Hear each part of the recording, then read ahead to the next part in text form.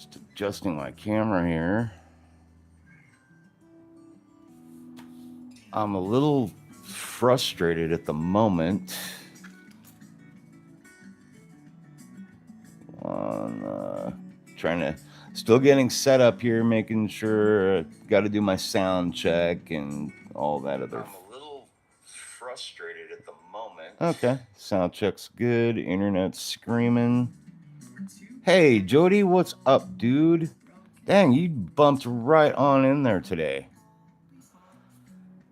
I was just mentioning that I was a little frustrated because I bought a new camera mount or phone mount for my head that I can wear on my head.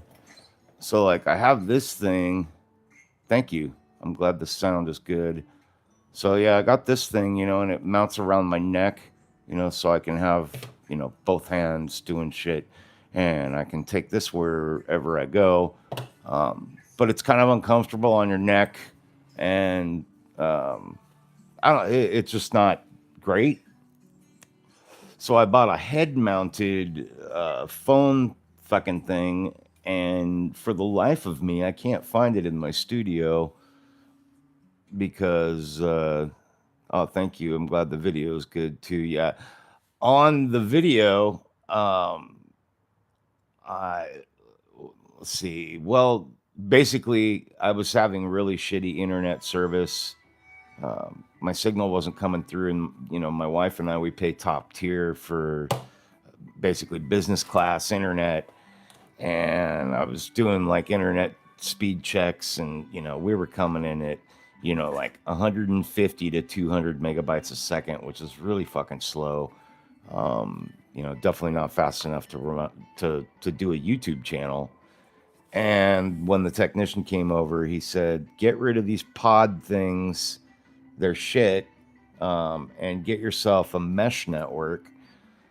So, long story short, I invested in a mesh network system, and so I run a hardwire Ethernet. So I run an Ethernet cable from the router upstairs in our house down into my studio here in the garage and hook it up to the node here.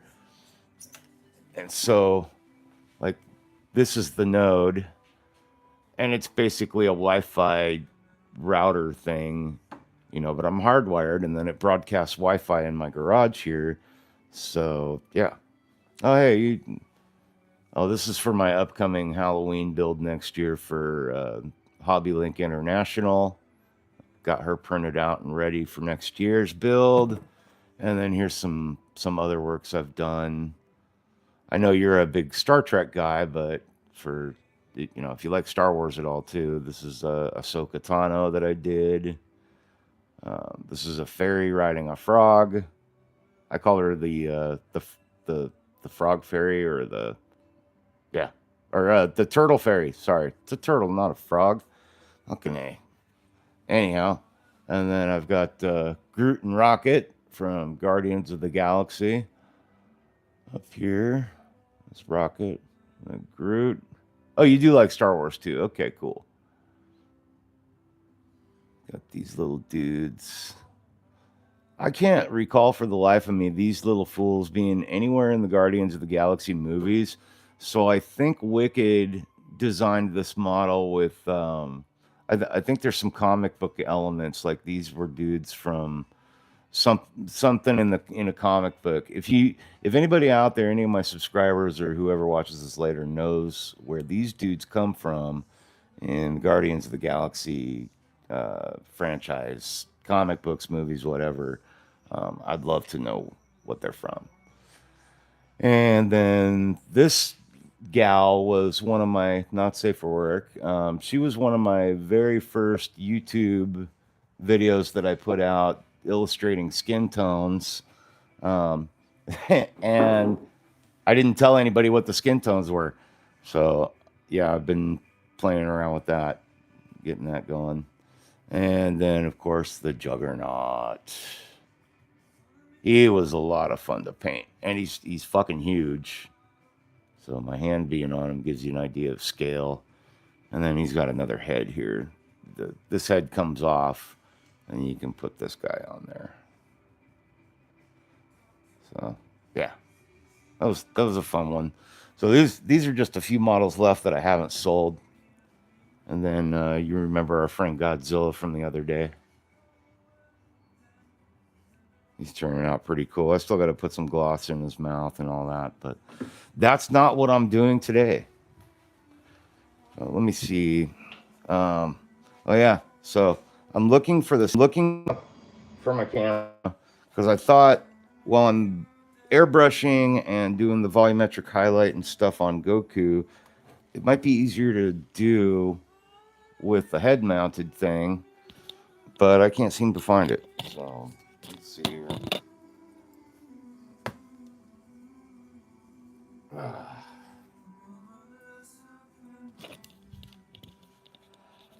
Okay, so I'm gonna poke around my garage here just for another minute, see if I can't find the damn thing.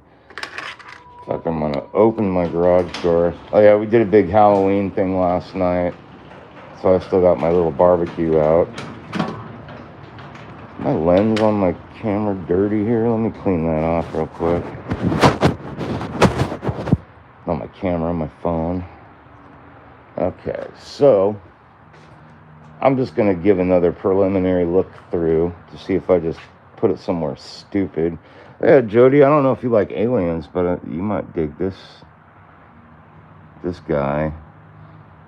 Whoever sculpted this did a fucking incredible job. And I just really enjoyed the concept of, instead of biomechanical, it was more mechanical as far as the alien iteration goes. I thought that was really cool. And this was my first color concept that I did for the head. Or, well, it's going to be the color concept for the whole body, but the head was, that's determining what the rest of it will look like. Borg Xenomorph, yeah. If you go to Cults, which is a 3D printing site, they got files. They not Cult like the horse, but Cult like certain American people that, yeah, I won't go there. Cult like Jim Jones. So then there's this iteration of the head, and the general consensus, including myself, said this one was the better color concept. So the rest of the body is going to be done in this kind of theme, but that's later down the road. This is a project I'm going to do for myself after I finish Obi-Wan Kenobi and Boga. So back to, I get sidetracked. My ADD's going nuts today. Nope, it's not under there. Head mount, it's not by the fan. I have no idea where the fuck I would have put this thing at. I don't think I put it in any of my tool drawers. I could have. Not in my photo box, I don't think.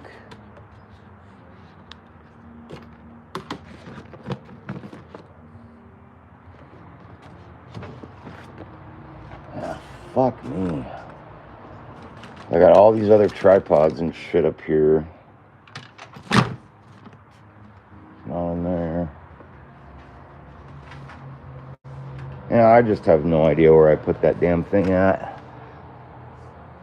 It's just a piece of hardware with a headband thing on it that can go on your head.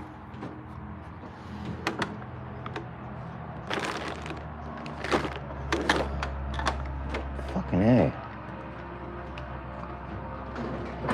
Well, I guess I'm not gonna find it.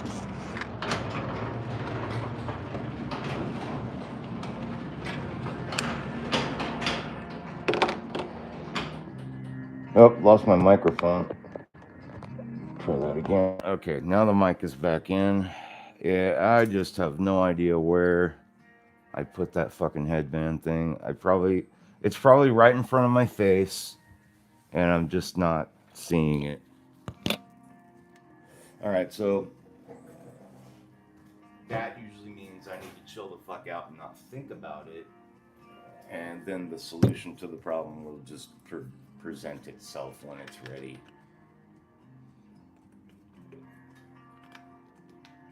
Okay. Yeah, so Jody, you can. This is general. This is my general setup for my workbench in here. So it's a little difficult for me to like run. Sorry, it'd be a little difficult for me to run like Discord and all that stuff.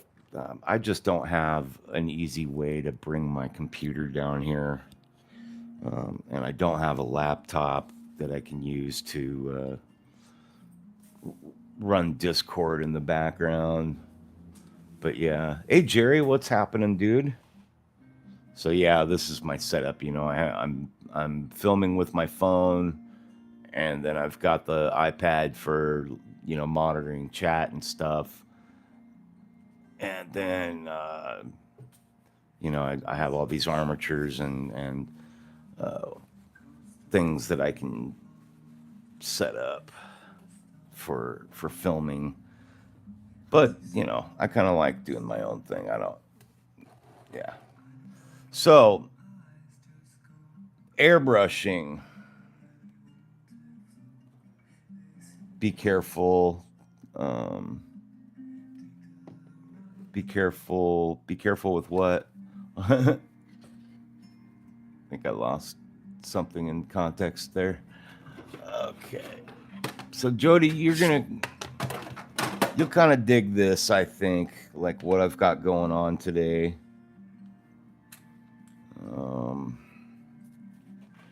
I'm not gonna need any of this. These are just sanding items. We're definitely gonna need an airbrush, so let's get our airbrushes out. Yes, Jody, I'm airbrushing today.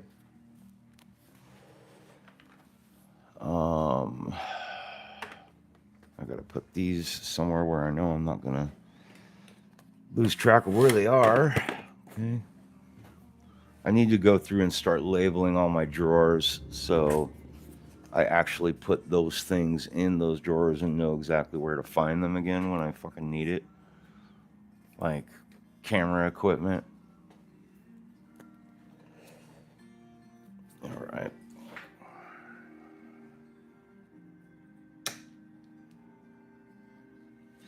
So the first thing I'm going to be doing with this model is going to be what's called the Zenithal highlight, or a volumetric highlight. And Zenith is obviously a reference to light or the sun, your light source. So Zenithal. I kind of personally prefer to call it a volumetric highlight, because that's really the technical term for it in the art world. And you can see how, as I'm moving the light from my desk lamp, you can see how that changes the character. It changes the volume of your light source and how it affects the model. And so to recreate that and to figure out where your shading, your light and shade, your lighted areas and your shaded areas are going to go, where they're going to be on the model, and to keep it consistent so it doesn't look weird, is you put down what's called a volumetric highlight or a zenithal highlight. Typically when I do that, I have 3 different airbrushes, all with different size needles in them, because I'm lazy and I don't like fucking changing needles. So, for example, this airbrush, the Infinity CR Plus, this is my fine line brush. This is for doing really tiny details. It's got a 1.5 millimeter nozzle in it and needle. When you refer to the nozzle, you're also referring to the needle, because needles only fit in specific size nozzles. So 0.15 millimeter needle and nozzle on the Infinity CR Plus, and then my Evolution, which is kind of my workhorse. This is a 0.28 millimeter nozzle and needle, and that's for kind of mid-range stuff all over the place. You can do big areas with it. You can do very small areas with it. So it's kind of an all-around general airbrush. And then this airbrush, my Squidmar Ultra, also a harder and steam bag. This one's got a 0.4 millimeter nozzle on it. So it's got a wide range up to, from a hole this big to a hole, that big. You can paint pretty big and pretty small with it. And this is what I like to use for big shading things or volumetric highlights on a large model like this. Um, this is what I like to use. It's my own personal preference. Yeah, I remember you said you had some successes this week, so that's fantastic. That's good to hear. And dude, like really that's really all it's about, Jody, is just experience, getting your hands dirty, getting ink or paint into the brush and playing around with it. And that's going to really help you learn. You're going to get more and more familiar with your paints and how friendly they are to the airbrush right out of the bottle versus how friendly they are to your airbrush uh, by thinning them and mixing them. I know you deal with something different in that there's a good possibility that you're going to be using a lot of enamels, lacquer-based oil paints, things like that through your airbrush, which I'm not super familiar with doing. I have a few enamels here and there that I use, but not much. Most of mine is all water-based acrylics. But we're going to talk a little bit about mixing paint right now and stuff like that to get it ready for our airbrush. And as I'm prepping up my station for my airbrush, I like to have a paper towel down just for quick cleanup of a mess or something if I need to. I also like to put a paper towel down underneath my airbrush typically because I'm super anal and careful. And that couldn't have happened at a better fucking time. Oh boy. This is part of the process too, by the way, boys and girls. You're gonna break shit. You're gonna have accidents. Sometimes they're not always happy. In this particular case, I just busted his fucking hand off. So we're gonna start piecing that together right now, and I'm gonna show you how that works. So that's one thing I love about live streaming, and I hate it, is that, you're going to see shit like this happen because this is what really happens. I need some super glue. We're going to do this quick because it's a nice, easy break. 6 boxes of various Tamiya paints. Oh, that's awesome. Oh, no, I did not print him solid. He probably would have held together if I printed him solid. We got no breaks here on his centerpiece. Fortunately, it only broke in 2 spots, so it's going to be really quick and easy fix here.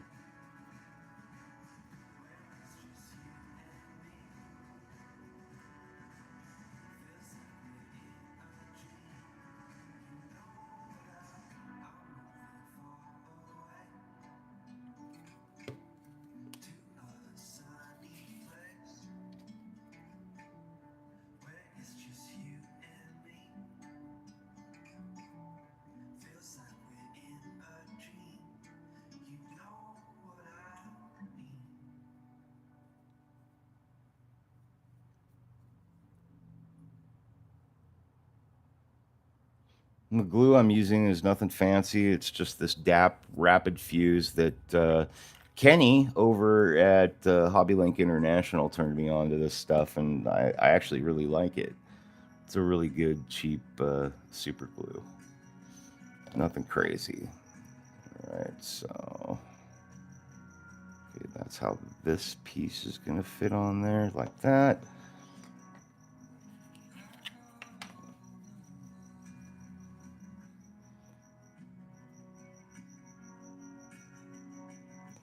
Takes a long time. No, actually, it really doesn't take a long time. With SLA printing, I can print.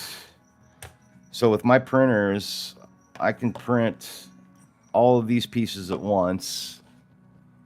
The head was separate, the torso separate, the arms were separate from the torso, and then the lower body is one piece. And then Shenron here is actually in two pieces. His second piece starts right here, and his head, I forgot.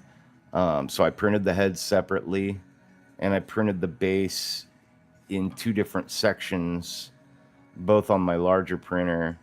So I was able to print this entire piece up to here with the dragon all in one go. And that took 8 hours to print. I had 2 misprints, though, beforehand. So in 8 hours, it was done. And then this piece took 9 hours to print because I needed longer. You have to use longer exposure time in my larger printer. And then, if I remember correctly, I printed the torso, the arms, the head, and the lower body all in one go, and that took 4.5 hours, or no, 5 hours to print all of those pieces. So compared to like FDM printing, or fixed depositional modeling, where you're drawing a line one layer at a time, those layers can take 10 minutes to finish one layer, whereas with SLA printing, you're dealing with light, and you can finish a print in 20 minutes to an hour, depending on the print.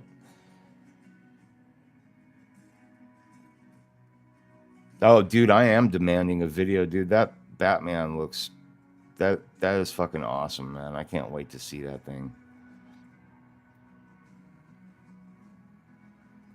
I also just love seeing other people's work too. When people do good work, I like to check it out. I don't sit around and watch my own fucking channel.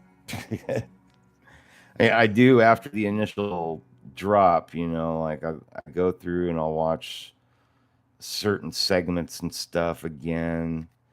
It kind of helps me. It kind of helps me figure out where I can improve my audio or video quality, things like that. So this dude, once I get him glued back on, he's going to need a little bit of cleanup, which also goes pretty quick. And then I'll be spraying some more primer down on his arm. So it's the very, very, very slight setback on that break, but came out pretty clean. Once I get that cleaned up, it'll reprimer really nice, and it'll look good.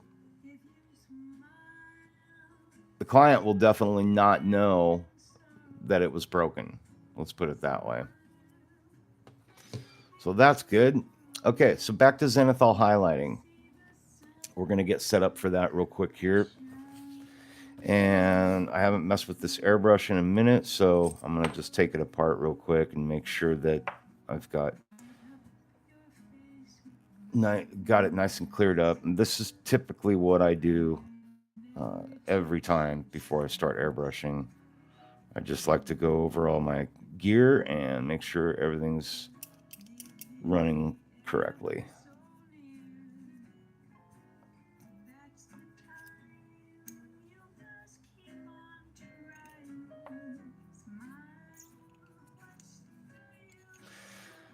Kind of like a firearm. I mean, like, if you own a firearm,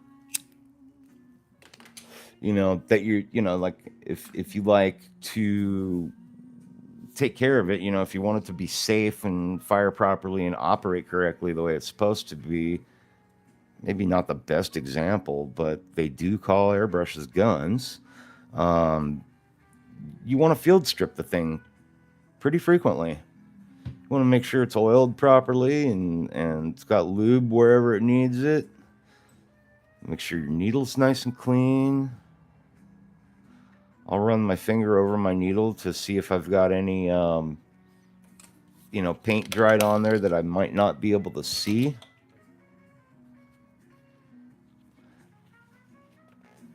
Yeah, Jody, you really do need to learn how to access your your account there, buddy. Or unless you figured it out now. I actually, I was just recently put on disability myself. Hi, Anime Jujutsu Kaisen. I hope I pronounced that right. Hi as well. Yeah, I'm sorry I missed your comment. Sometimes I get busy doing something, and I got to break away from the conversation for a minute to check that out. But I always go back and catch up with all the chat and everything. So thanks for your patience. But yeah, welcome to the channel, Anime. I'll just say Anime for short.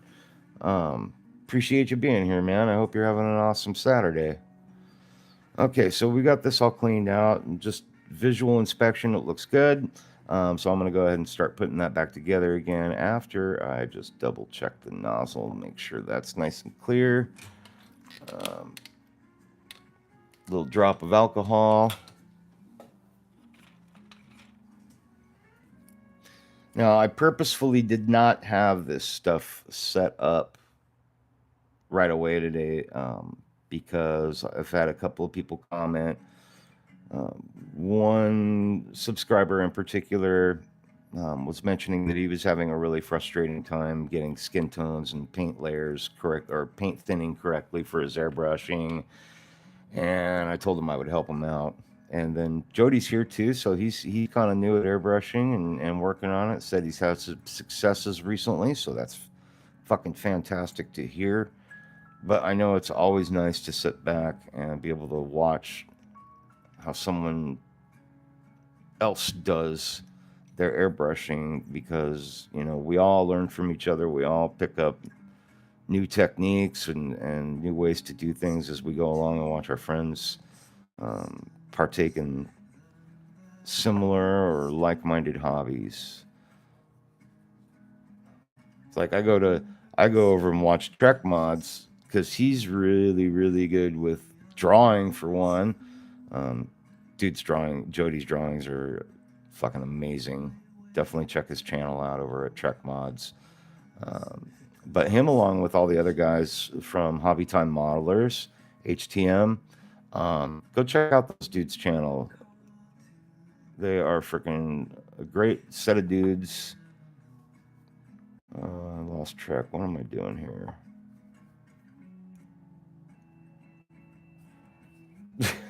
Completely spaced out. Probably help if I put the trigger in, wouldn't it?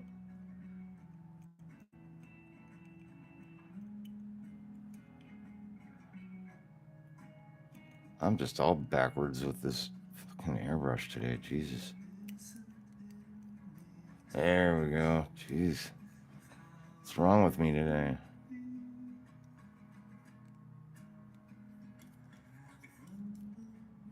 Right on, Jerry.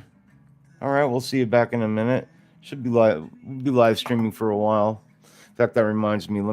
I need to turn the brightness down on my phone real quick here.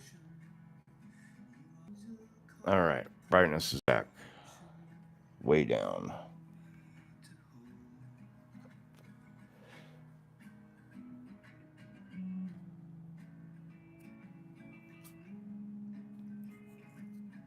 Yeah, I'm with you, Jody, dude. My channel does not make any money either. I'm not sponsored in any way, shape, or form.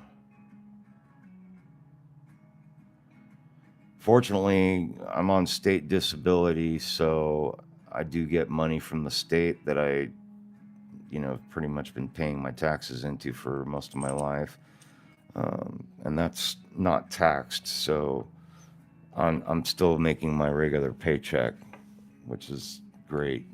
I'm very fortunate that way. I don't know how long you've been on disability. It's only been a month for me, so which is totally new experience. Very strange. Okay. Let me catch up with the chat here. Looks solid at the break. No, not solid.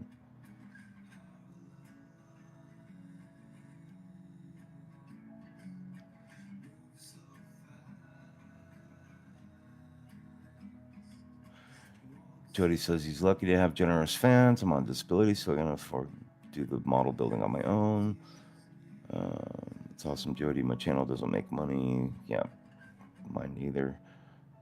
Jared will be back in a little bit. And holy shit, what a noise that thing makes. What did I miss? Trek? What happened? What noise? Okay. Set up my airbrush here.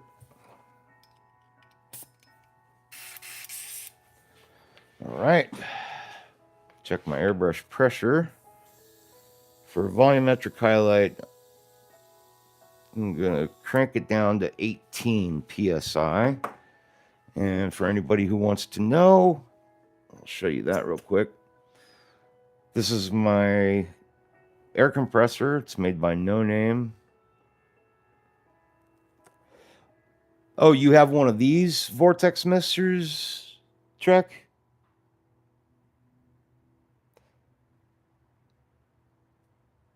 Hey, Gambit. Gambit Neo's in the house. Thanks for popping in, man. Things are going well, my friend. By the way, everybody, if you want to see another guy who's really, really talented in, I mean, not me, obviously. If you want to see somebody who can really paint, does some incredible models, go check out Gambit Neo's YouTube channel. Guy does some awesome work. Thanks for joining me, man. Everyone. Okay, so we're set up here. For anybody who doesn't do a lot of airbrushing, something I always like to do before I start is make sure the needle's in, which it is. And I'll just fill up my cup with some water.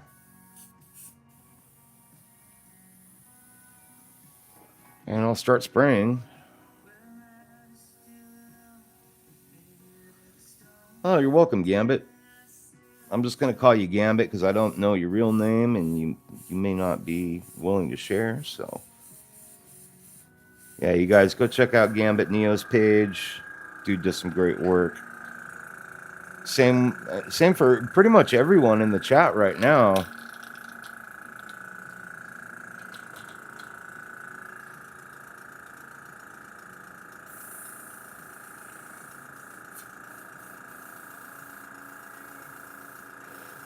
Now, this is just a little bit of IPA.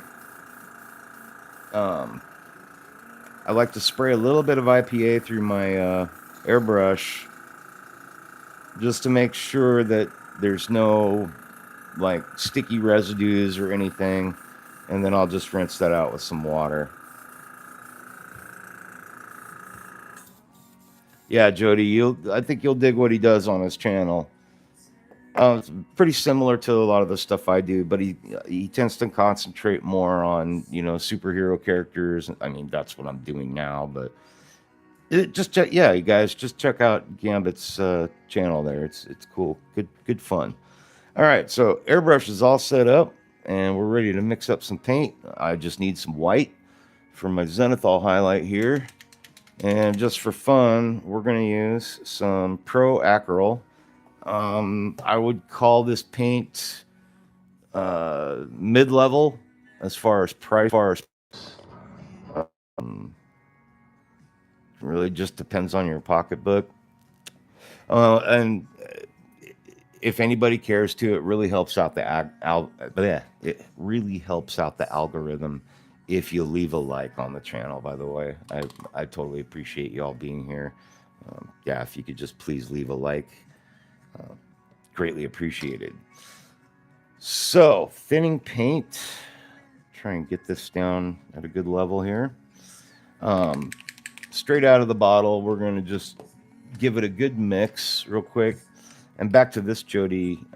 Yeah, these things are noisy. If you leave them on the table, I usually just pick mine up and hold on to it because I like to turn the bottle over and just make sure everything's getting really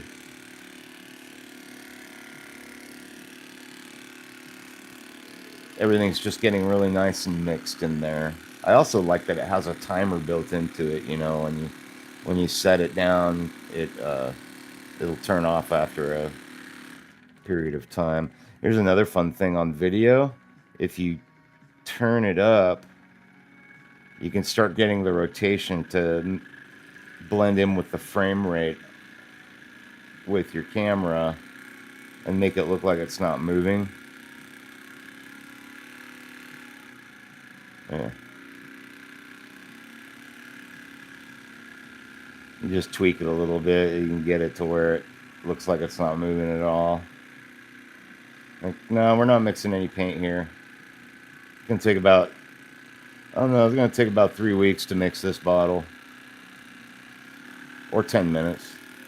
I thought that was funny. Anyways. Alright. Got our paint mixed, hopefully.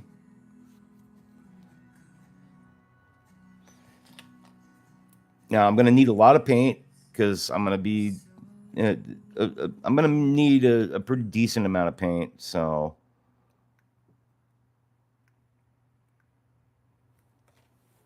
hopefully that'll be enough. But that's not all. We're gonna add water to it now. And I just keep a big stack of these coffee stirrers around. They're great for stirring paint. Now, right out of the bottle, if you kind of pull the paint up the side of the cup, you can see it's really sticking to the cup. It's pretty thick. I would not want to put this through my airbrush. It's too thick, especially for a volumetric highlight where I just kind of need a thin. For fuck's sake. What's for fuck's sake, Jody? I'm missing all the excitement over here.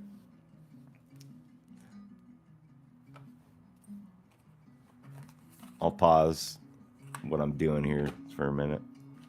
I'm probably going to be working an extra good amount of time today, so I'll probably wind up just plugging my phone in so I can keep it charged while I'm filming. Oh, fat fingers. Okay. Out of context, I was like, for fuck's sake, what? What happened? What did I do?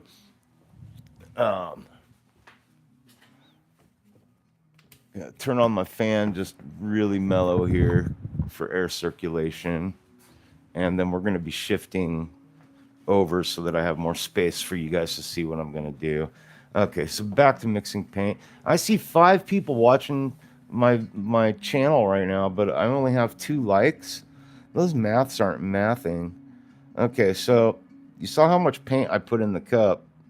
I'm going to put just a little under an equal amount of water to that. And I don't want to do it all at once. I'm going to do it a little bit at a time. But my estimate is about an equal amount of water. And I'm going to go ahead and just start mixing that up. I like to tilt my cup so that as you're pushing paint up, it comes across and drips down as it's mixing. Because if you start mixing really rough, you'll start flicking paint everywhere because there's little ribs and ridges in the bottom of these cups. And I don't like to flick paint everywhere. You can see I already did. All right.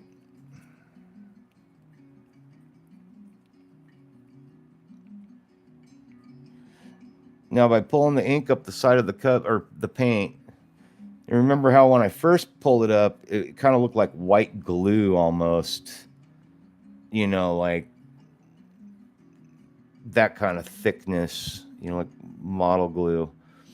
Now when I'm pulling the paint up the side of the cup here, you can see how it kind of separates like that.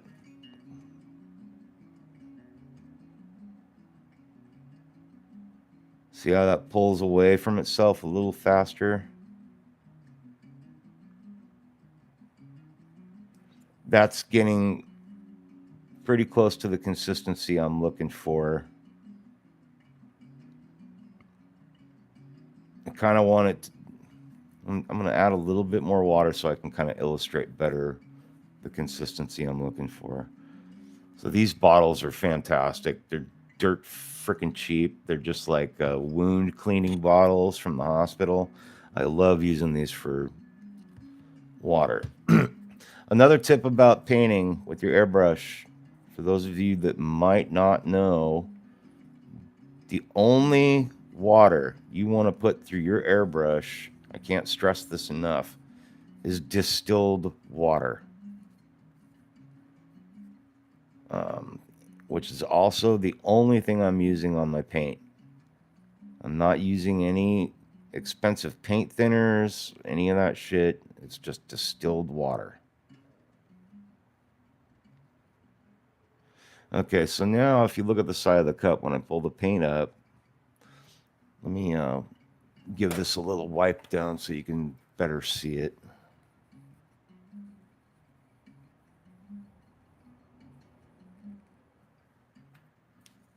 Here, we'll just leave it. I want you to experience it the way I would. Okay, so now when I pull it up, see how quickly that kind of separates into a little band? It's draining back down into the cup. That's exactly the consistency I want to see. One comparison I've heard other people say on the internet, on YouTube channels, is that you're looking for the consistency of skim milk. I don't drink skim milk. I don't really know what that consistency looks like. But if it looks like this, if that's what it looks like in my cup or something, then that's okay. Skim milk, fine. But this is what I'm looking for. I want to see the paint do exactly what this is doing in my cup. For that, I'm looking for that consistency.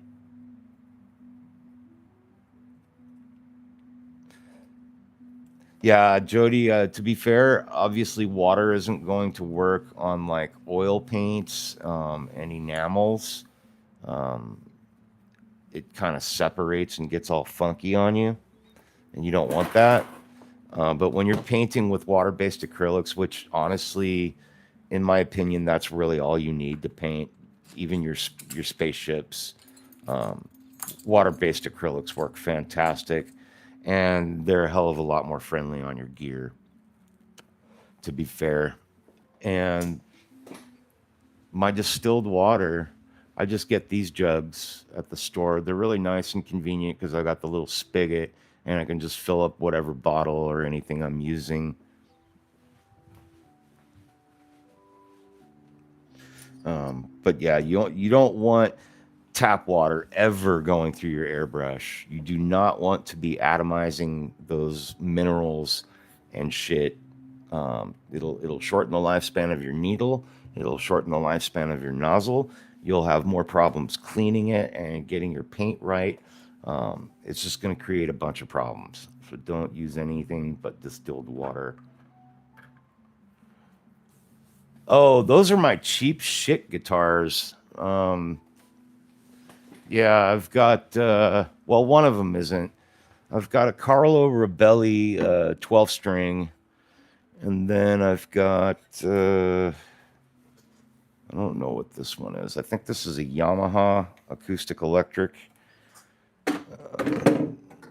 Here, I'll show you real quick. My channel on these days, it's just one of those things where it's like, well, fucking anything goes. There's going to be pauses. I don't have paint in my airbrush right now, so I can take a minute. Yes. Cheap shit guitars are the best. Hey, Pablo, what's that? So, just to catch you up real quick, Pablo, Trek Mods just asked me about some guitars that I have here in the studio. These are just my junker guitars. I'm not really doing much with them. This one did. I think the strings on this one are. This is my 12 string. I think the strings on this one are probably 12 years old. And then I've got a tornado. I don't know who made this. It's basically like a shit ovation. A client gave this to me, just basically gave it to me because he said I could refurbish it because he wasn't doing anything with it. So it's going to be a refurbishing project eventually. And this is just a Toledo. I don't know what it's fucking dusty.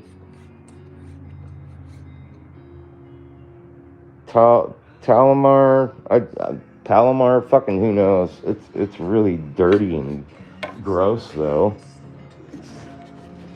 All the instruments I actually play are upstairs in the house. One of them being my main player is my what the hell is it? An Alvarez. I've got an Alvarez acoustic. I mostly play acoustic guitar. And then I've got a lower mandolin that I play a lot, an 8-string, and then I've got a 12-string, another 12-string mandolin. I don't recall. I think it's a Gibson. I forget. I don't remember. I play a lot of mandolin lately, though. I haven't really played guitar much. Here, let me see if I can noodle around for a second, embarrassingly.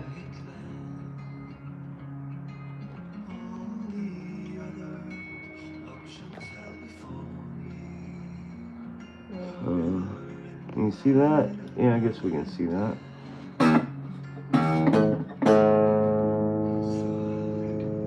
That hurts.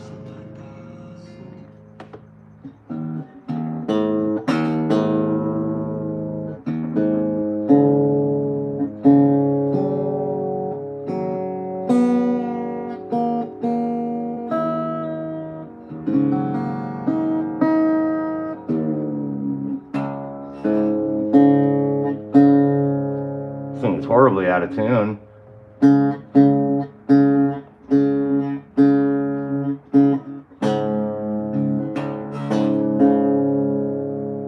A little drop D on it.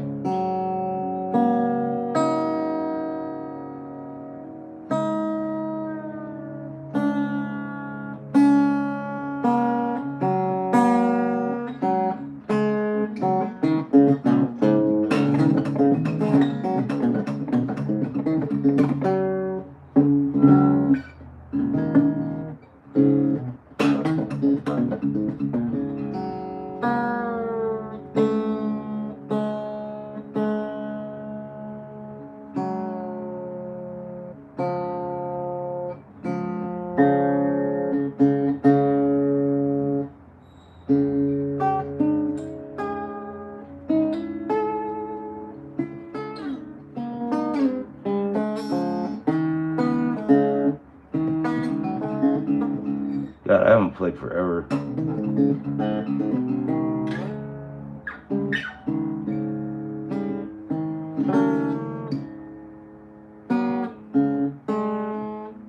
Trying to.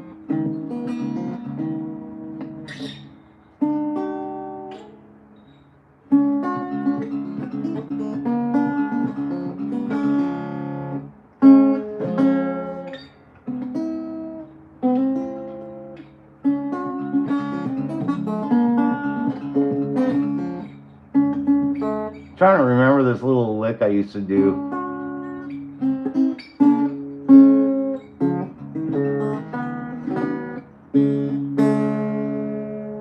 When I stopped playing full time, I've gotten like really rusty. Not to mention these strings are really painful to play. They're so fucking old.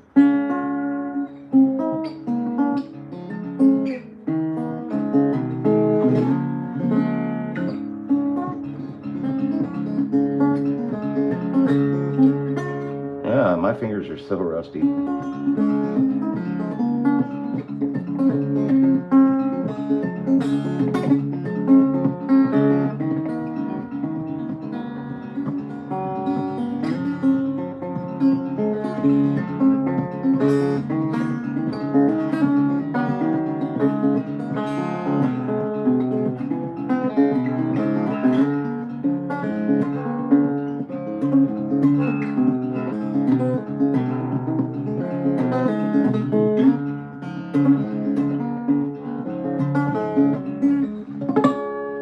Anyways, that is really fucking painful. probably painful to listen to also. So I'm gonna put that away for now. Yeah, that thing seriously needs some new strings and some love, because I've been negligent with my guitars down here and my playing fingers in general. Sorry, I won't let you suffer with that face again. Okay. Yeah, I have, I don't know what that bass is over there. One of my buddies, one of my old bandmates gave that to me. It's one I can't remember the name of right now. It's kind of a mid-level bass, like $1,200-$1,300 or something like that. Let me catch up with the chat here. Trek mods. Okay, so Trek mods, subscribe to Gambit Neo. Awesome. I hope you enjoy his content. I know I do. Looks like Gambit Neo. Oh, that's so sweet. Everybody's subscribing to everybody. I love seeing that. Yeah, let's help boost each other up for the love of the hobby and everything. Dig it. Stupid fat fingers on the keyboard. I felt like that with my guitar playing just now. It's really loud. The scene tests very separated paint mix in seconds. Yeah, it is loud. The paint mixer there. But like I said, I usually just pick mine up. You can also place it in a vise. I've noticed that if you've got it on a really sturdy workbench, with a table vise or something, it doesn't move or really make much noise at all if you have it, in a fixed position. Like I said, I just like holding mine, and that cuts the noise down, and I can turn the bottle and really get the paint mixed up throughout the bottle really well. Okay, cheap guitars are the best. You can mod them. Yes, absolutely. I plan on doing that with a couple of mine. Pablo says hi. Yeah, I already said hi to Pablo. Good. Hope you're having a great day out there, Pablo. Oh, okay, another fellow bass player. I also play bass. My old band, that was my main instrument. I played 4, 5, and 6-string bass, along with 4-string fretless bass. That was my job in the band. You are a fan of the Red Hot Chili Peppers. I like old school Chili Peppers. The Tornado would make a good bass conversion. I would turn it into like a piccolo bass. You have 7 basses, okay. I used to have 7. I sold all of them but one back in 2015 when I moved to China. I heavily regret selling my 6-string Ibanez bass. I really fucking love that bass, and I need to buy a new one. I have absolutely zero interest in playing in a band or anything anymore, or doing music on a serious level with anyone. I get way more joy out of 3D printing and painting. My guitar playing and mandolin playing has always been kind of private. I like to hang out with a few people and just jam, stuff like that. I'm not a great musician by any stretch. I just like to noodle around and kind of write my own shit. I don't play any cover songs. I don't know any cover songs. I just write all my own stuff. So, okay, so here we go. Back to mixing paint. We saw the consistency I like is where it's doing that on the side of the cup. So I think we're ready to load.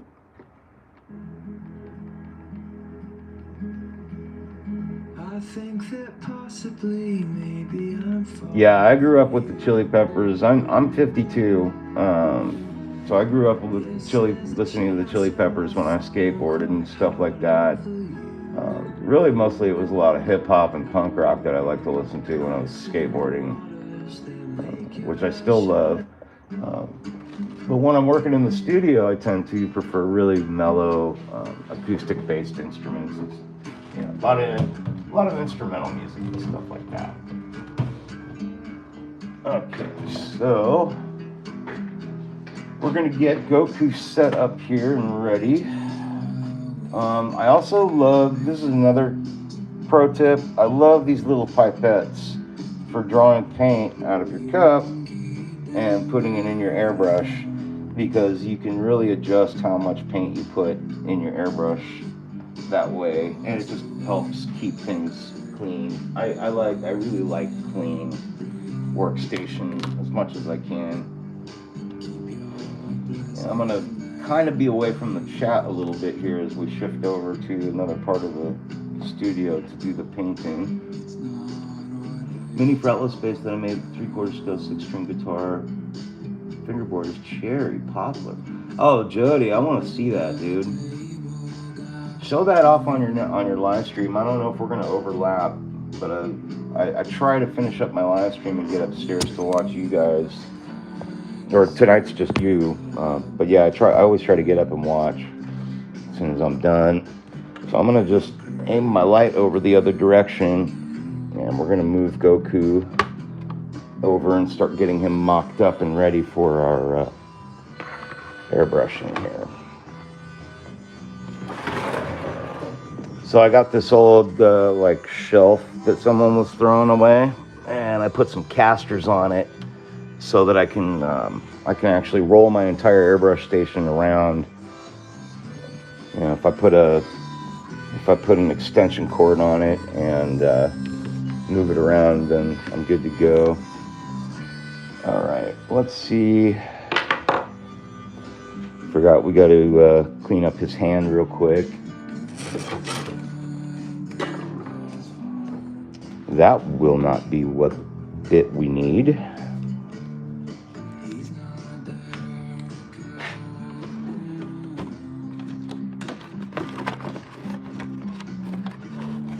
I got all kinds of sanding sticks and stuff in here. And I believe, yeah, this is the softest one. I think these are like 100. Oh, these little bits you can find on Amazon, by the way, for, I think it was like $8 for a box of like a 70 count or some shit. Ridiculous. Super cheap. And these things are amazing for sanding down stuff. Support bumps, getting sprue remnants off of something. And then I just got a foot pedal for my thing here.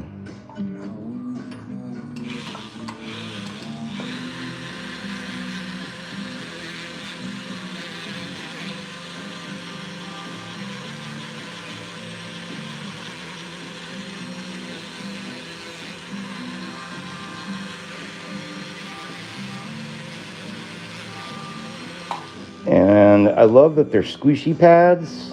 They're kind of squishy, so they get into stuff, but won't really damage it. You know, like I can work around these wrinkles in his wrist guard or whatever, and, you know, it's not gonna take away too much detail.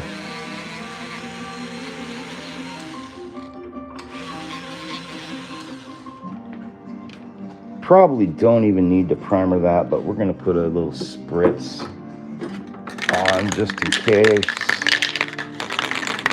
Give it a little spritz. You start at 6. Okay, cool. Yeah, I'll definitely. What, you're 3 hours ahead of me, Jody?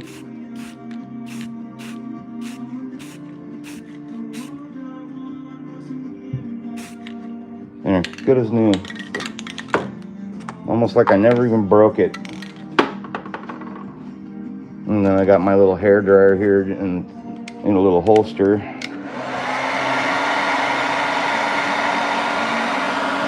And yes, I did steal my wife's blow dryer.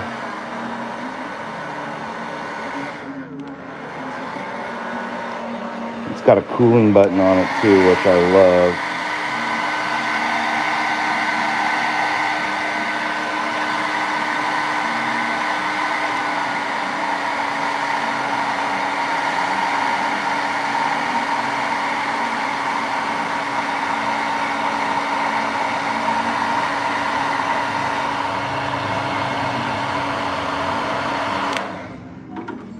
Good enough. Okay, cool.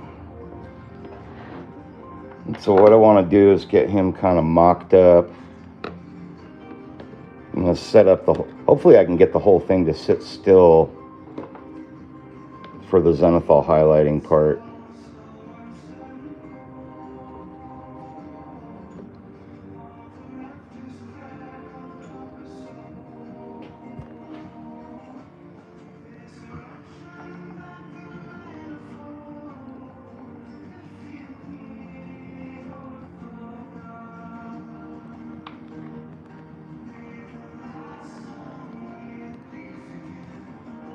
Just want to get him into the position he's going to be in when I glue him in. Okay.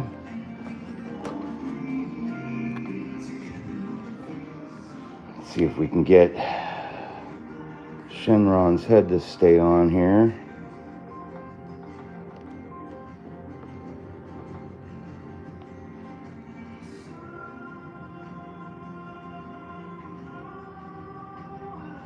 Okay, now I just want to be really careful not to move that.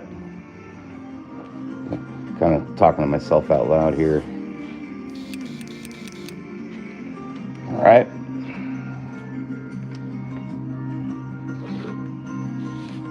And I always sometimes I like to test to make sure that my airbrush is moving color the way it should, in which case I'll take a little bit of paint.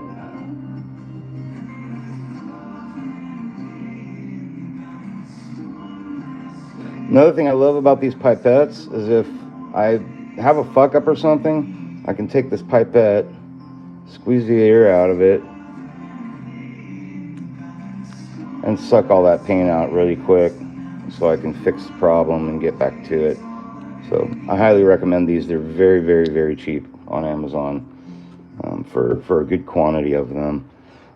I also personally don't like to work with the needle protector on here, but I do keep the protectors on when I'm not working with the airbrush. So just a quick little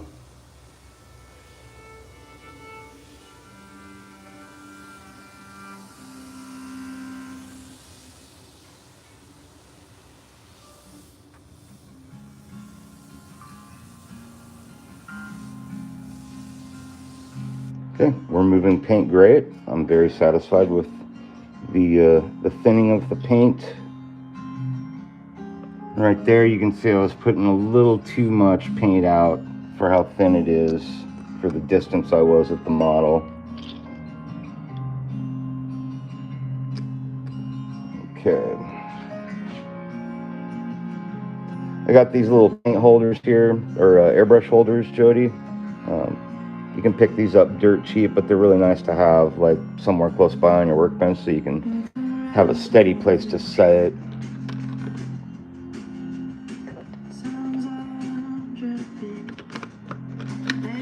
All right, let's turn our light around and start our Zenithal highlight. Very carefully move this over a bit.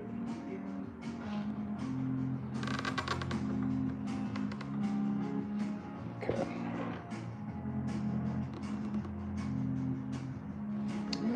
So I'm going to start with Shenron and just kind of work my way down and around. I think that's going to be a good way to approach it.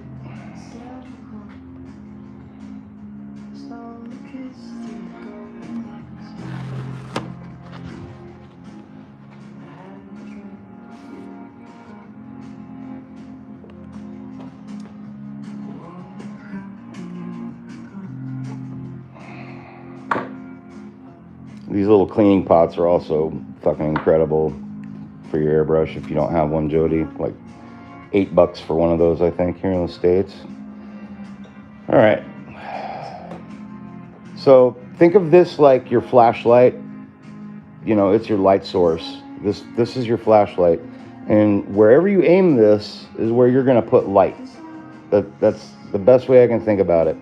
In this particular case, I kind of want the light coming straight down on the model. So try to pretend that that lamp is not shining on this. We're going to be aiming from a different direction because we're not painting our light source the way the light is shining. I mean, we could. I mean, that's an idea. Let's think about this for a second. I'm gonna have a smoke about that one because I'm looking at the way the light is shining on it right now. You can see as you turn the model, the light changes. But it might be kind of cool doing the light coming from this direction. What do you guys think?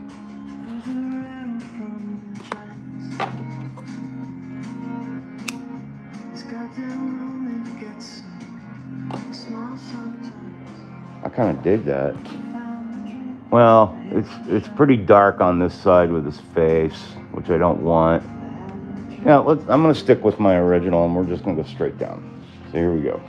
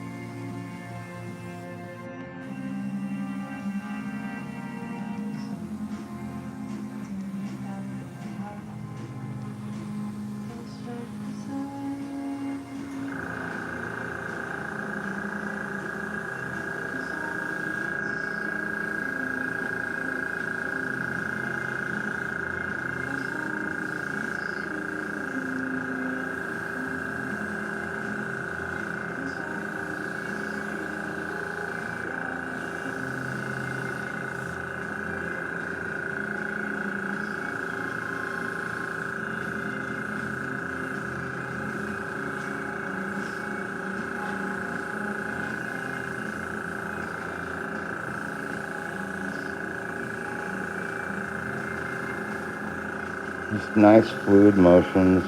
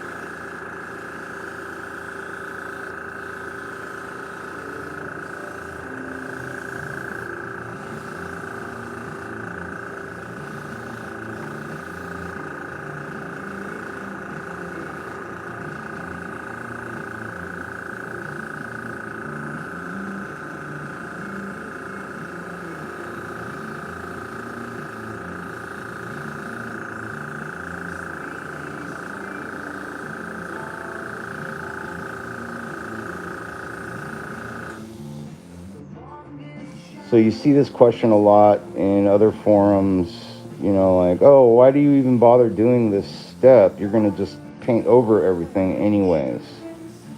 The correct answer to that is that doing a zenithal highlight or a volumetric highlight, whatever you want to call it, even for professionals, you know, it's something we do to give us a guideline as to where our highlights are going to be, where our shadows are going to be.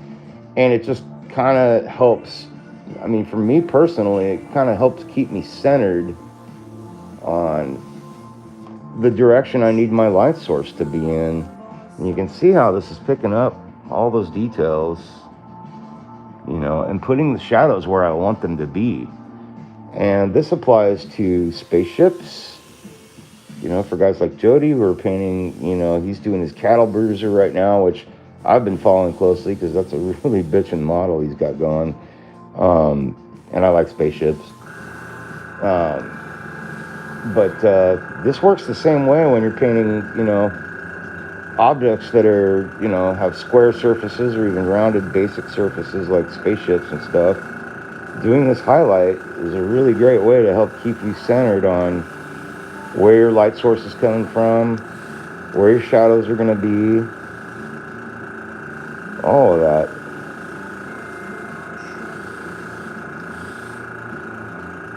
I'll wait for my compressor to stop here so I can share another tidbit of information.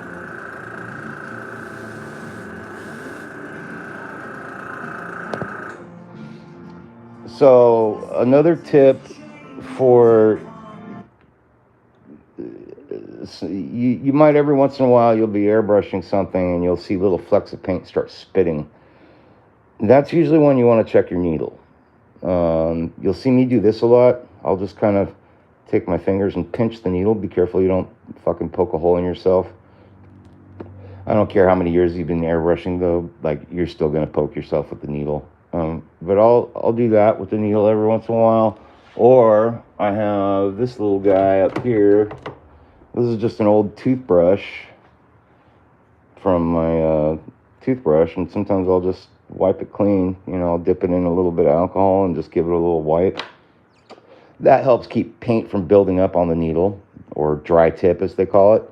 And then another thing is too, when you're spraying, you don't want to take pressure off of this. Hear that? You always want to be spraying paint, or not paint, but air. You always want air coming through, and that helps keep paint and ink and shit from sticking on your needle. So when you do start spraying again, you start pulling back. You've already got air moving, and your paint's going to start moving out of the airbrush the way you need it to, instead of like spitting a bunch of gobs on. See, I'm still holding the air down, and you just very slowly start pulling back, and then you start seeing paint. And then the same when you close it off. Push that needle forward, and the paint stops flowing, but the air's still going. That's what you want. And that helps you. That helps keep you from getting dry tip as often as you might had you not gotten into that habit. Just thought I'd share that with you guys a little bit.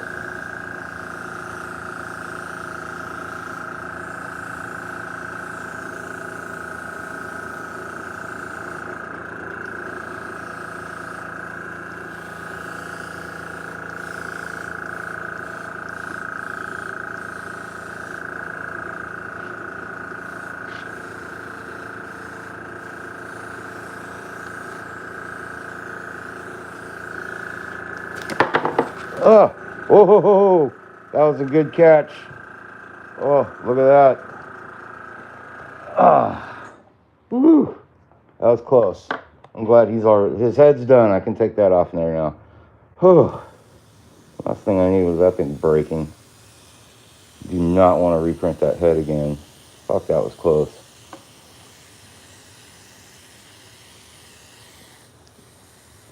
You know what? I think he's good to go too. So, yeah. There we go. Now I feel a little safer. And I can more safely do the rest of this volumetric highlight here.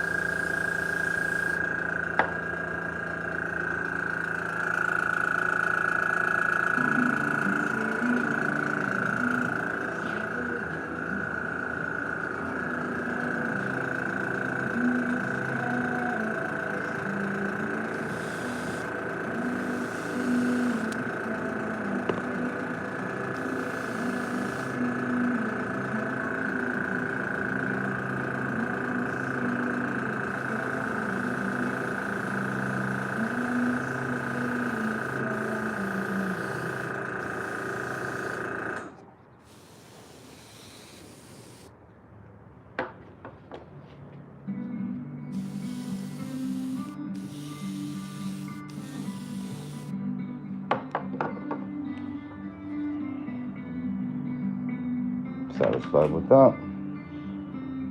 And used almost all the paint in that cup.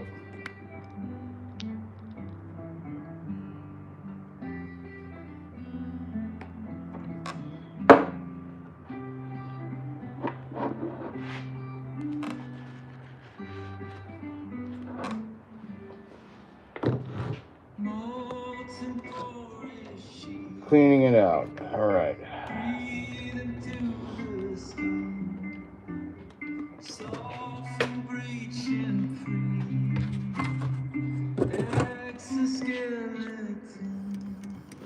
When you're cleaning your airbrush out, pull your trigger back and forth while spraying, and that helps clean up the needle. Fortunately, I'm in my garage, so I can kind of get paint on the floor and shit, which is nice.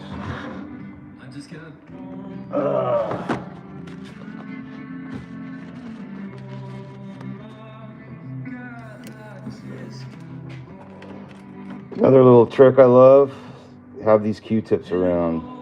These are safe and good for cleaning out the inside of your airbrush cup. Don't use a fucking paintbrush like this. Okay, if you use a paintbrush to clean out the inside of your cup, hold on a second. Use a paintbrush to clean out the inside of your cup. That ferrule is going to scratch the inside of your cup.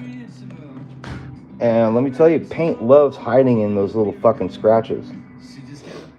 And you don't want that, because it just makes your cup that much easier, that much more difficult to clean out.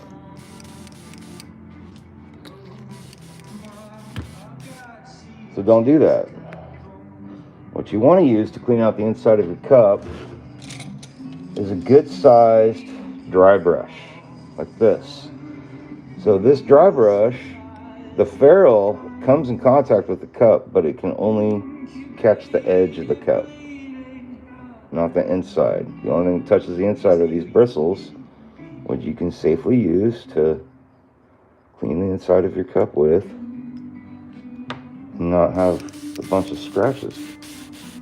And if you do need to scrape the inside of the cup with anything, just use the end of a toothpick or something to just kind of gently work away any paint that's stuck in there, like so. Give it a nice little squeeze rinse. Rinse and dump, rinse and dump. And then I like to spray a little alcohol in there.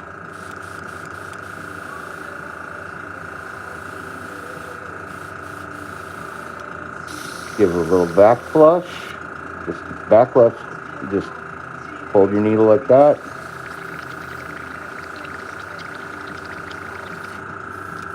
And that can help free up any clogs and stuff that might be developing.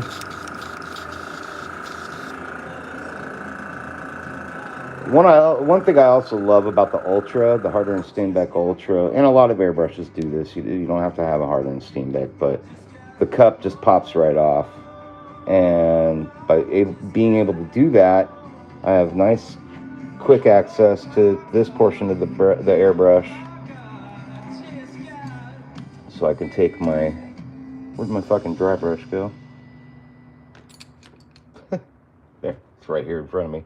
So now I can take my dry brush and just kind of clean out around the edges there without scratching anything. Now you can use a brush to get in and clean around the needle like that. That's one thing you can do. And then when you see paint stuck around the inside of the cup, you don't want that. And that's where this little airbrush or a toothbrush comes in handy. I can just spray some alcohol on there. And it just gently scrapes that paint right off. And yes, this kind of shit can get on your workflow. But for me, I don't mind taking the time to give my airbrush. To me, that's a quick clean. You know, I don't mind going through that little ritual every time I'm in between colors. Naturally, when I'm not explaining it or showing it to anyone, that little ritual goes a lot faster. But for the purpose of showing you guys how my cleaning process goes, I'm taking a little time to do that. So now I can safely set this aside. I've still got some paint left in this jar. About the only thing I use. This bottle's just about done. So I can just go ahead and transfer this paint out. Just put it back into this bottle for storage.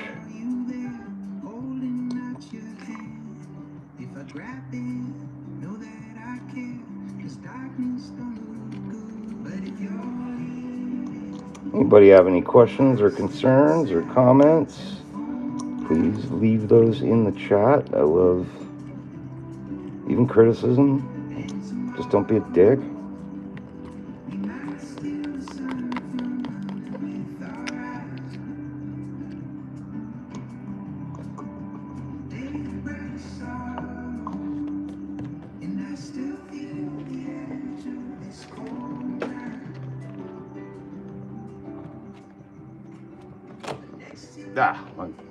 That's not supposed to happen.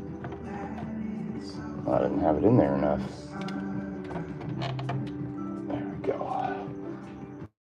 Paint is slowly getting more organized. I got to order some more of these guys to hold up my Citadel.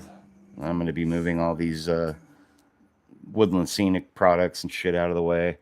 But eventually all my paint's going to be up here, which will be nice. All right, get rid of this.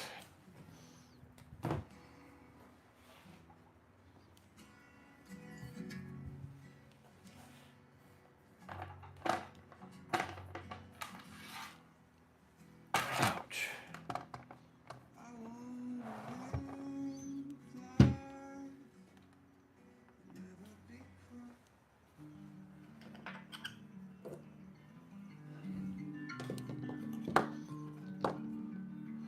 Now, what to do next?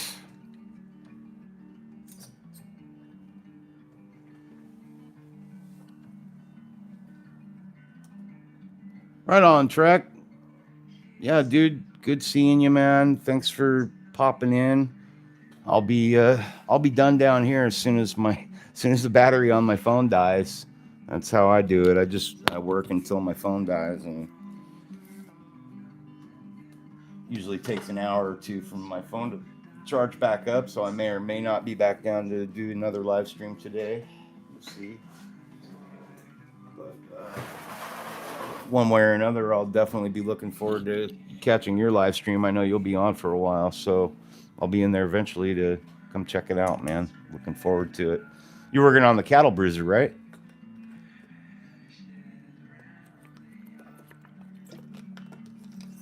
I definitely want to see more work on that.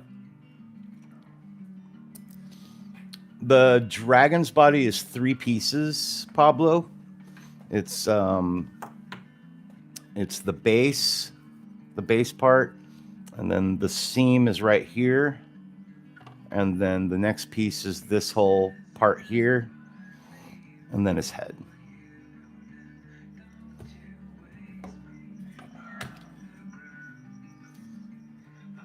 And I think I'm going to start painting the dragon's body, I think. I'm kind of feeling like that's what I want to do right now. I'm going to need to get access to some of my other paints here. Some greens. Let's see here.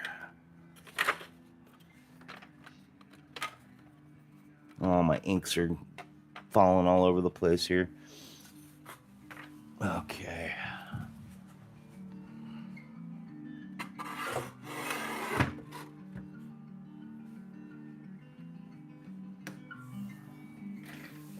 Definitely going to be doing some airbrushing on this guy. I'll take that as a compliment, Pablo. If it only looked like one piece, then I'm doing my job. I definitely want it to be as seamless as possible once it all comes together.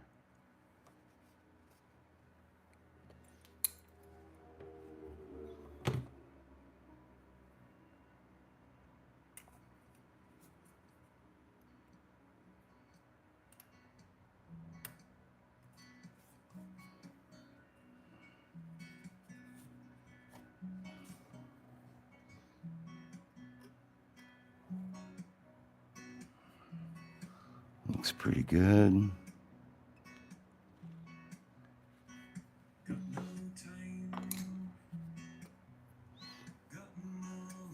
All right.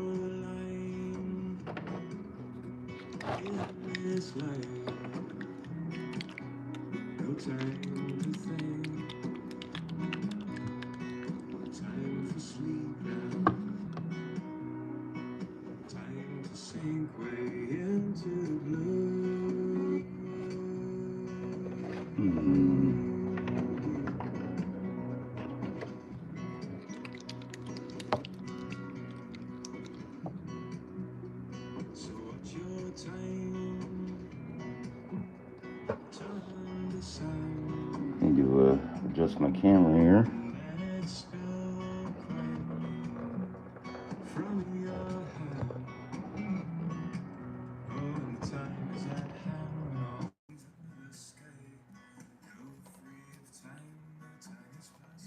There we go. Sorry about all the camera movement, everyone. Just getting adjusted, and I want to make sure you guys can see what I'm doing here.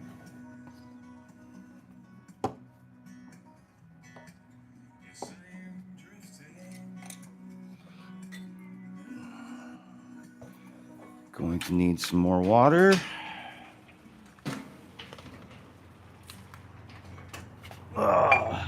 Bear with me a moment. We're going to start working on the base.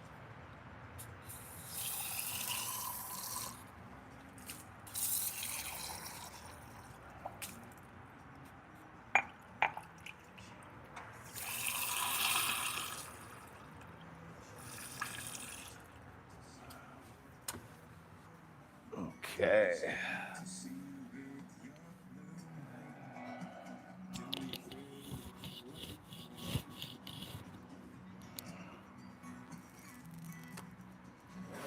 Oh, I'm thirsty. I need a drink.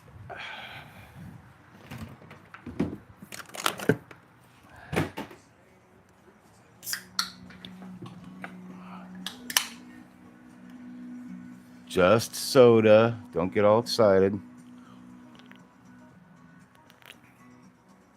All right.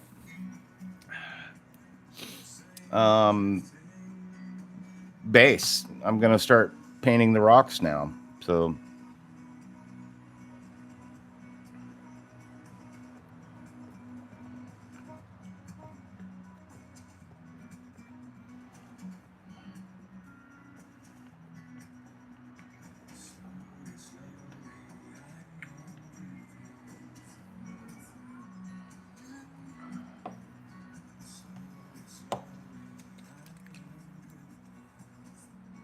if you guys have any questions as I'm going along, please ask.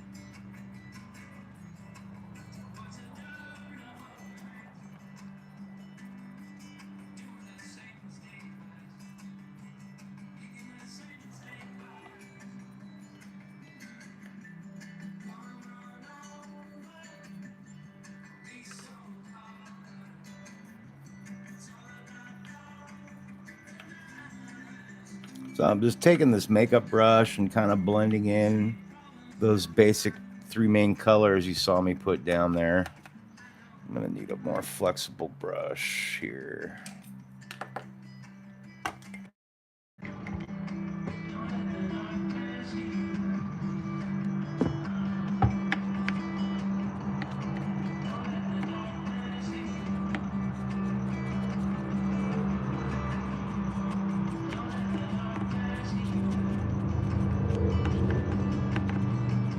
And each one of those colors, like the green and the ochre and the black, are just adding a little bit of variance to the ground. In fact, I feel like it could use a little more ochre here and there.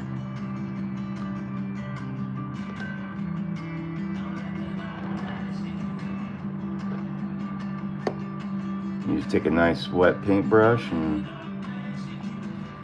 blend that in.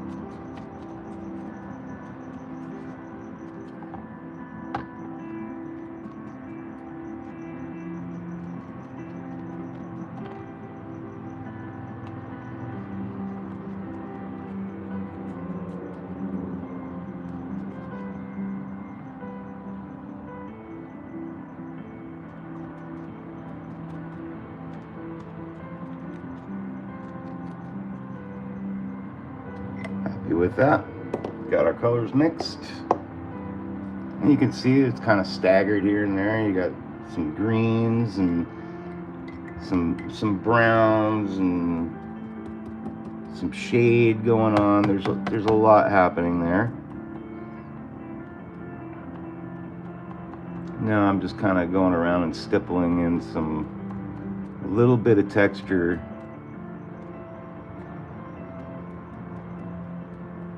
just by stippling the brushes on there. It also helps it dry fast. We need a hell of a lot of time for it to dry. And the reason why I'm starting with this is because it's going to be the easier part of the model to mask when I'm ready to start painting the snake. Same with the base down here. I think I'm actually going to paint this. We're going to finish this part of the base first, and then we're going to work on, not the snake, the dragon. And this will be the last piece that I do, because it's going to be really simple to just take a brush and get in between the base and the dragon's body, and then do this part down here real easy. It's just going to be a red and black, Japanese theme looking base. Keep it simple. This is going to be a display piece for the client's son-in-law, which I thought was really nice. Like, wow, dude, you must really like your son-in-law for for you to be spending this kind of money on Goku because your son-in-law likes Goku. That's pretty damn cool.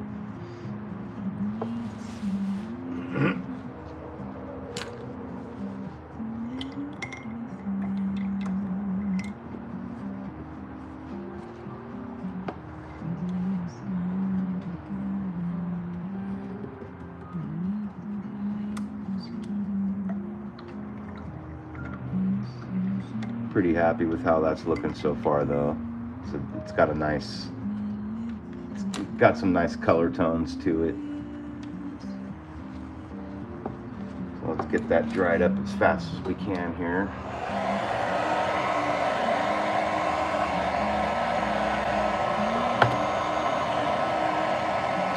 That's drying pretty quick.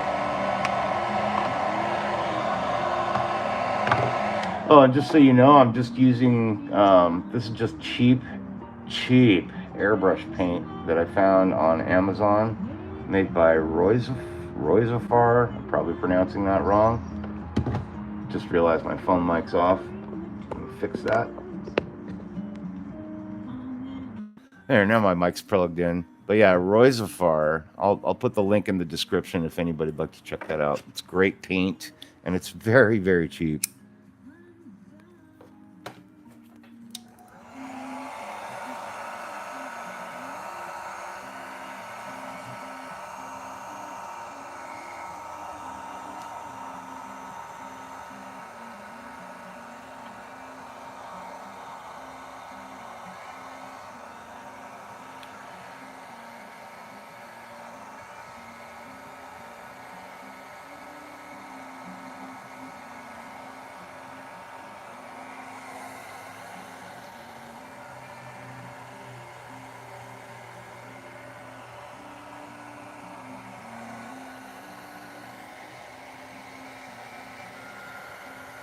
Anybody got any questions or comments?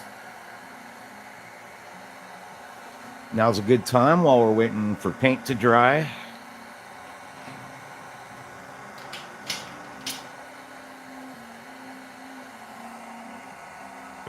Excuse me.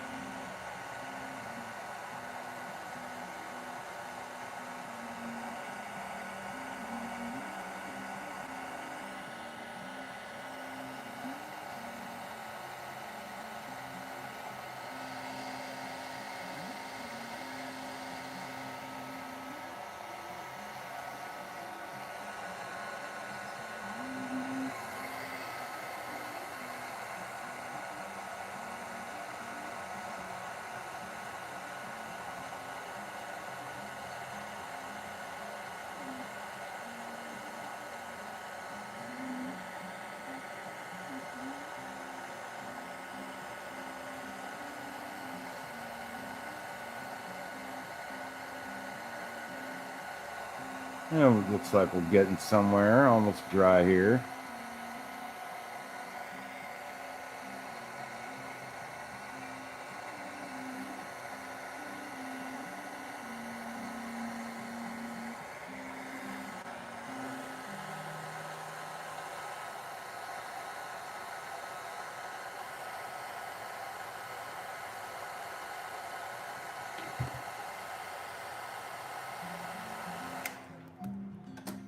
Missed a little bit back here that I want to get at.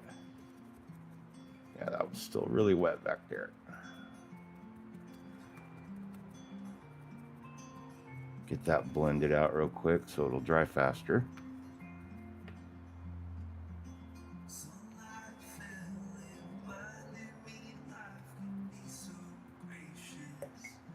Okay.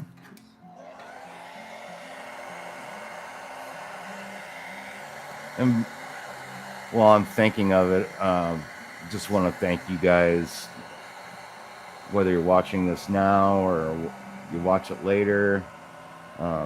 Really thank you for coming in and checking out what I do. And I really appreciate you guys. I appreciate all the subscribers, all of it.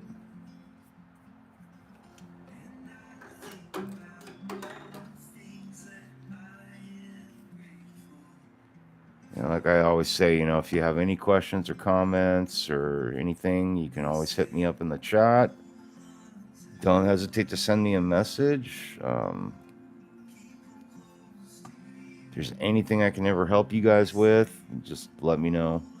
And vice versa, too. You know, if you guys have cool content on your channel, stuff you're working on, let me know. I'd definitely like to go check it out. You know, if you need any pointers or you want to just show me what you got, I love to see it. Absolutely love to see it. So I missed a little tiny spot down here.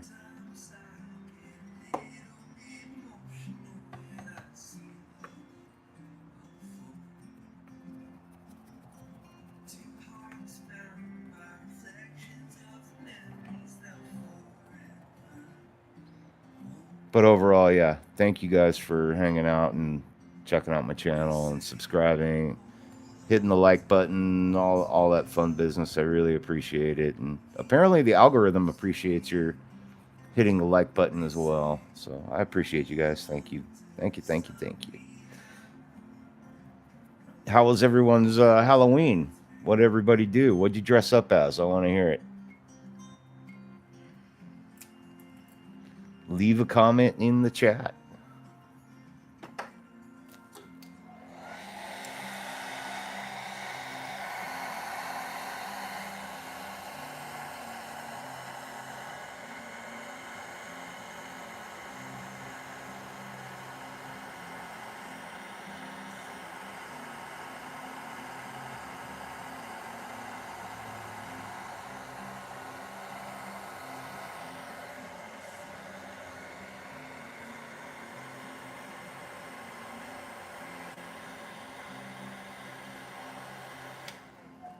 All right, now it's time for some dry brushing. We'll start doing a little bit of dry brushing here up on the base.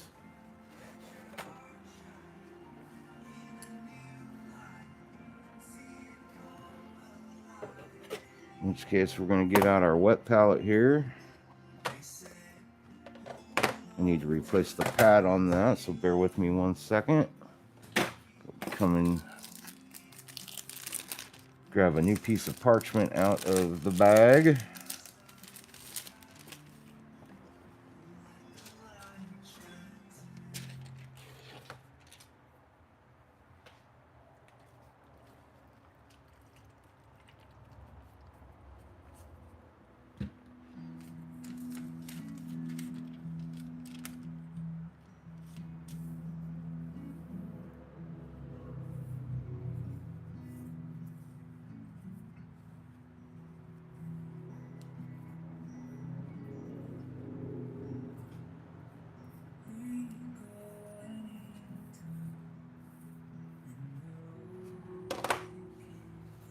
All right, let's see.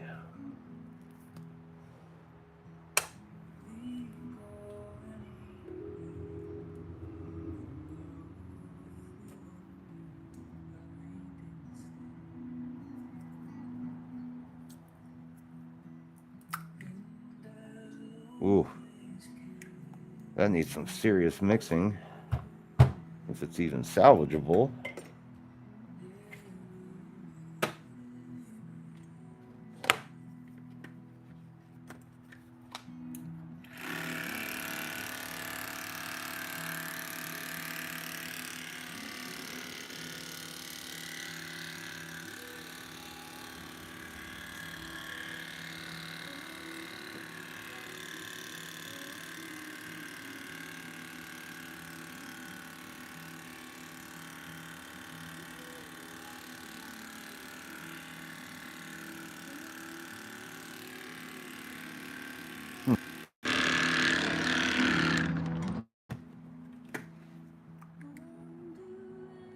That's kind of nice.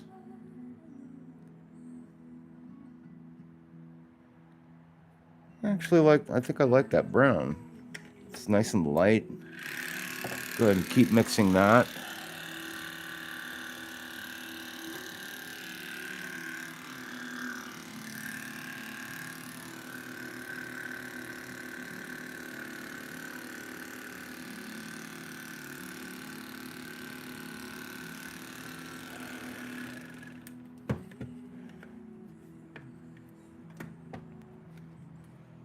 Cool. Now I'm going to be looking for kind of like a medium-sized dry brush.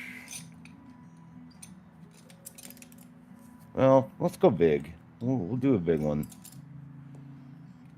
God, I think these are the same size.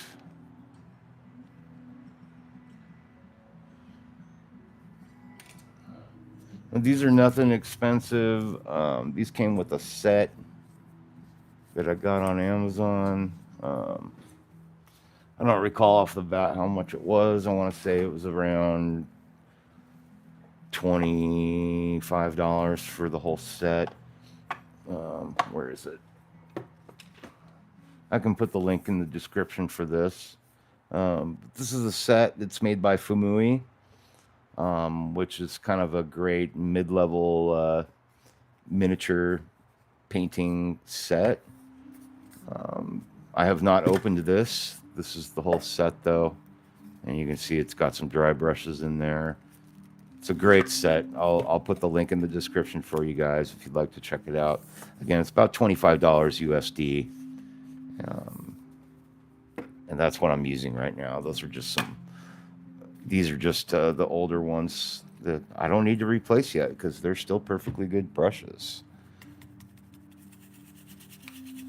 So I'm using this sponge to kind of get a little bit of moisture on the bristles and also to clean the dust off from dried paint.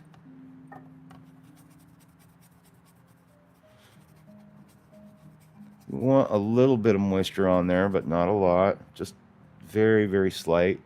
That's how I like it.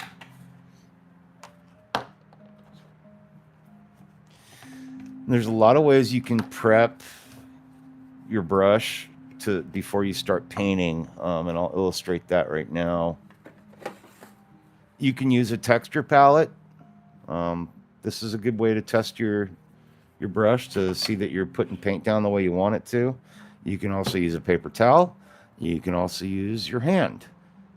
You've got some good textures here in your skin. My skin's old ass and bumpy and fucked up, so I kind of like testing I'll show you how it works.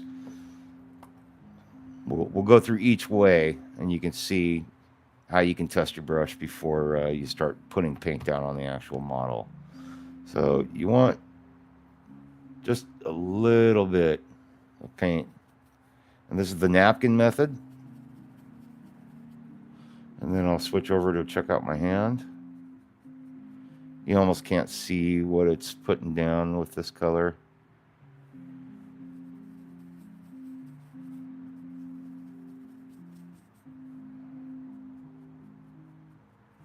And then this is with the texture palette. Texture palette's probably going to be the best way to show you right now. And you can see how it's just barely putting some paint down on these rocks. And I'm just using circular motion, like so.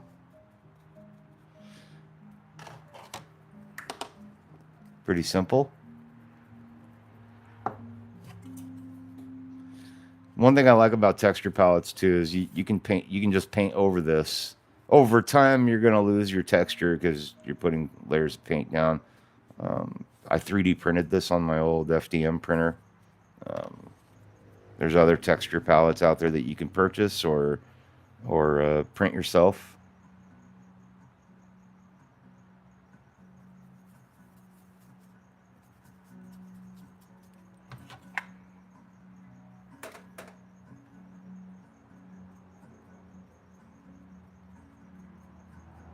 I'm really not applying any pressure to this at all.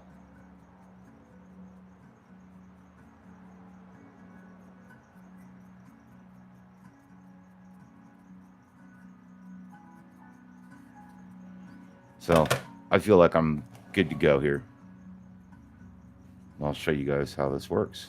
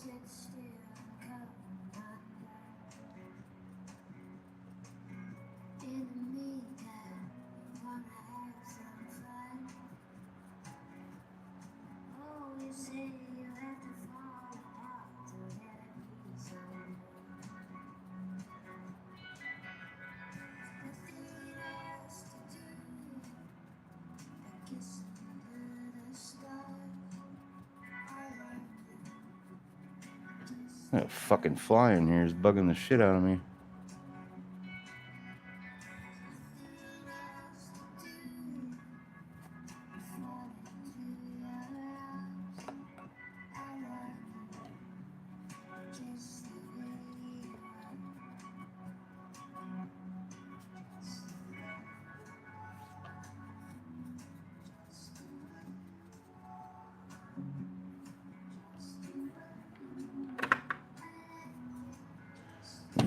I need to move these paints away.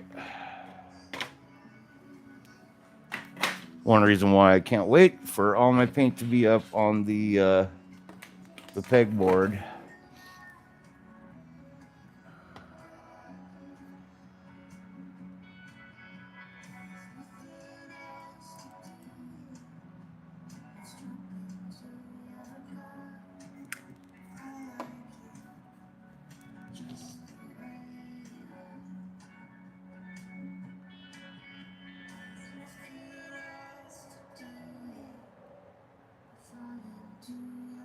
What happened to my video feed? There it is. Okay.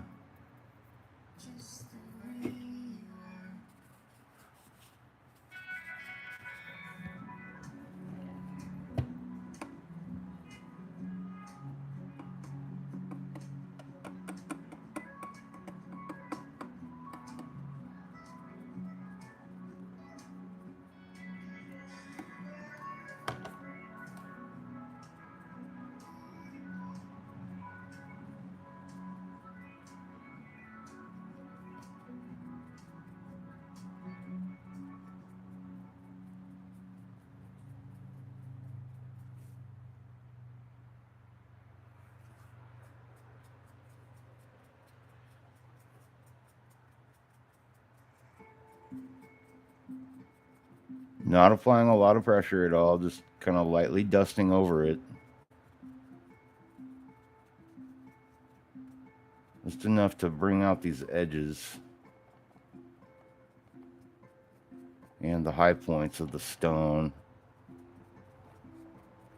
And I like using the bigger brush because it's not touching these hard to reach places for that. You know, it's skipping over that. And that's where I want those shadows to be. And this just helps facilitate that a lot easier.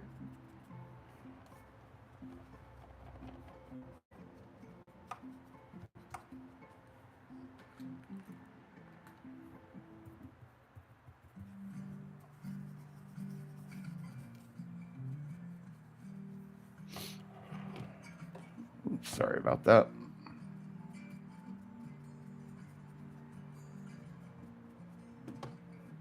Keep bumping my camera.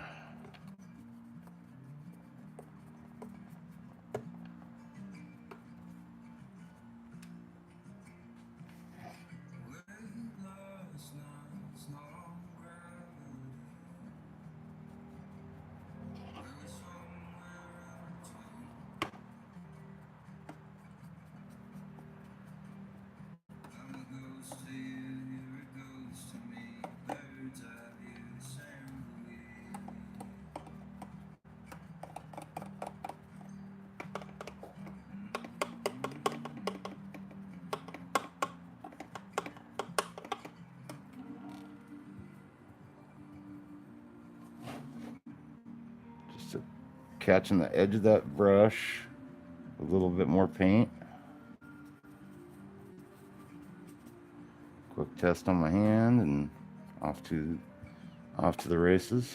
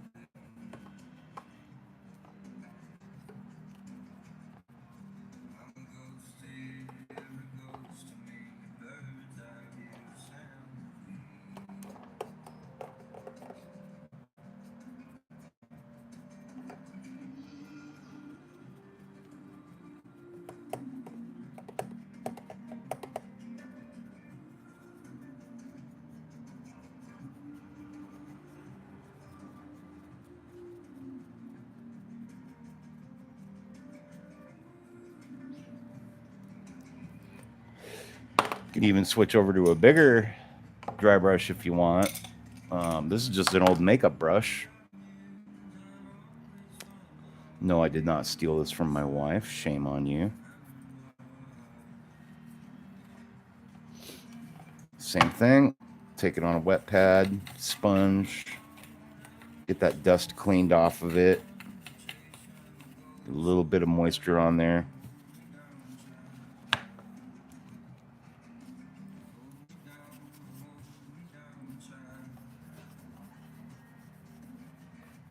Get that nice and dried out.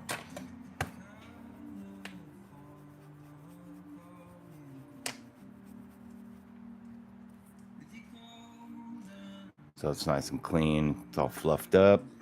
Got a little bit of moisture on there.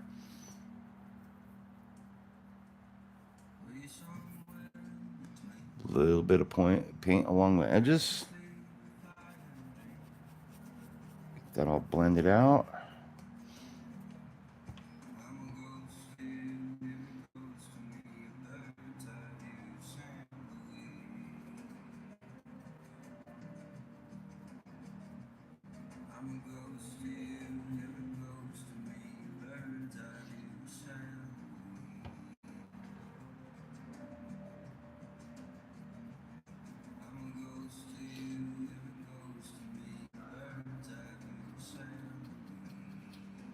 And you can see those rocks really starting to take some nice shape.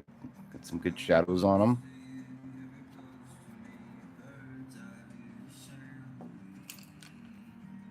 I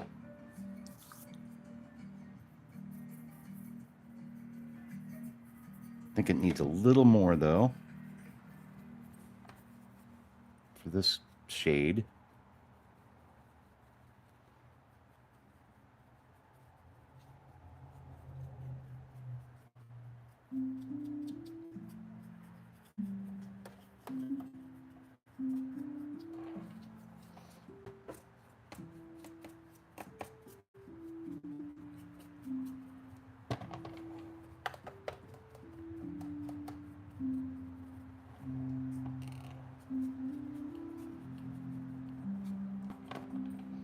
It's real easy, real simple method for doing bases like this.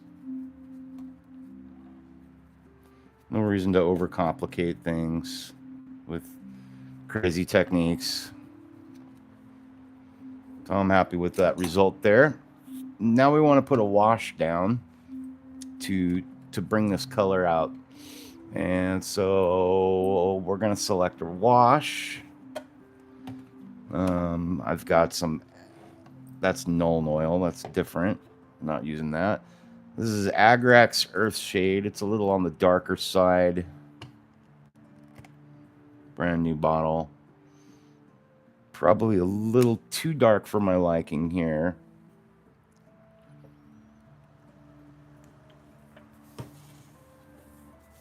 So let's see. I've got a bunch of earth tones up here.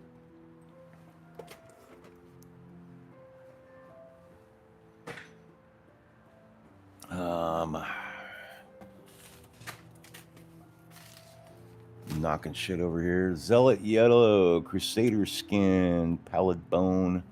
Bone color might be good.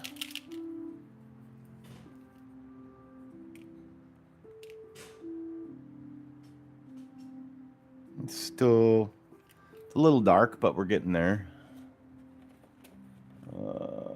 Desolate brown, crusader skin, warrior skin, dark wood, too dark grim black, bright red, blues, grays. Excuse me. A gray might be nice. Nuclear sunrise. These are Army Painter speed paints. That's pretty on the red side. I don't think I want to do that. So we're already going to have some red in the base. Let's check out this crusader skin.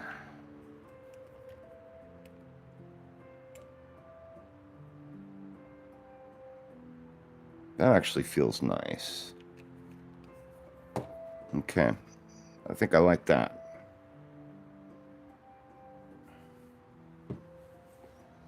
So we're going to mix up a wash here. And our base is just going to be this crusader skin here. We'll see how we like that. Again, it's a speed paint by Army Painter. A little bit goes a long way with the stuff. So that's pretty good. Then we're going to add a little bit of water to it because it doesn't need to be so thick. I want it to be a little more transparent. Nice and light. Looks good.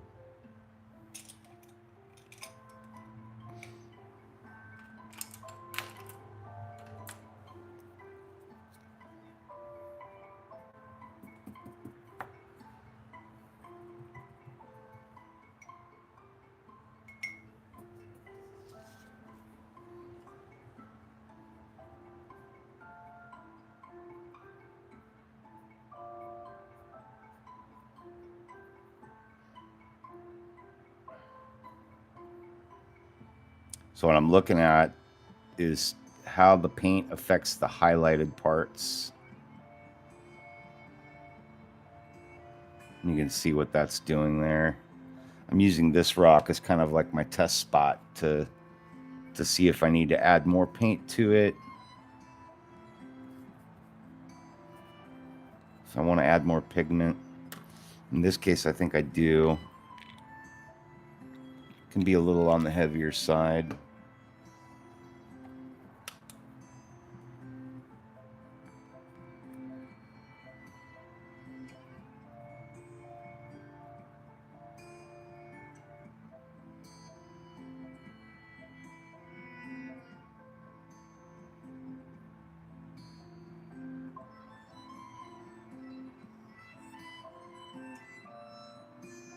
I think that looks nice. What do you guys think? I think that's a nice tone.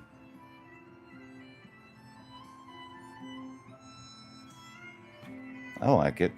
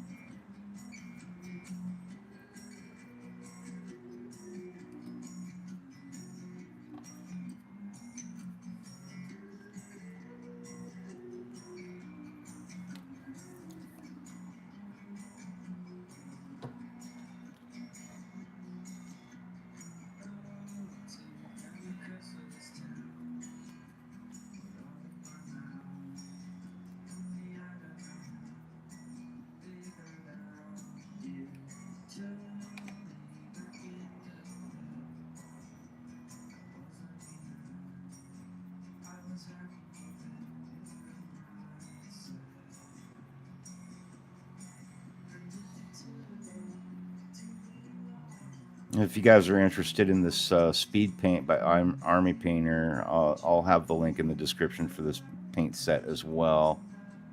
I forget the name of the set, but I'll go back to my Amazon purchases and find it for you guys and post it.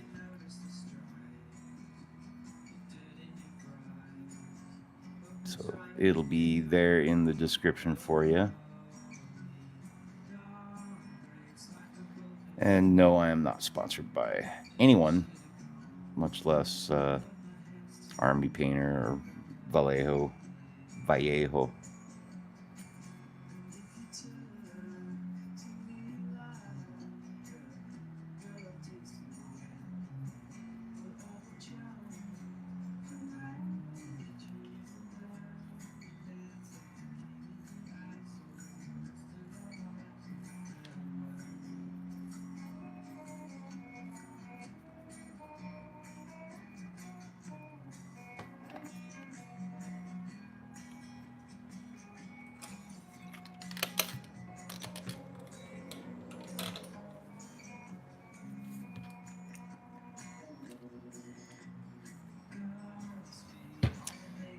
Rinsing off that excess there.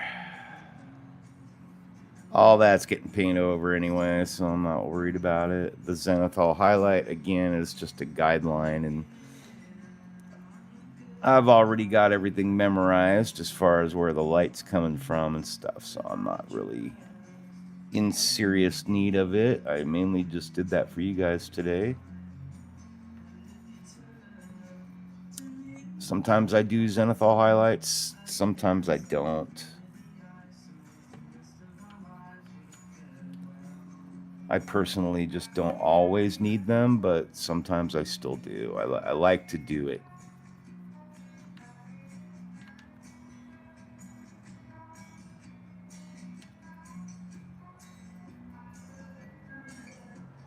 And it looks cool, the Zenithal highlighting.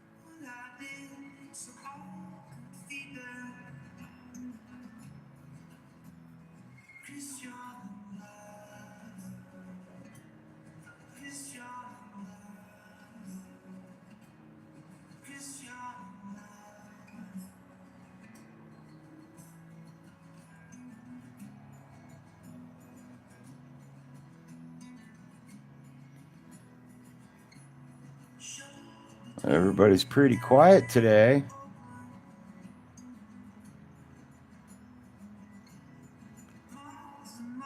Love to hear what everybody did for their Halloween. What kind of costume you wore. If you wore a costume at all. Maybe you had kids and took them out trick-or-treating. I'd love to hear about it. Halloween's like my favorite holiday of the year. Really is. I'll volunteer what we did. My wife and I dressed up as Jedi. I dressed up as a Sith, and she dressed up as Rey Skywalker, or whatever, Rey Palpatine for some of you out there. And we set up our garage all spooky, like cordoned off half of the garage with sheets and stuff, and then we projected like spooky stuff onto the sheets, and I barbecued hot dogs, and we had like this big Harry Potter chest full of candy for everyone. I bought like 50 hot dogs from the supermarket, from Smart and Final is the place I went. You know, big old bag of hot dogs and buns. And we bought sodas. I had Sprite and Coke for everyone. Well, Shasta Sprite and Coke for everyone. And we had like dope candy. We had really good candy. We had like Twizzlers licorice. We had Milky Ways, Snickers bars, and yes, the little bite-sized ones, not the full bar. Gambit's here still. Never used Zenithal Highlight. Working in the same time on my Chain Summit and Denji. Okay, yeah. I don't always use Zenithal Highlight. Sometimes I like to just for fun. I don't really need it. But for the case for the sake of the YouTube channel, a lot of times I do like to do a Zenithal highlight because it shows up good on camera. And if somebody's new to painting, you know, doing stuff like this, I think it really is helpful for them to. I know it was helpful for me when I very first started out, like 40 years ago, you know, painting sculptures and stuff. Like, it was helpful to do a volumetric highlight, just to have that guideline and get it locked in my brain about like where my light and shadows were going to go and stuff like that. So I do like to illustrate that on the camera for the channel, you know, for people that are new, just so they have a good understanding of how the volumetric highlight or Zenithal highlight works and how it can help you see light on your model better. You know, it's always good to show that kind of guideline, I think. And, you know, eventually they're going to get better, and they're not going to need it either.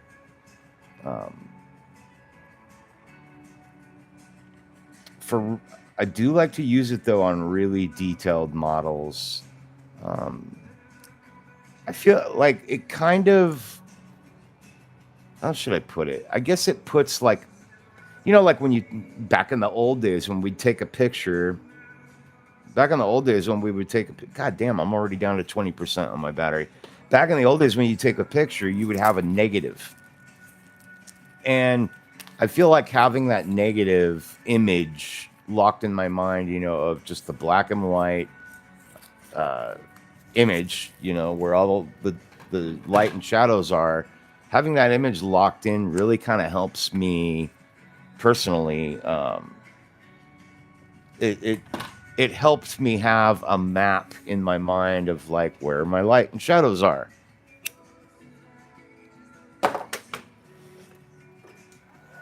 I guess that's the best way I can put it. You know what I mean, Gambit.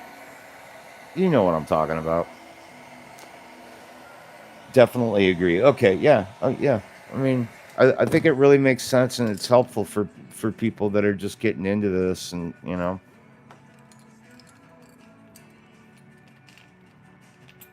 Guess I can put my sculpting tools away. I try to keep everything clean on my workbench as I go along.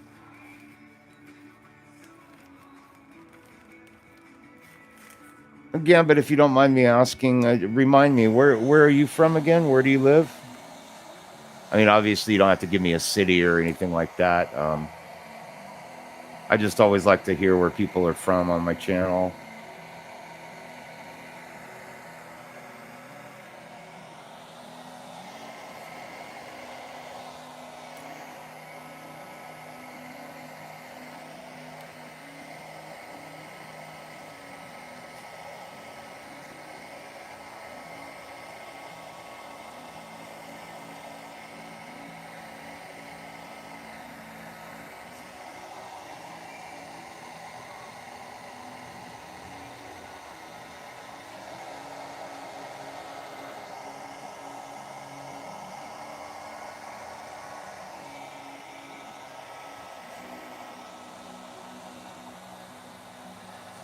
That's right. Hungarian living in Ireland. That's really cool.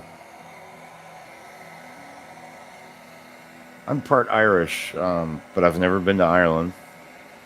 I've certainly never been to Hungary, but it's on my bucket list.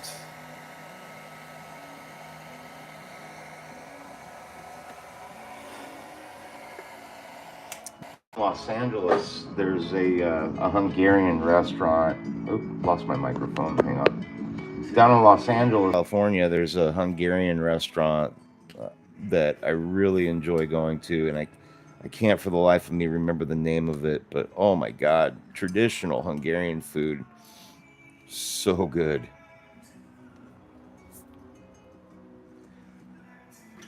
I'm really happy with this color.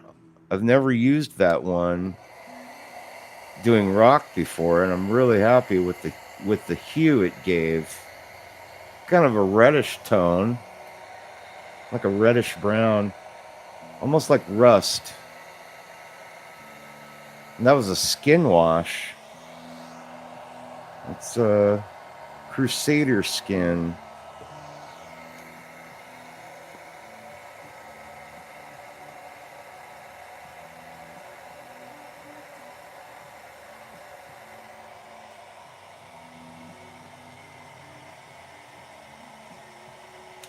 Wizard, I thought about you, man.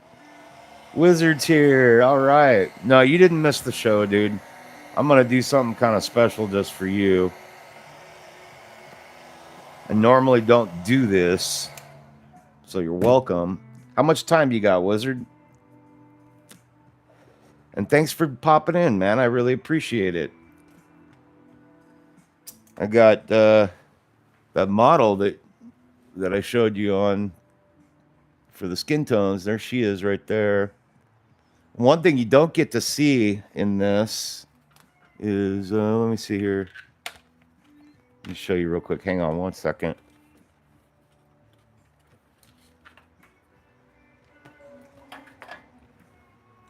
I got to turn a light on here. Hang on. Bear with me just a second. I think you might dig this.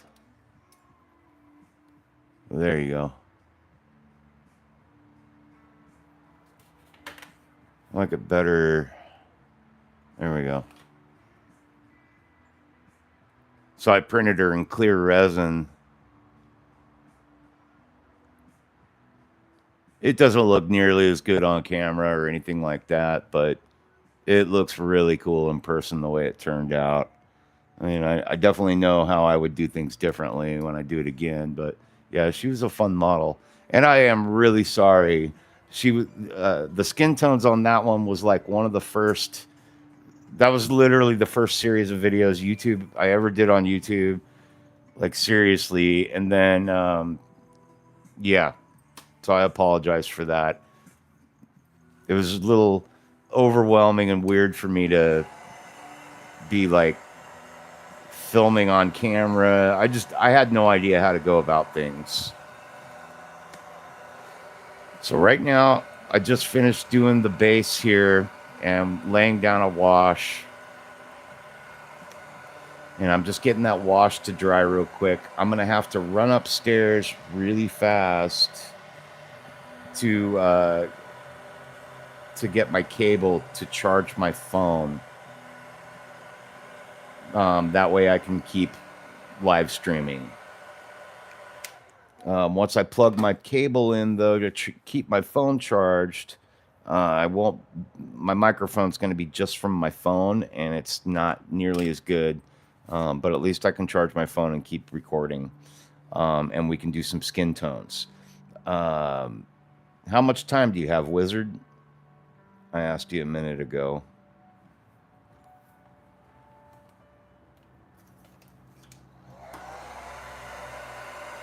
Hopefully you have some time.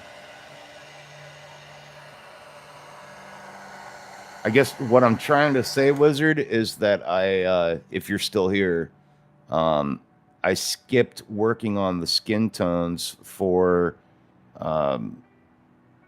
Goku so that I could start airbrushing those skin tones and go over the fairy flesh set with you, because that's what I am going to use.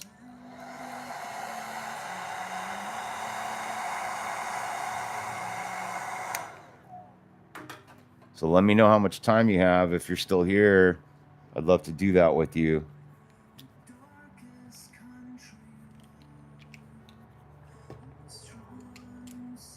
Did we lose Wizard? Is he gone?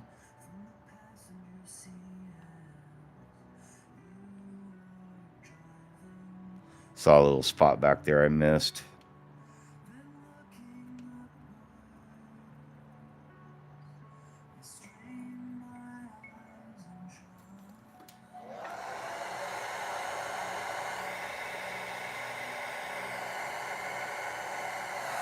Well, Wizard, if you're still here, let me know how much time you have. I'll keep live streaming.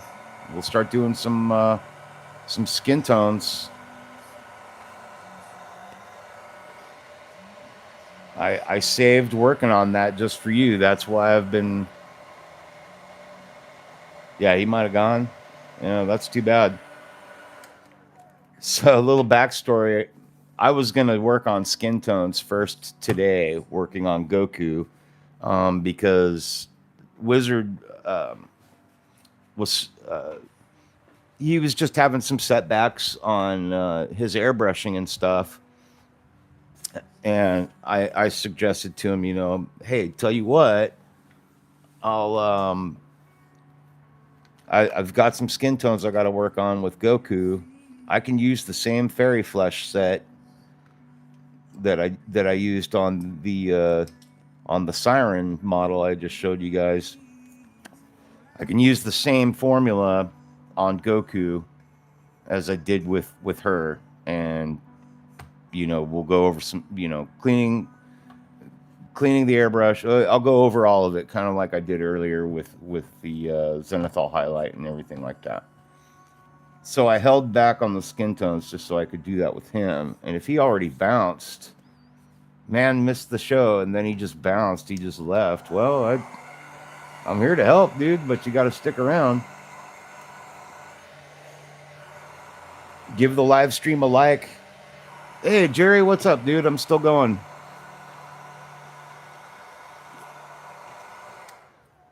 I'll tell you what, though. I'm having fun, guys. So I'm going to run upstairs real quick, and I'm going to grab my cable so I can keep my phone charged. I'm going to have to sacrifice decent-sounding microphone for the mic cable or the charge cable, but we'll make it work. So bear with me. I'm going to run upstairs. This will take me about 1 minute to grab the cable and come back down, and I'll be back with you guys. So bear with me just 1 second here.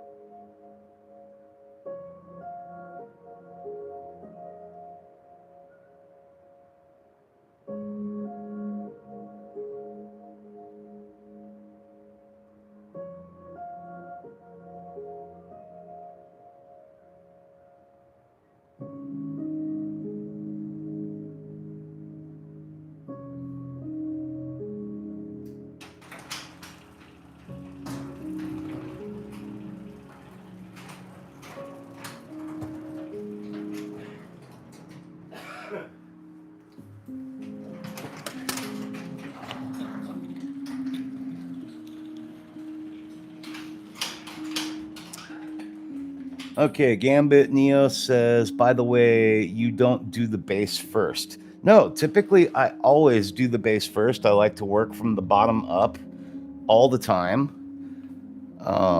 In fact, I can illustrate that with you. I got some. I don't know if you've seen this, Gambit. I've got some pretty good work done on the base for Obi-Wan Kenobi Rides Boga. So let's go check that out. And then I got to get my phone plugged in. We'll check out Obi-Wan Kenobi Rides Boga real quick. No, I was literally only going to do things a little different with Goku here for Wizard, so I could help him out with some airbrushing stuff. But I think he bounced. So Obi-Wan Kenobi Rides Boga. This is the base for that. And it's just about done. Oh, you have seen this. Okay, since I completed it? Oh, you must have went in and watched one of the other live streams or something. But yeah, we got her going. Have you seen it with Boga on top of it yet? Where I have her feet mounted and then her body's on top of it. Have you seen it like that yet? Because I'll set it up for you. It's fucking cool. Oh, thanks, Gambit. I appreciate it, dude. Yeah, I'm going to be using a glowing effect here where the craters are. I'm going to fill in these craters because I just don't like the way this the blaster bolt fire looks. Oh, you haven't seen it before. Okay, well, fuck it. Let's check it out because this is so crazy cool. All right. I can only set it up partially, but we'll give it a good look. See, oh, that's the front leg. Goes right there. And the back leg goes here.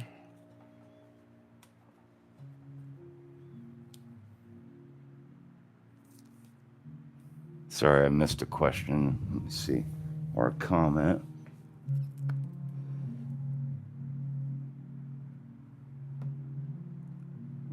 Wicked, yeah. No, not Wicked. I mean, same company essentially, but it's SW3D Studios that did this one, which is they're in partnership with Wicked.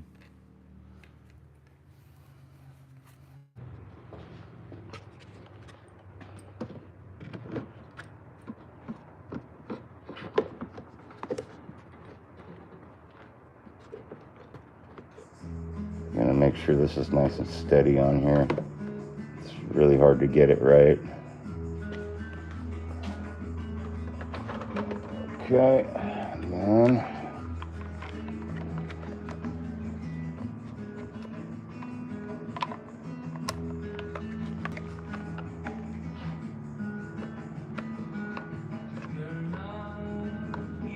doing this really carefully here, trying to. Almost there, hang on.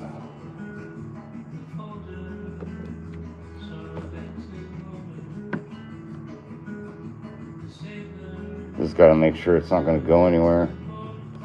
There we go.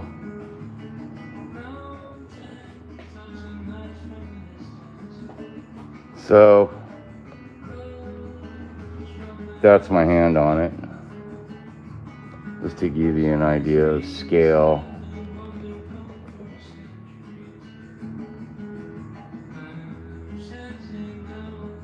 She is absolutely massive.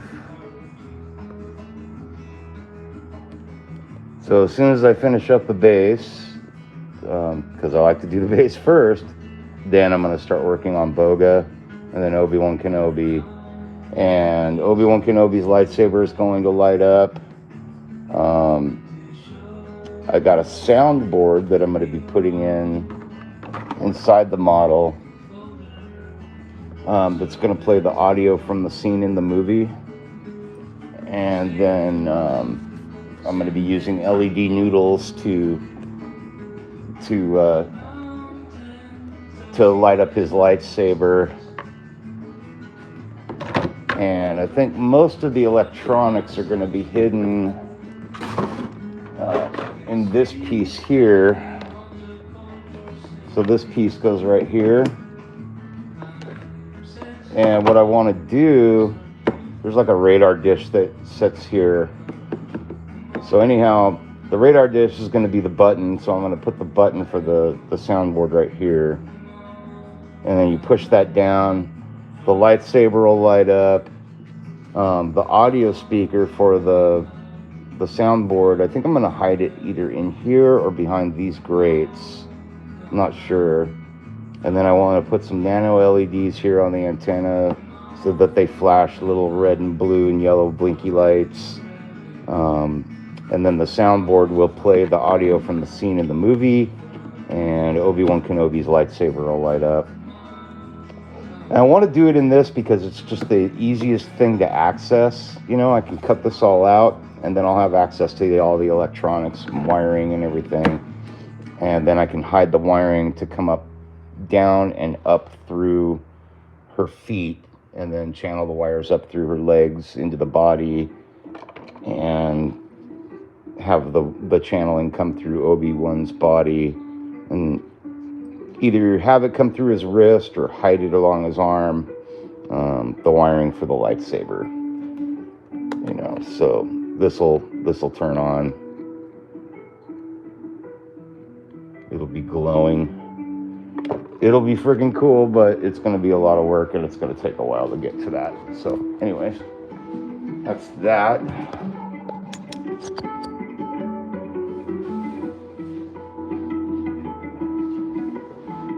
Their base is SW3D Studios they do some crazy shit. Their bases are huge.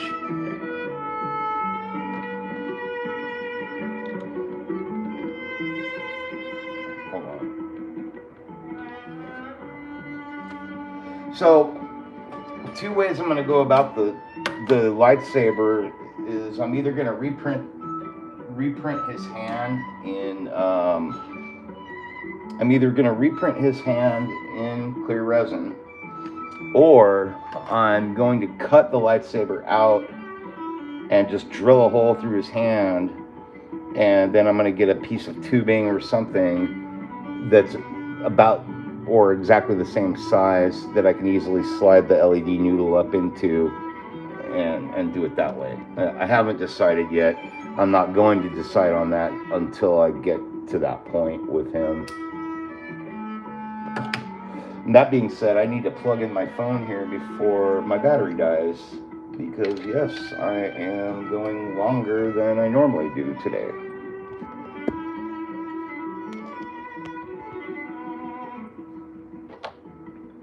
So let me see, I'm gonna have to configure my phone a little bit here so that I'm ensured that my charger is working, because my phone jack is really finicky. Alright, my screen might go blank for a second. I just need to check that my phone's charging. Phone is charging. Okay, cool. So yeah, I'm gonna be on my phone microphone for a bit.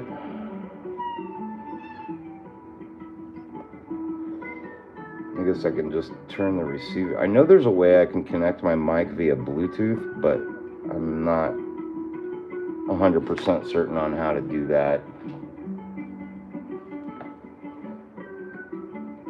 Am I still live here? Yeah, I am. Okay, cool. God, I'm not used to my internet working so damn well. Okay, so last call. Did Wizard leave? Wizard, are you still here?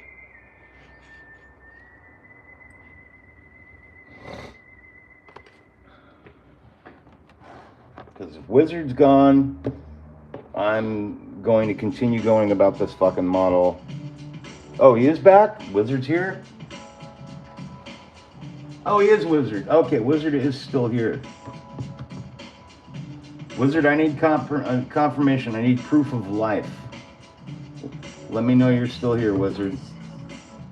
Just say, yeah, I'm still here. I'm waiting for you to do the skin tones.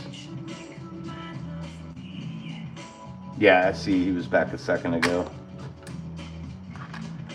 Because if Wizard's not gonna I mean, if he's not going to be here, I'm going to just keep going and painting the dragon. And that will not be using skin. I will not be using skin tones for the dragon.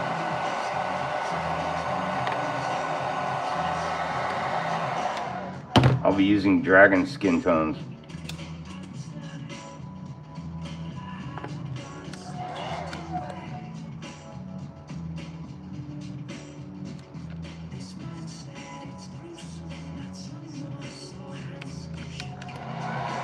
All right, Wizard's got.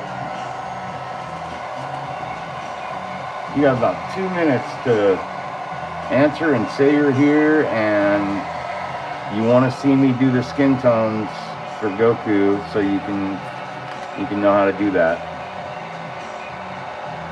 Because I literally put off skin tones just for you today, bro. Alright, normally I do the base first, and I'm putting that off just so I can work on skin tones with you. No, I do not stream on Twitch. I'm on the fence about starting Discord. I'm 52 years old, man. I try not to get too involved with social media, and I like to my ADD keeps me focused on concentrating on one thing at a time. I tend to hyper focus, and so I am hyper focused on just creating content for my YouTube channel. I don't really have a huge desire to do TikTok and Twitch and all that stuff. The other part of it is that I don't have my PC down here in the studio with me. I record with my phone. I have a DJI mic. This is my mic setup right here. That's it. And then I have my iPad to monitor the chat. Yeah, I don't know if I can do it at the same time. It's a lot. For me, it is. I kind of just like concentrating on having one thing open, and I like the YouTube format is good. It works with me. Like it's simple enough for me to deal with YouTube and not have to worry about everything else.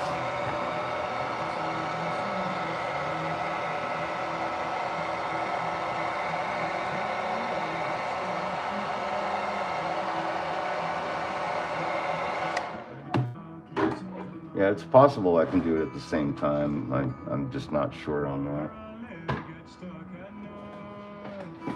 So I apologize for my mic's kind of a little shitty at the moment. And thanks for dropping likes, people. I appreciate it. Okay. Oh, which one's open? Oh, this one is. Okay.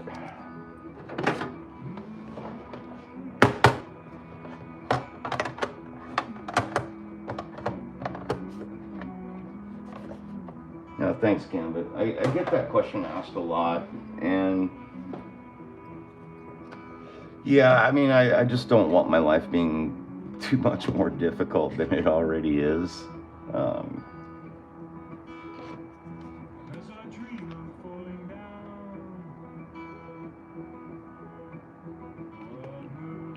It's not that my life's like super difficult right now. I'm actually on disability as of recent. My doctor put me on disability to I guess Wizard's gone. Yeah, my doctor put me on disability for my arthritis and other physical issues I've been having, so that we can get to the bottom of all said physical issues and figure out whether or not I need surgery, all that stuff. But it was getting to be impossible for me to have a happy life and a happy wife and keep going to work and stuff. My job's very physical, and I just wasn't getting any better.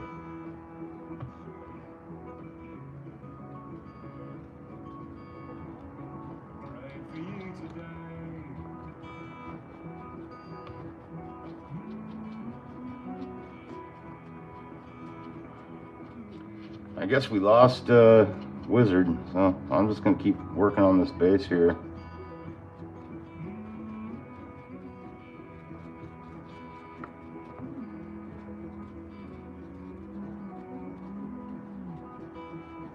Just putting a little deck tan down to bring out some highlights.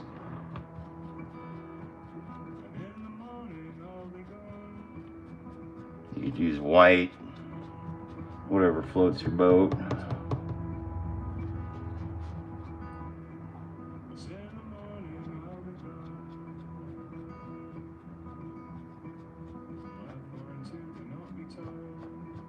And with this step, I'm pretty much just working from the top down this way.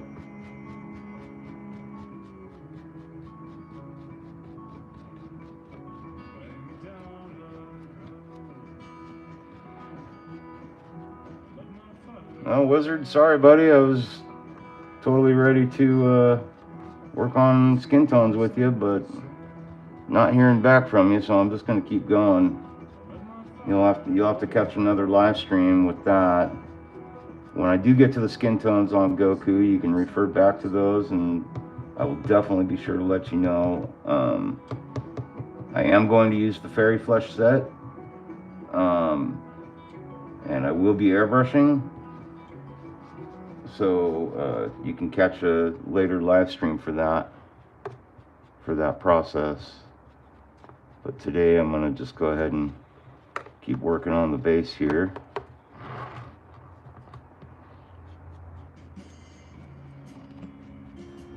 And to be fair, I'm pretty excited about painting Shenron. Like, the dragon's cool. He's going to be fun.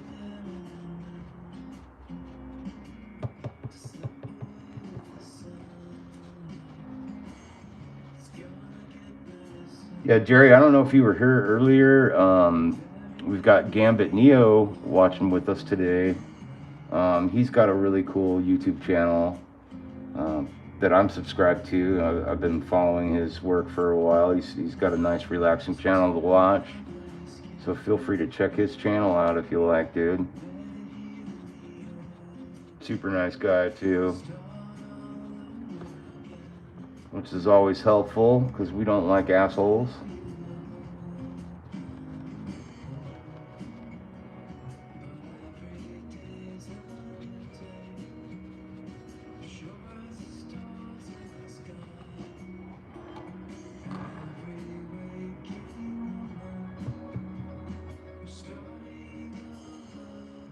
Oh, you're welcome, Gambit. Yeah. Like I said, man, I enjoy your channel. I've been watching for a while.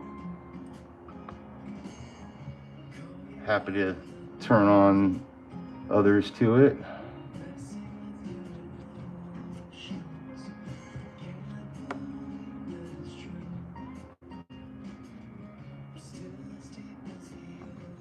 If you feel like mentioning my channel, you're welcome to as well. Spread the love, share with the brotherhood and the sisterhood. Sisters are always welcome too. Speaking of sisters, where's Jen? We're missing Jen today.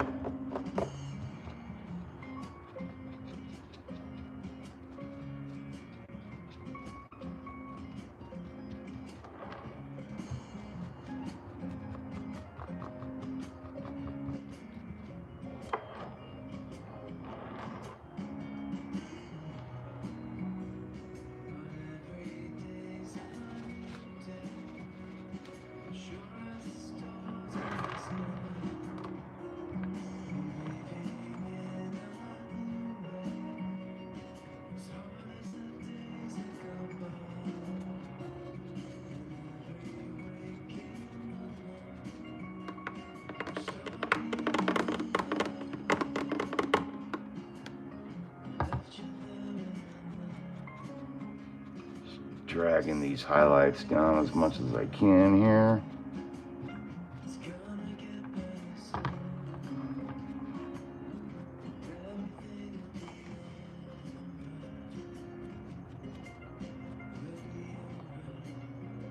Just a teeny bit more on that side.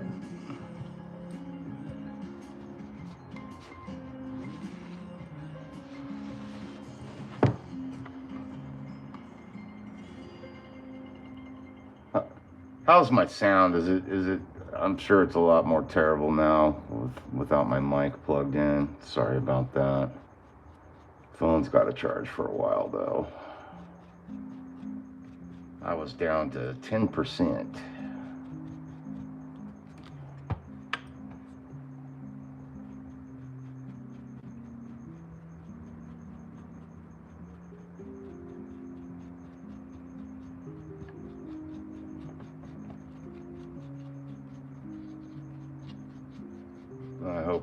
I hope it's bearable at least.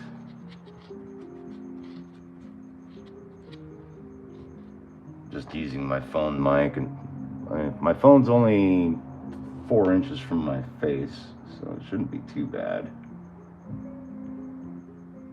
As long as I don't shout. Okay, I'll definitely try not to yell.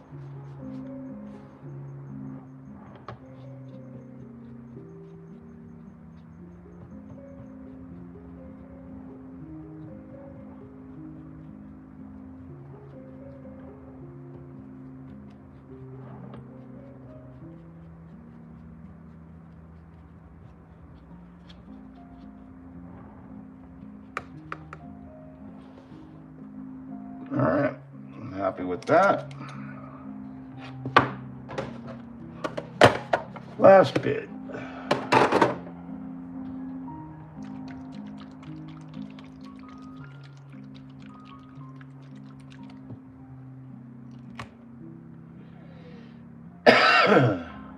Excuse me.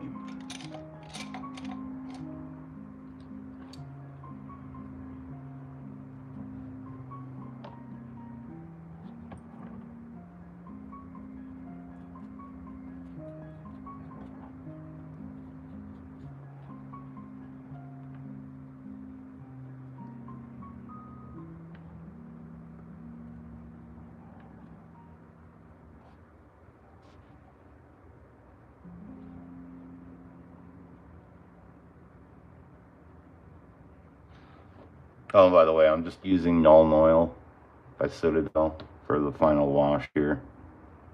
Just keeping it simple.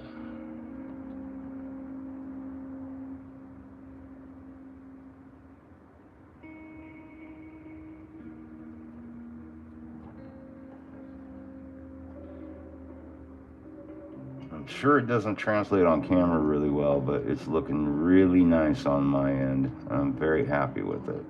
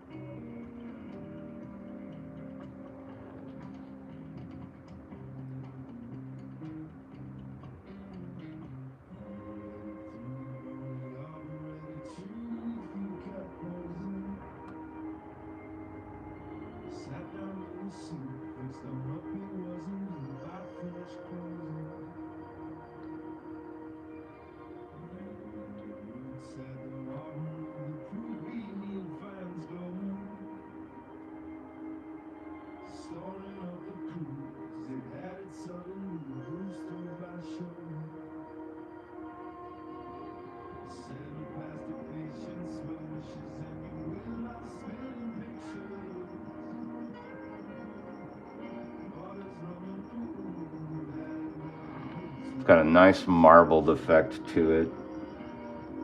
Catching nice little bits of some reds and very subtle greens and stuff. The rock looks really nice. Oh, geez. 4 dogs a bath. Yeah, that's got to be some work. Do you keep having to get her stuff? I know. I got upstairs and my wife was like, "Could you?" And I was like, "Nope. I'm rolling. I got people downstairs waiting." She's like, "What do you mean?" I'm like, "I'm live streaming, honey." She's like, "Oh, okay. People waiting on your channel." Yes.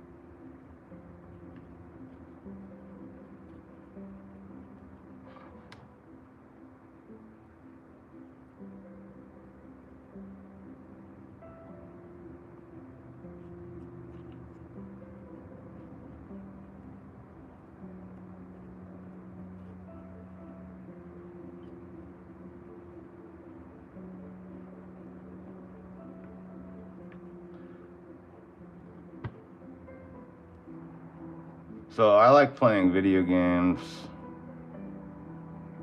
I've been playing video games my whole life, pretty much. And recently I started playing Call of Duty again. I'd taken a long break from playing shooters just because I got tired of people yelling at me for cheating and stupid shit, you know, whatever. You know how people are in first-person shooter games. Yeah, people get fucking aggro. And my wife was getting upset because I was screaming at my TV and you wind up talking shit to dudes, you know. My neighbors probably thought I was trying to murder somebody upstairs. But anyhow, I stopped playing for a while, and I recently started playing Call of Duty again. But I've been playing it without my mic on. You know, I just leave my mic off and I just play. I find it a lot more peaceful playing that way if I don't engage in conversation with people. But I've been playing Black Ops 6, Call of Duty Warzone. Fuck, I've been having so much fun with it. I fucking missed playing shooters. I'm gonna blow dry this real quick.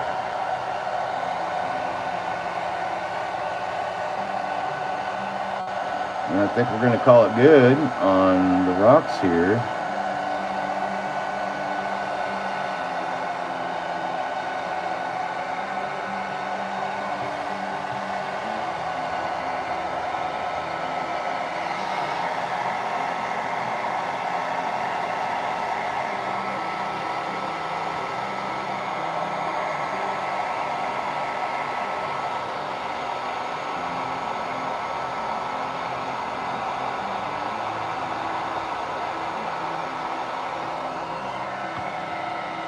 I'm very happy with the way those are turning out. It looks nice. It's a different rock formula than my usual, so and I'm very happy with the way it turned out. It's got a very igneous, almost marble look to it. Very pleasant. I like it.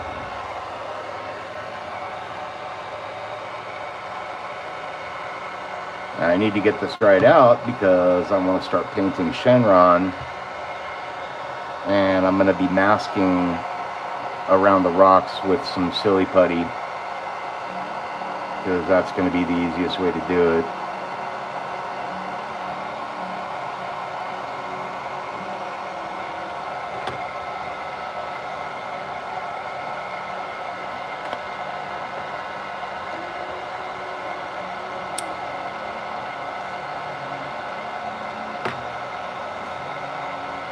Oh, holy fuck, it's already 4:30? Jesus Christ.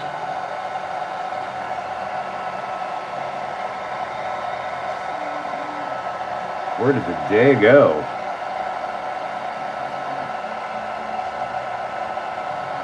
Well, I'm gonna at least get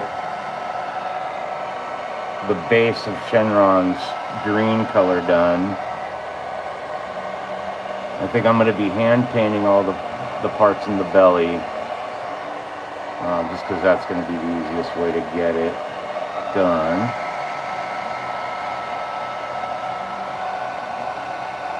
Almost midnight. Yeah, it would be. You guys you're in Ireland, so you're 8 hours ahead. Yeah, I've got a lot of friends in Ireland and the UK, Scotland, Netherlands, Germany. Yeah, you guys are on an 8-hour time difference. Well, I highly appreciate you taking the time to join in today, Gambit. Pleasure to have you here, man.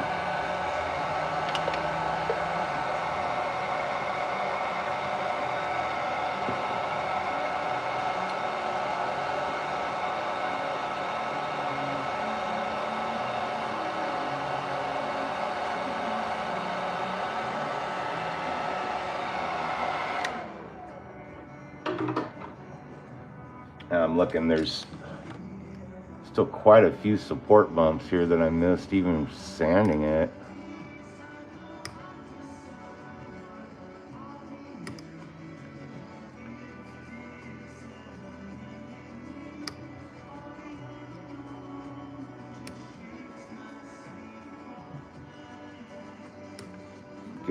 Take these down a little bit here.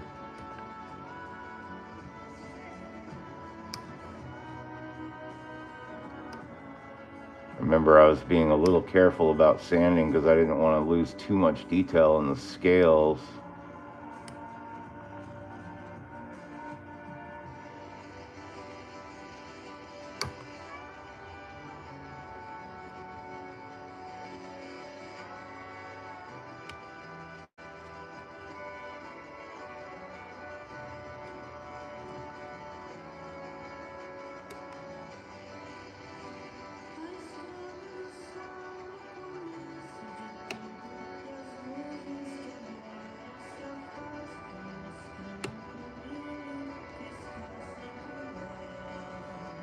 That's a little better. Okay.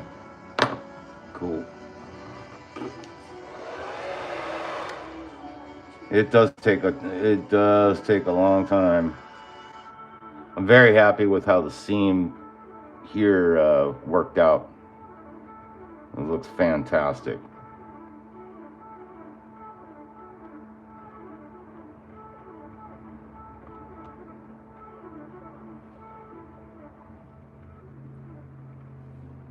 Yeah, that's really about the only spot that I missed a couple support bumps on.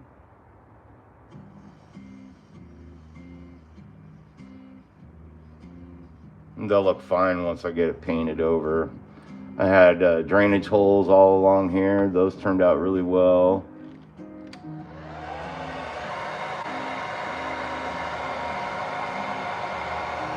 Fortunately, there wasn't a hell of a lot of prep work, post-prep work to do.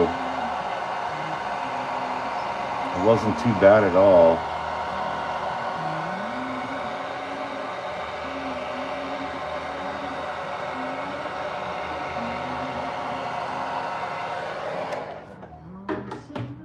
But you are correct, sir. Prep work does take a long time. Excuse me.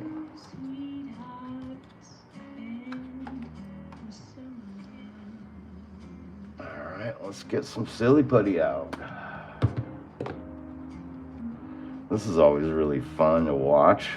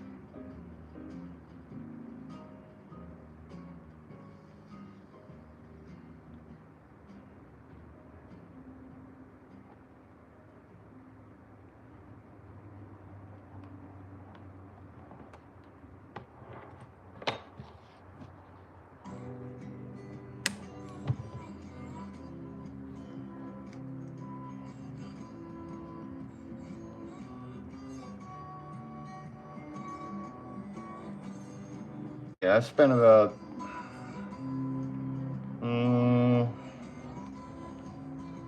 I think it probably took me a good 6 or 7 hours of post prep to do on this one. Not too bad.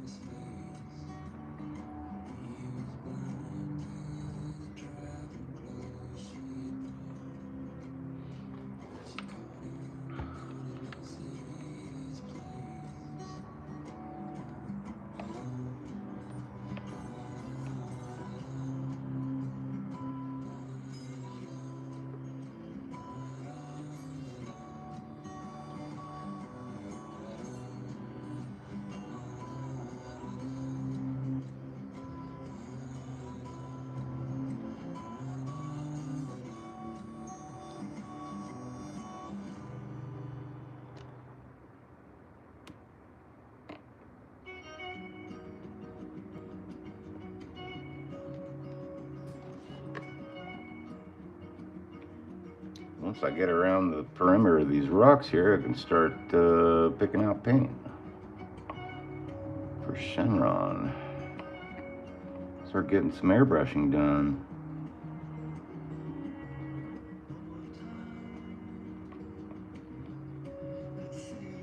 I got about an hour I can put in.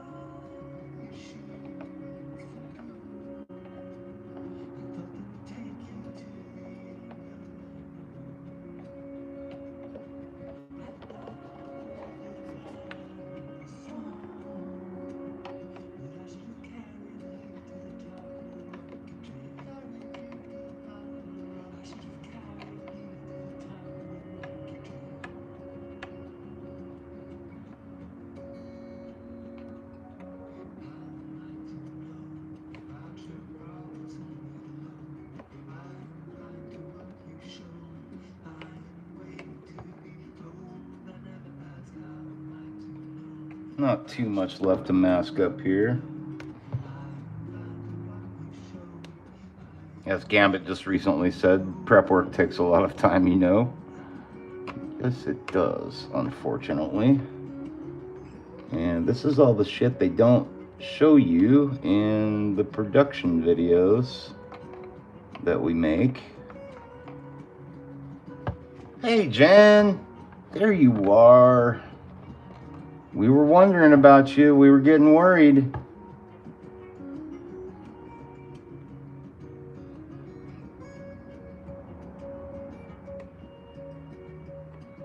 I was getting worried. Just kidding. I wasn't really worried.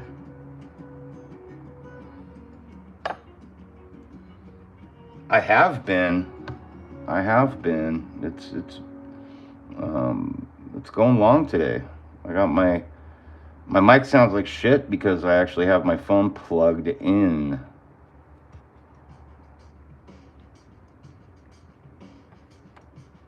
Yeah, Gambit, I totally understand, man. Hey, thanks again for coming in and hanging out on the channel today. You guys check out Gambit Neo's page. Dude does some, or not his page, his YouTube channel.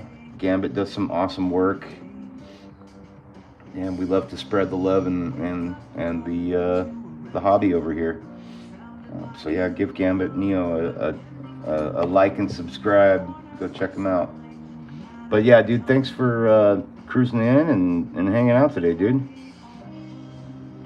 I'll look forward to checking out more of your videos as they come out, as usual. Yeah, good hanging out, man. Sleep well, and much love to you and yours, my brother.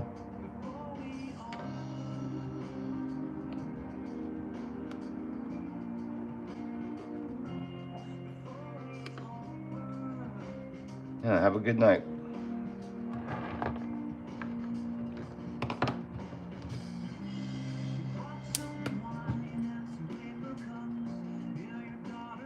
I'm just finishing masking up here on these rocks so we can start airbrushing Shenron, the dragon here.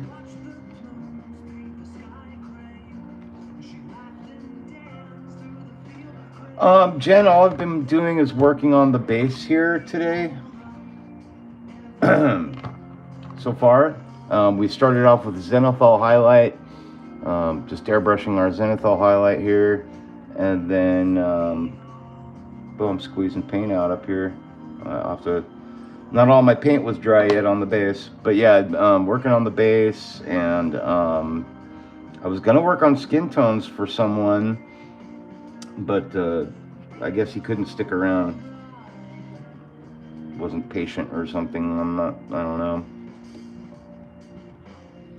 So yeah, we're gonna now I'm just masking off the base that I've already dry brushed and did my washes on.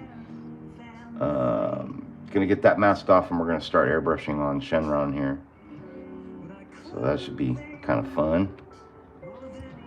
I'm just covering up as much of this rock as I can. I'm using my whole cup of silly putty here.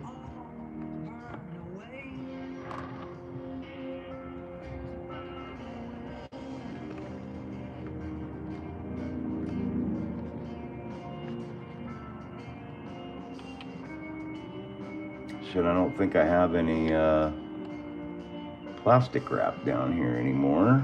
That sucks. A couple pieces of tape will have to do.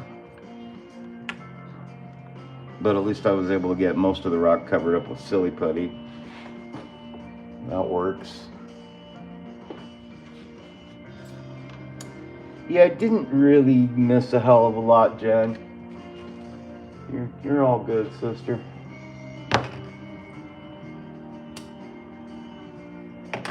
But I got some more time to work, so I'm gonna keep going at it. I plugged my phone in, and so that's why my mic sounds like shit. And so my phone's charging, and I'm just gonna keep plugging away here because I felt like working longer.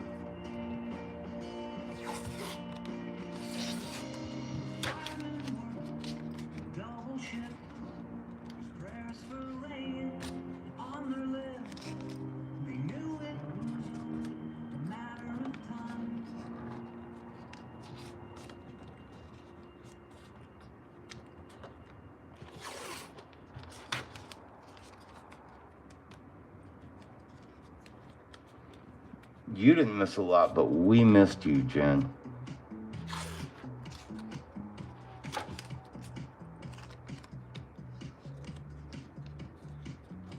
Been a pretty fun live stream today, though. Pretty chill. I even played a little guitar for a minute.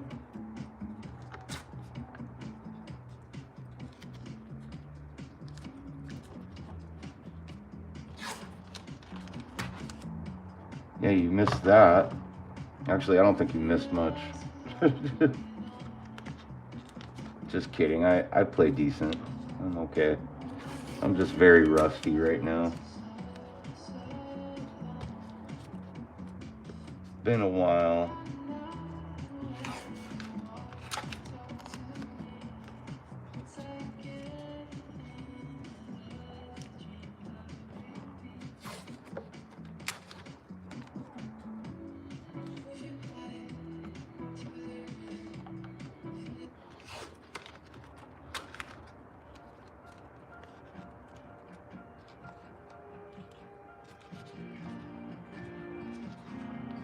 I love that you can put tape over silly putty and it doesn't fuck up the silly putty or anything.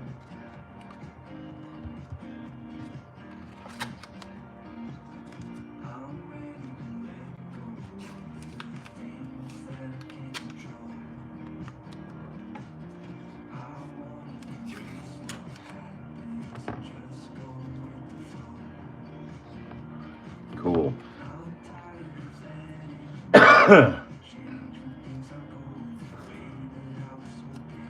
Give it a little once over here, make sure I'm covered up as well as possible.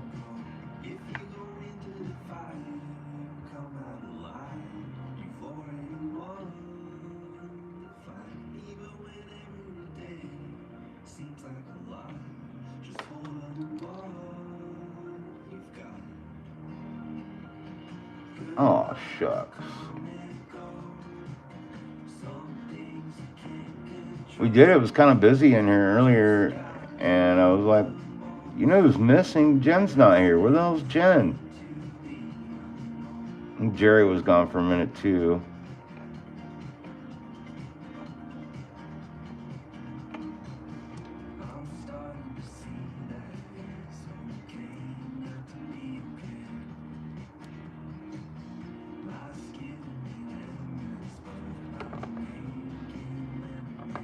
All right.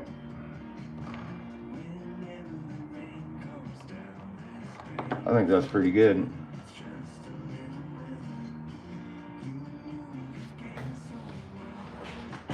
Shit, I'm gonna plug in my iPad too.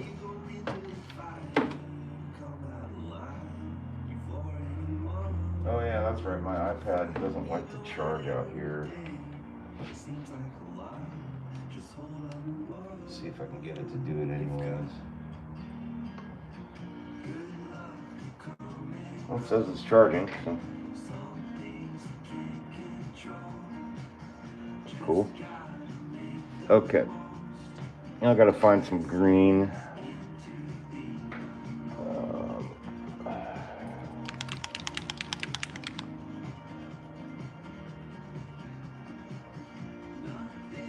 Gotta look over at some reference pictures right now real quick here.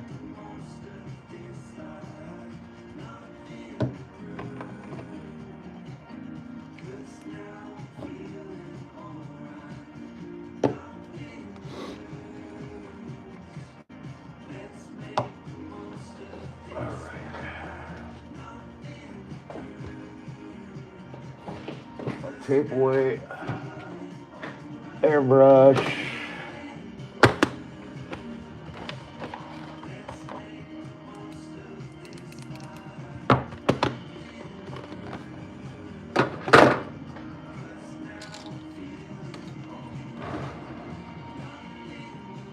Scooch over.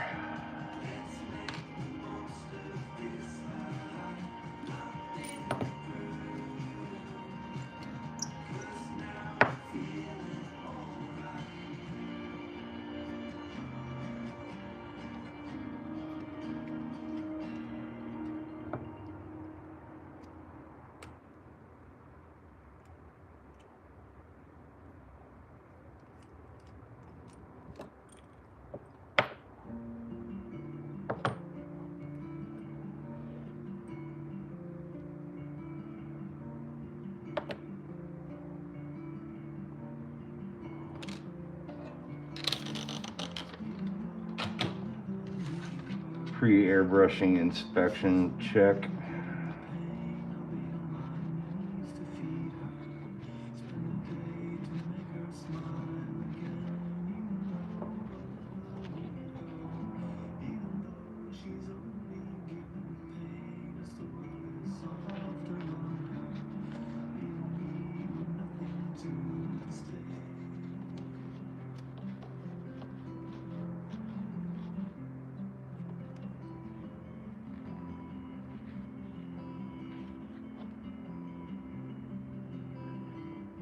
That feels good. All right.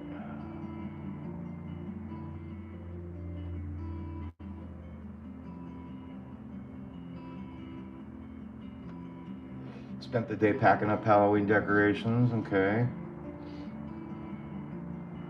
we kind of just quickly packed up ours last night.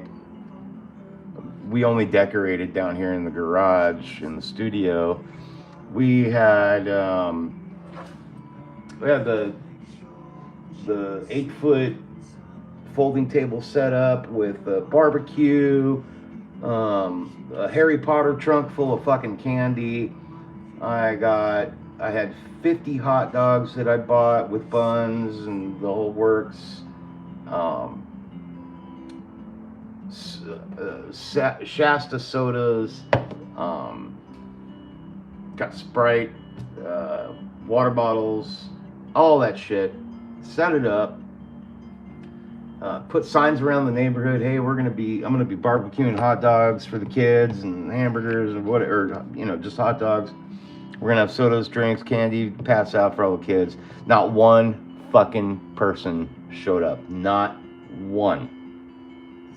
The only people that showed up were our neighbors. Came by, had a couple hot dogs, and visited for a little while. Which that's worth all the kids coming. Fine, but yeah. This neighborhood's fucking dead.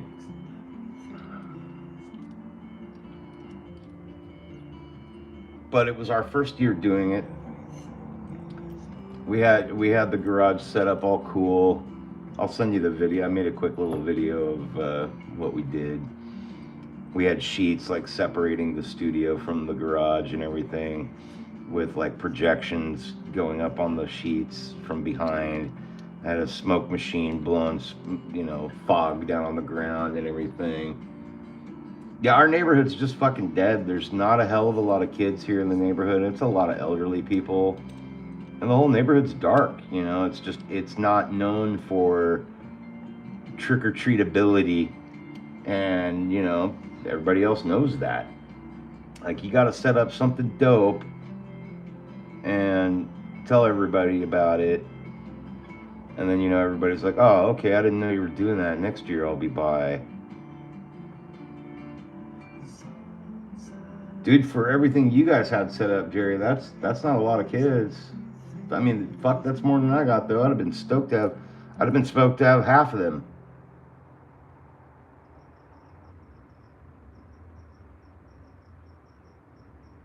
Yeah. Yeah, I loved your, the windows, how you did your windows, man. That was cool.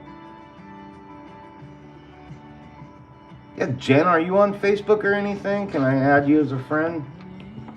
If not, totally cool. That's one thing I love about Facebook, and that particular style of social media is like we get to check out our friends' Halloween setups and the food you make and shit like that. That's really all I do Facebook for. That's all I post about is not on it. Okay, yeah, probably better off. I like Facebook just to keep up with my family and friends, and I post pictures of my food whenever I cook. Barbecue, shit like that.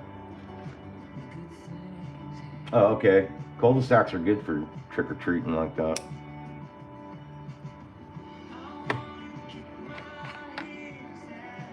You're on Instagram though, Jen, so that's good enough, right? You don't post anything though. I wish you posted your work. Fucking love the shit you do is awesome.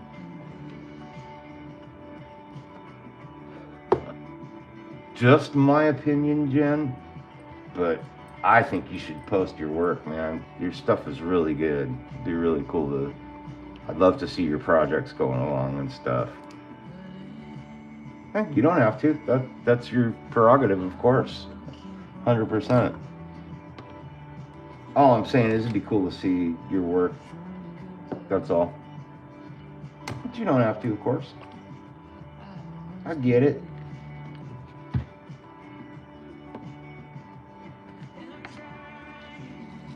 Oh, the stuff you have now you could post. Shit's fucking awesome, dude. Your Beauty 8. Love that one.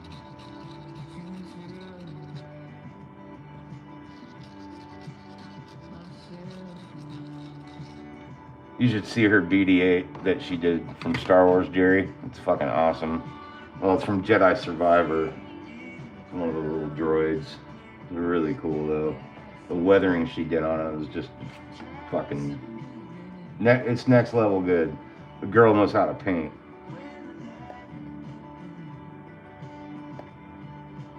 Well, I'm almost out of this green. Well, I personally look forward to you getting up and running because I'd love to see your stuff.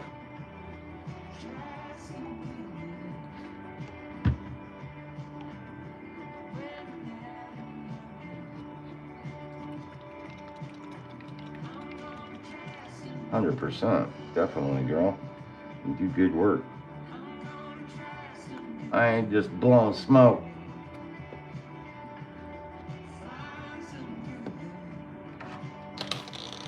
Well, I'm not blowing smoke at all. I mean every word I said. Your work's good. All right. And I'm lagging. I'm just trying to mix paint here. What the fuck?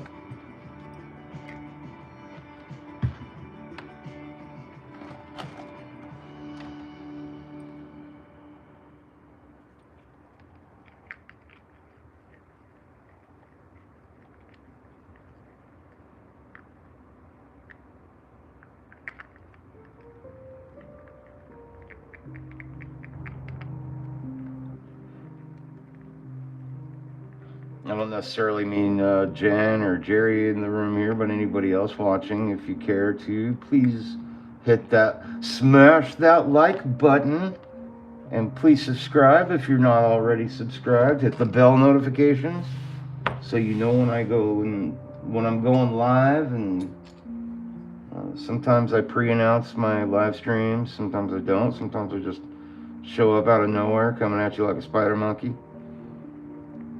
But I appreciate all the love and support. I appreciate you guys hanging out and kicking back with me on a Saturday afternoon, or it could be Sunday morning where you're at now too. I don't, whatever the case might be. But yeah, please, it really does help out the channel. I guess it helps out the algorithm a lot too, as far as pushing my stuff out for other people to watch. But anyway, you cut it. I love you. Thank you. Really appreciate your time and hanging out, watching my stuff, and just chilling out with us. Great to have you.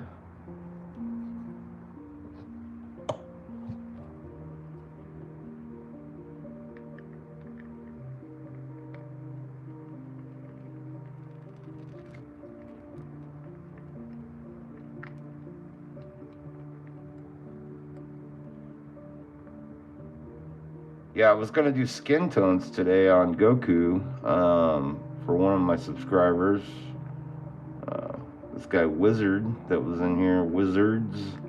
He was in here earlier, and then he just disappeared. I was gonna work on Goku, which I normally don't do. I always work on the base first and then work my way up. But I was gonna do skin tones today just for him. But alas, he disappeared or something, so I'm just gonna keep working on the base. So that's what I'm doing right now. See if I can change my camera angle a little bit here. See what I'm doing. And thank you everyone for the likes and the subscribes. I highly, highly appreciate it. I appreciate it. I appreciate you. All of the above.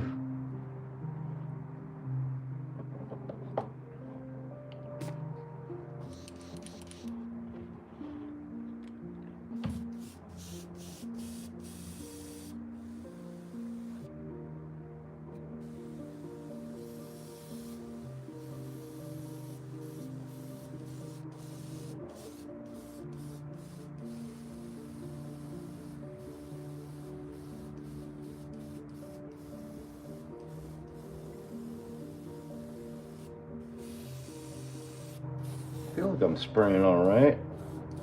Something doesn't sound right though.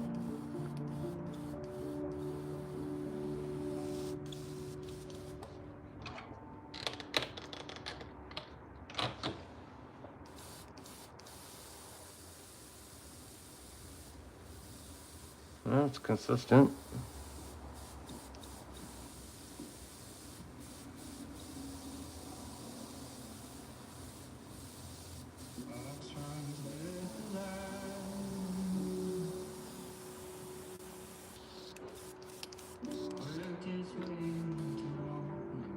a little quick rinse here.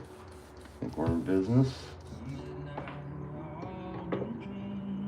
All right, and glove.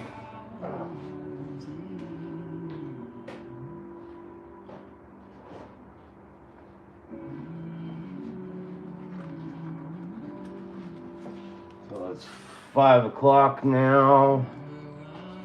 And got a little bit of time left. I can get at least, I think I can get my first coat of green down here today. So that'll be cool.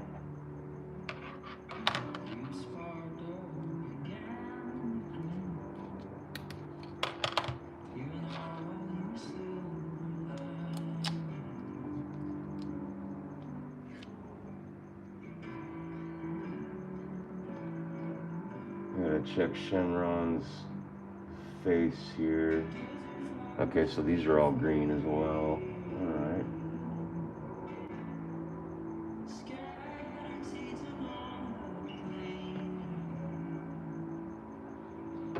Move this aside for a moment.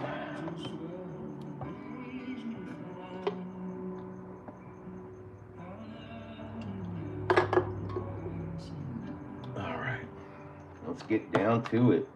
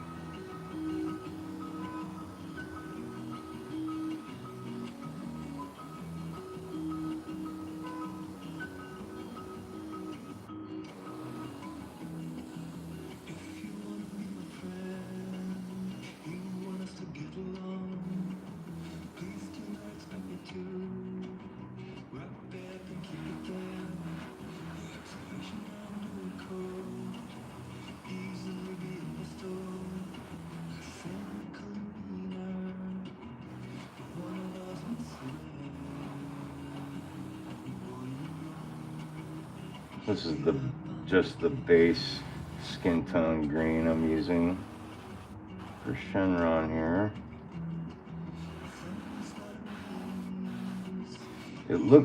It's a weird green. It looks strange going on when it's wet, but it dries off like a nice, like deep, like an emerald green. I think that's, yeah, emerald. That's what I'm looking for.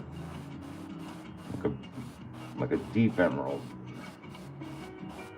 And it falls into shadows really nice. And it's dirt cheap green paint. I love it.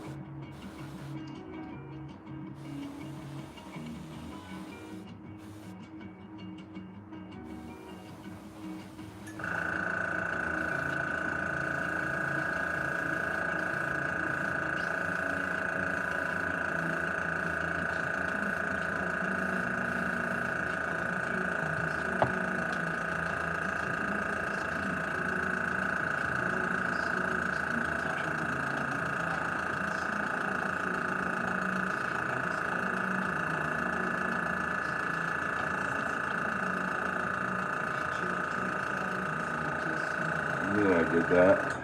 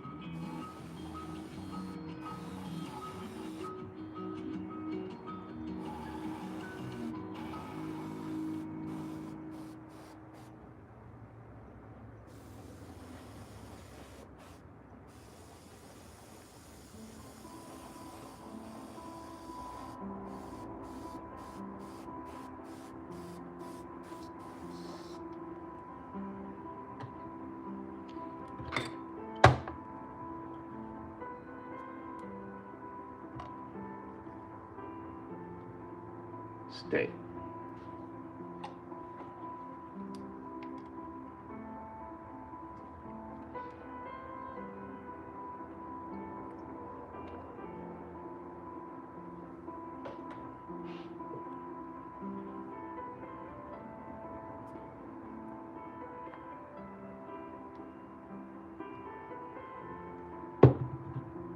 Yeah, I don't post a heck of a lot to my Instagram other than, like occasionally stuff with my wife and I or my cats, and then any work I'm doing, with the 3D printing and stuff.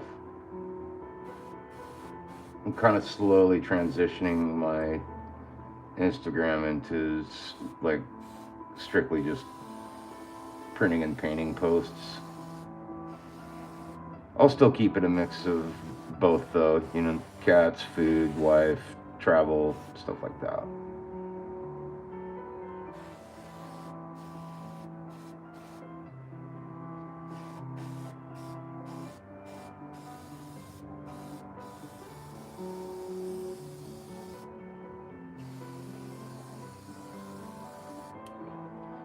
I think I got like a little tiny spider web here inside the...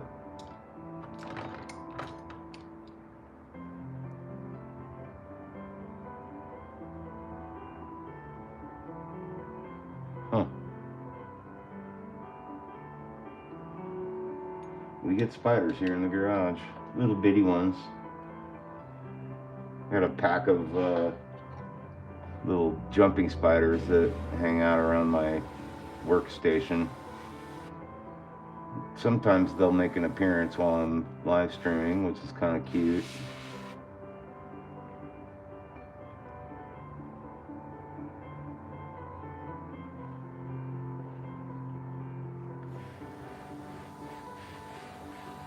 Yeah, I thought about restarting an Instagram with just 3D printing stuff, but I think it's just easier for me to just transition because it's already linked with my Facebook and all that. I do want to create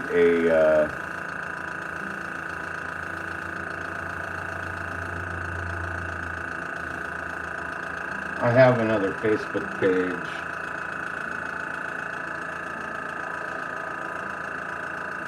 Waiting for my compressor to finish here.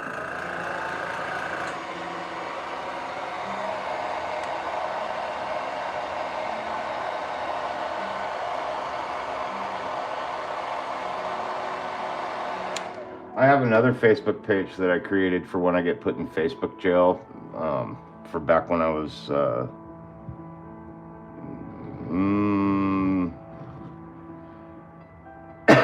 trying to think of a delicate way to word this, which is rare for me because I don't typically word anything fucking delicately.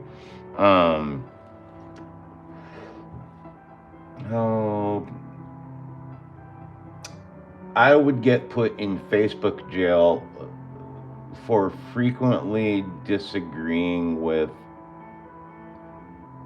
a certain political base. And when I did that, I was extremely brutal and to the point. And and I'll just say that some of those people really didn't like facts, and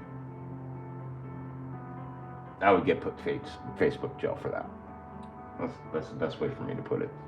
And so I created this Facebook page for my jail time, but it's slowly transitioning into strictly a business account for Facebook through my 3D printing. But I've still got some tweaks to do to it to make it like official.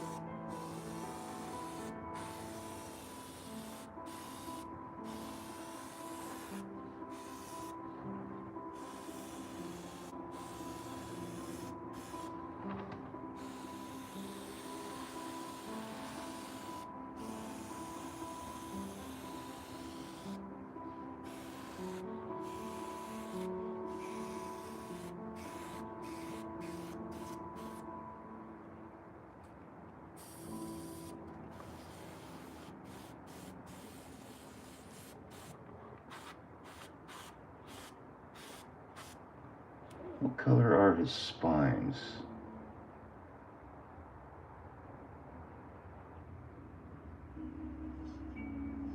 Oh, most of the time they're kind of boring. The green. Alright. I'm not going to do them like that. I'm going to do them better.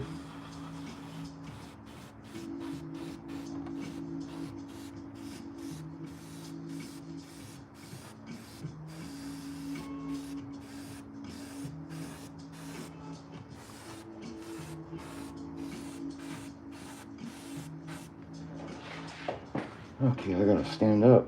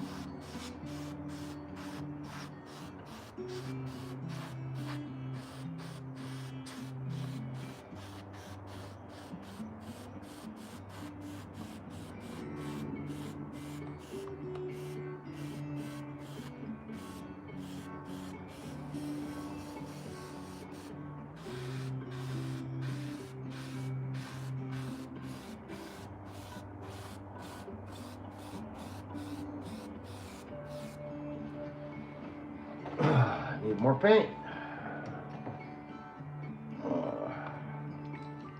I still got some in here.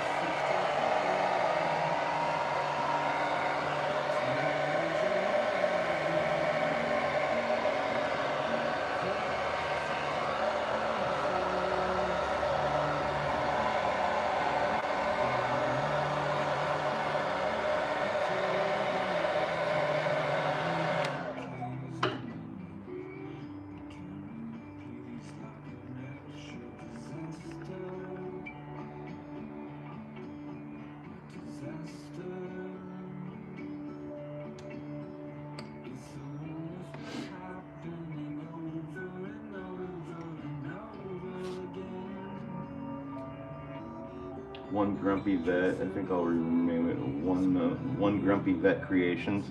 That's cool. I like that.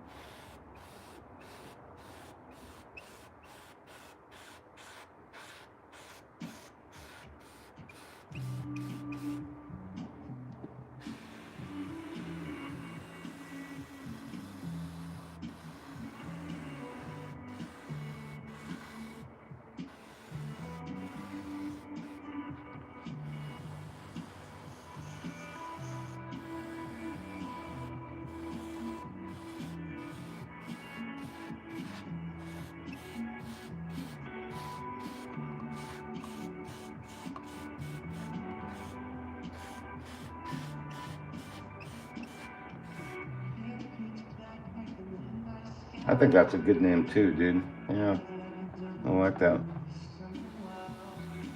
I say go for it, my good sir.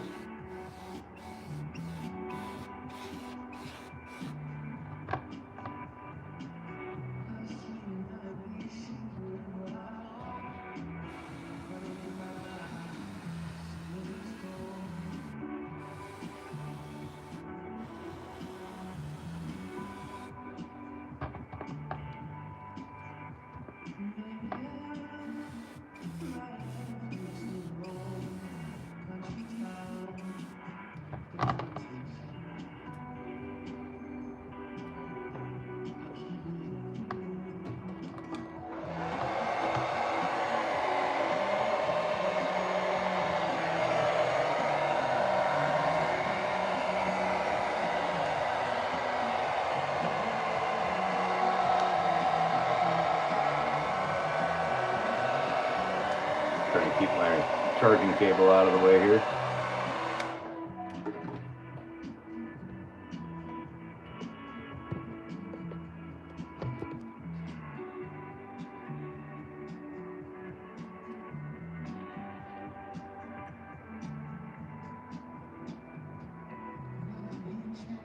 There we go. A little better. Charging cable out of the way here.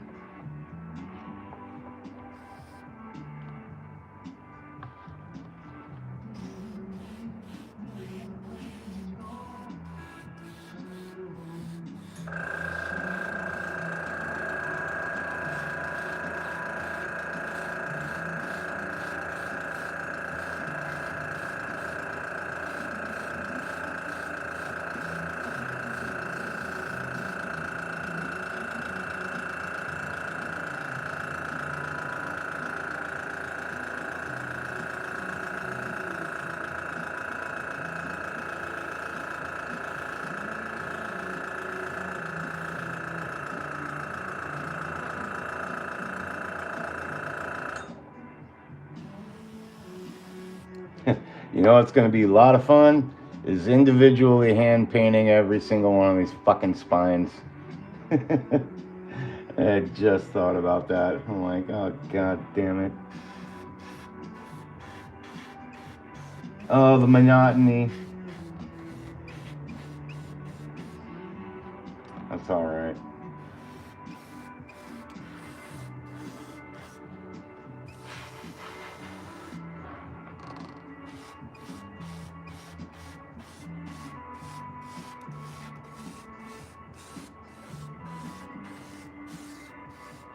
Can't just leave them the same fucking green.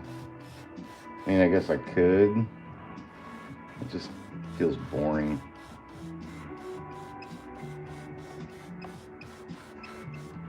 I feel like the spines have to have some better contrasts with the body.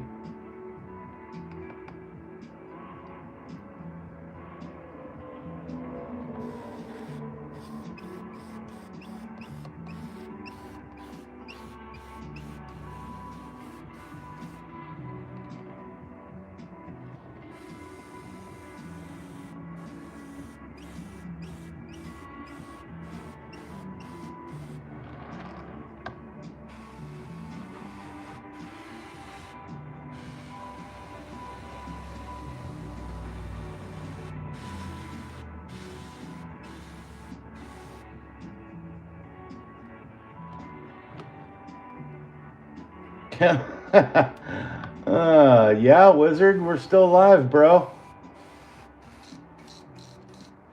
I was calling for you a while back. I was ready to do skin tones, but then you weren't talking, so I just kept doing what I'm doing.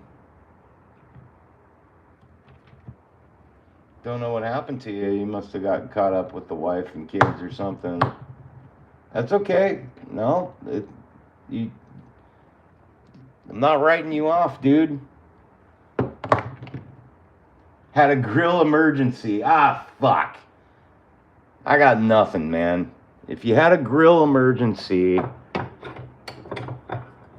I'm pretty sure fellow grillers across the U.S. and the rest of the world would say, nah, dude, you can't knock them for that, bro. Like, grill emergencies are grill emergencies, you know. When you got a man the grill or woman the grill, when you got a person in the grill, you got a person in the grill. That is a legitimate excuse for bolting. I'll let it slide. However, I am going to be wrapping up the live stream here pretty shortly, and just so you know, I normally do. You're okay, dude. Don't worry. So normally, what I do when I do a model is I always I work my way up from the bottom up. I do the base first, and then I keep going. Yes, definitely review the footage because I mean, I definitely concentrated on showing how to thin paint, how to clean your airbrush out. It's a good live stream if you need some airbrush pointers stuff. Um, you just missed it live. I did not do any skin tones, and from this point on, I'm gonna carry on working on this model the way I normally do because I do kind of have a schedule I got to keep. But I will be getting, as soon as I finish the base with Shenron here, the dragon, I'll be moving on to doing Goku, in which case I am going to be using the Fairy Flesh set, just for you, buddy. And I will be going over airbrushing in pretty much the same way I went over airbrushing today. So if you go back through and look at the live stream from today, you'll see what I did. Right now, I'm just cleaning out my airbrush. When you're cleaning your airbrush out, you want to move that trigger back and forth because that helps keep paint off the needle. Yeah, thank you. It's just the first color. I appreciate it. But yeah, definitely, I don't want to get too into how to clean the airbrush right this second, just because I've already kind of gone over that today, and I don't want to be redundant. But yeah, I will be publishing this live stream tomorrow, because it usually takes a day for it to process and all that shit. So I'll be publishing this tomorrow, and you can go back through and watch it. I think you can copy and paste, since you're subscribed, I think you can copy and paste the link right now and go back through and watch the whole thing if you want.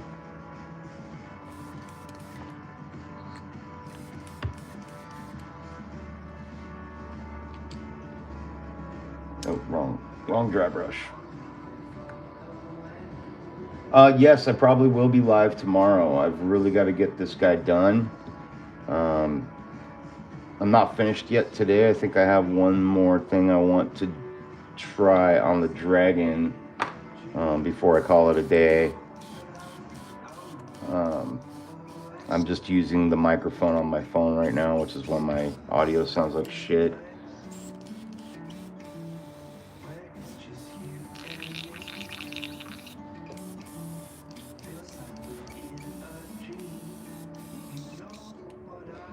In case you're wondering what kind of airbrush I'm using, I am using the Evolution CR Plus by Harder and Steenbeck, and it's got a 0.28 millimeter nozzle in it, so it's kind of like a general all-around airbrush.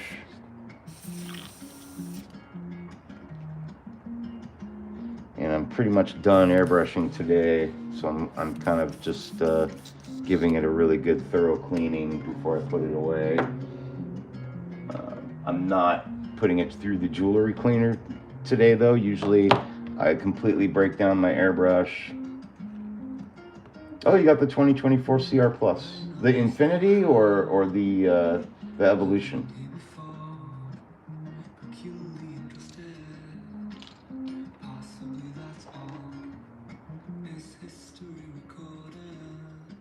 Oh, the Iwata Eclipse?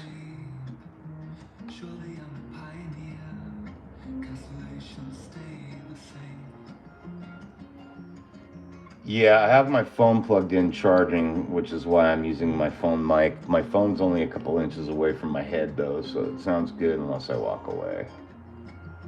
Thanks, Jerry.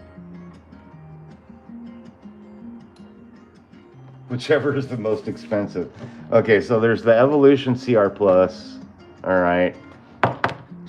This is the 2024 Evo CR Plus Evolution.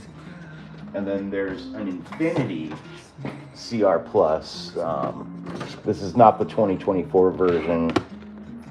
This is the the standard version that came before that. This one is definitely more expensive than this one by about $100. My favorite airbrushes by far. Harder and Steenbeck are my go-to. Oops, where's my needle protector at? Here we are.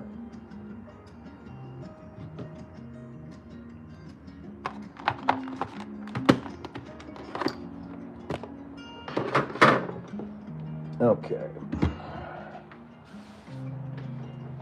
It has a red back. Yeah, that's the Infinity CR Plus. Fantastic airbrush. I like to have one airbrush for every needle that I use. So I've got I mean, your airbrush is great. You can do everything with it. You've got the 0.15, 0.28, and the 0.40 millimeter nozzles.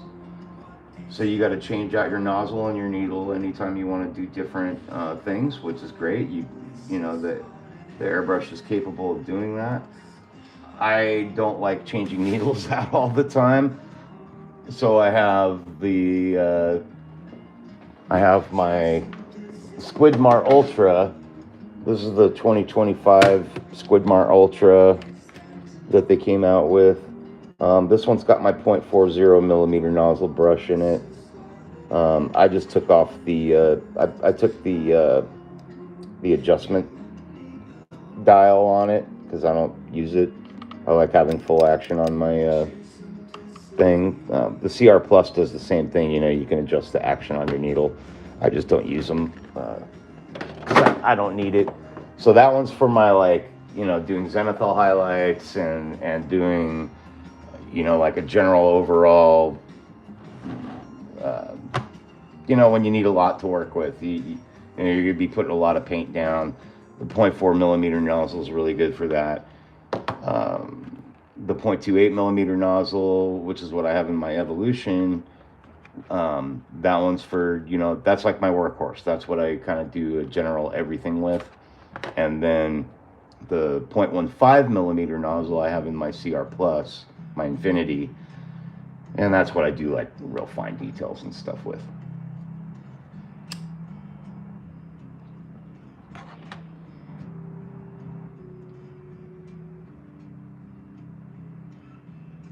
Oh, you could jump up to the 2024 CR right now, or just call it the Infinity. You could jump up to that right now, dude. The Iwata's, you know, I'd rather learn how to drive a Lamborghini than I would a Volkswagen Bug. You know what I mean?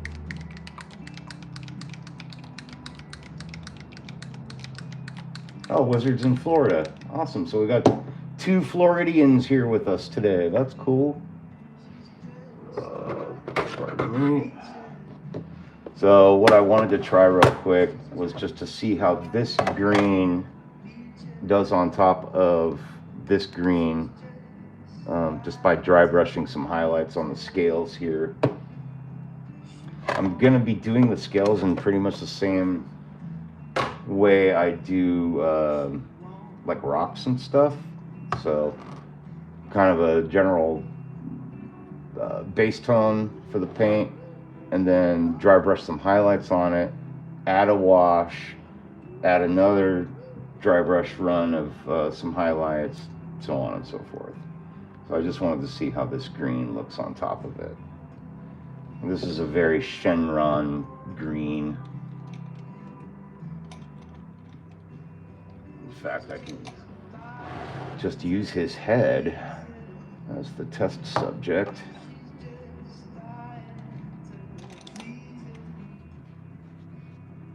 Oh, Jen's in Orlando. Right on. I don't think I knew that. So just a little bit of paint on my dry brush. That's actually way too much.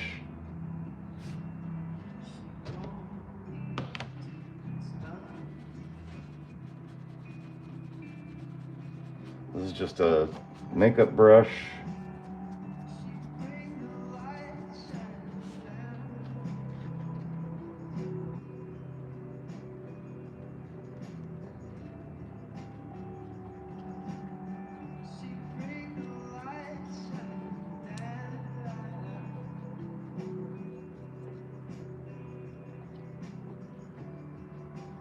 Not enough contrast, really.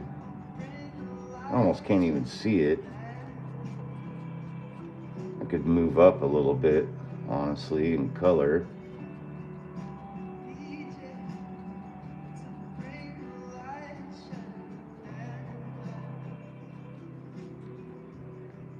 Maybe add a little teeny tiny bit of yellow to that. Brighten it up a little bit.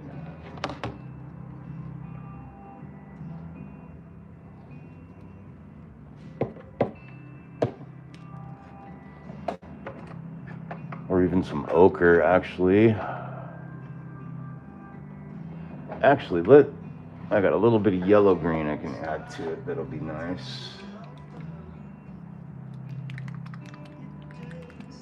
Yeah, unfortunately, the rocks are done on this base. It turned out really cool, but I have that covered up right now.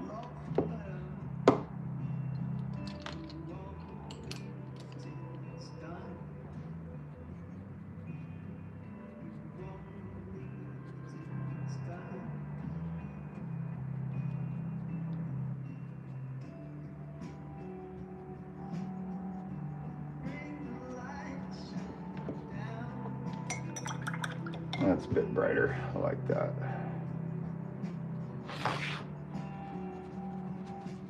Much better. All right, let's see how this looks on him.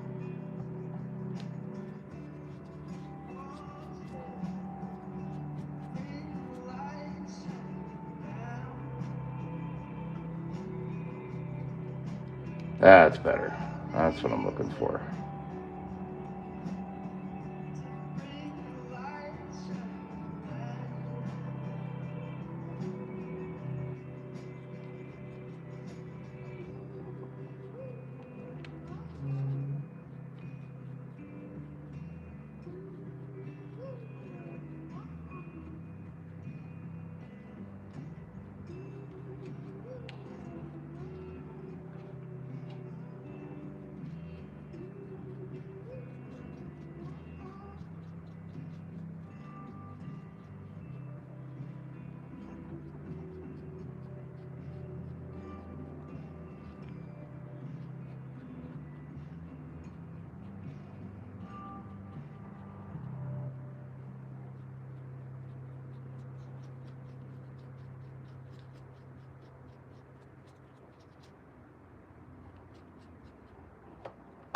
That's the color I'm looking for.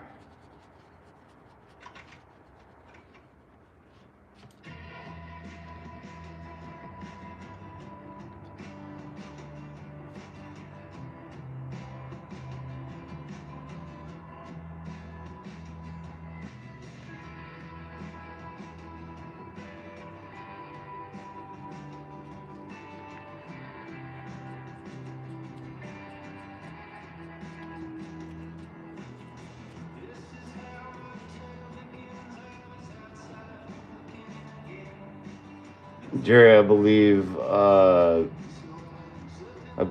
our friend Wizard here is also a fellow veteran with the Air Force, if I remember correctly. Thank you dearly for your service there, both of y'all.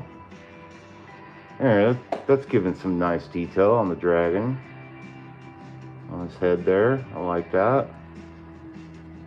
It's always awesome what a little bit of dry brushing can do.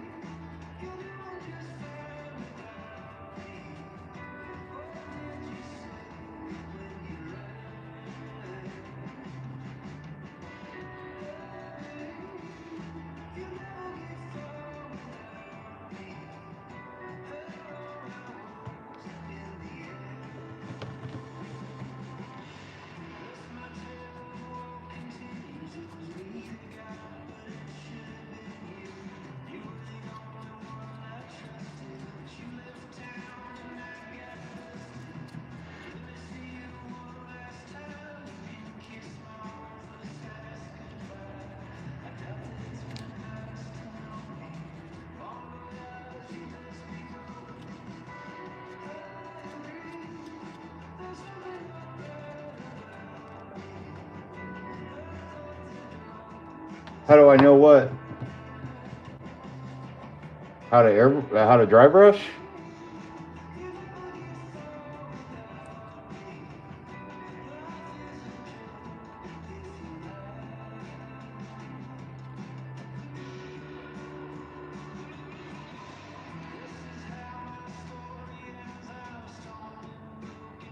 Yeah, Jerry, thank you for your service. Wizard. Well, yeah, oh, okay. On your, yeah, how do I know that you're a veteran? Yeah, because it's on your YouTube channel, bro.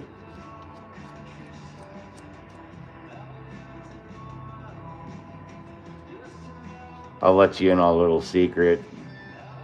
I'm one of those guys that actually does my own research.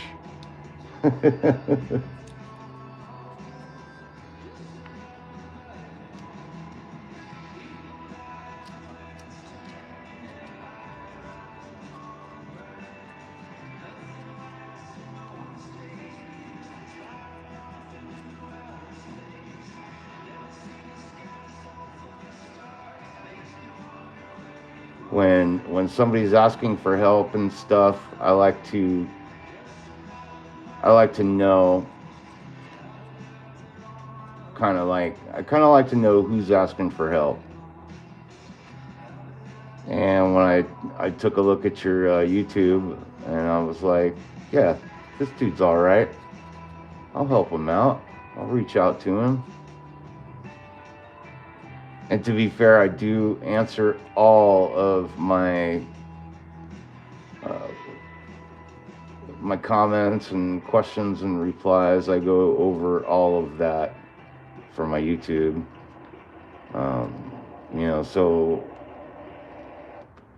I took your seeking help very seriously. I still do, and I want to help you out. I want to share with you what I know, and you seem like a cool dude. When I looked at your YouTube page there, I'm like, another veteran.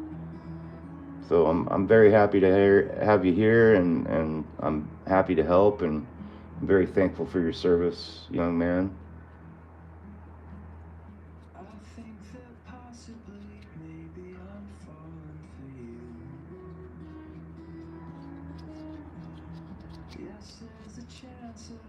I'm gonna have to use a smaller dry brush, I think, to get into these details. Got that right here.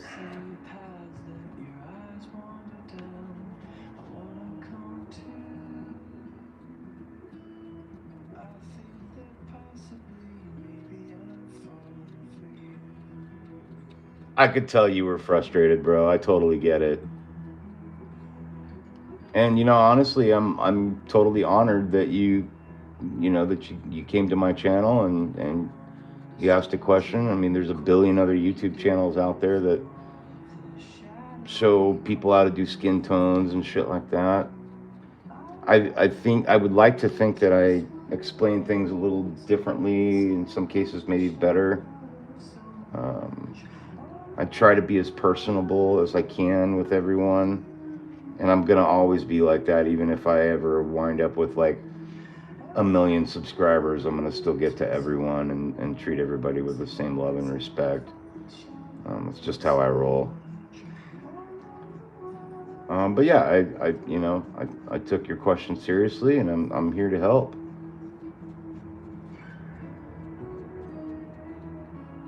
And we'll definitely get to the airbrushing part. You can see I just did this with dry brushing, and these are all the same kind of effects you can achieve. You can achieve the same effects with airbrushing as you can with dry brushing.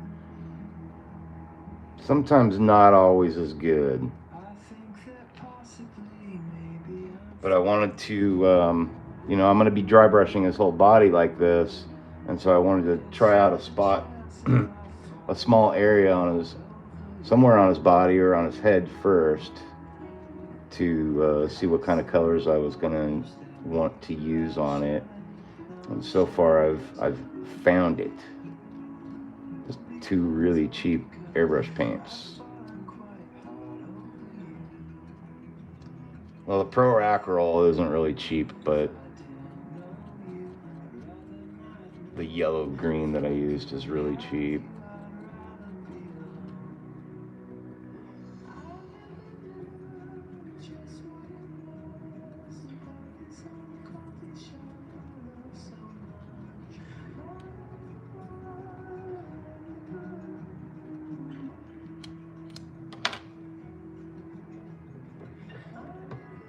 Yeah. I like that. I think that's a nice green.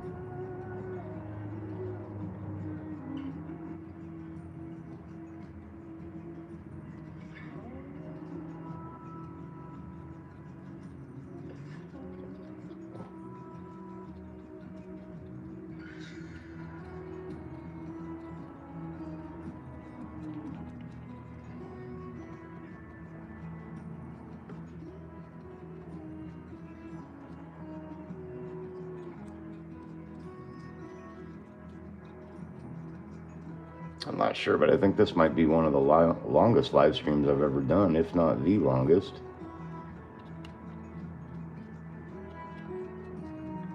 My wife's probably like, what the fuck?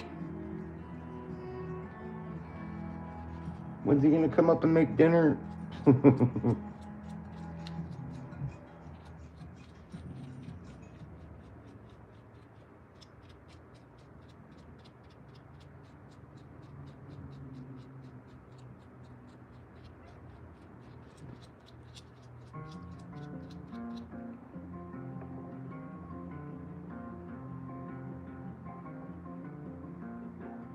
I'm not sure yet. I was thinking about making pasta. I could do chicken carbonara.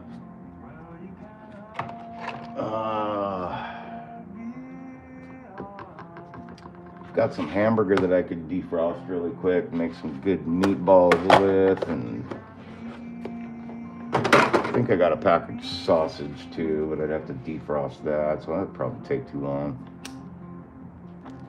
It's getting to be that time of day where she might be getting a little hangry, so it might even be an air fryer night. I don't know what I'm gonna be in for when I get up there.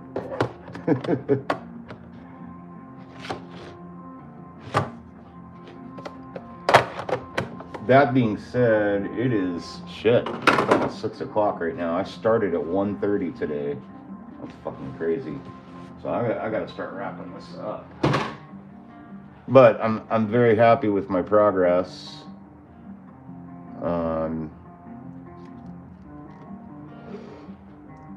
Let's see. Base coat. This is my base coat. And then I mixed the Pro Acro green with the yellow green for brighter green. And then tomorrow I'm gonna need to do antlers, wash. That's gonna be the fun part, is figuring out the wash. Anyway, tomorrow I'm definitely gonna be starting off by mixing up a batch of this, and I'm gonna be going over the entire body here.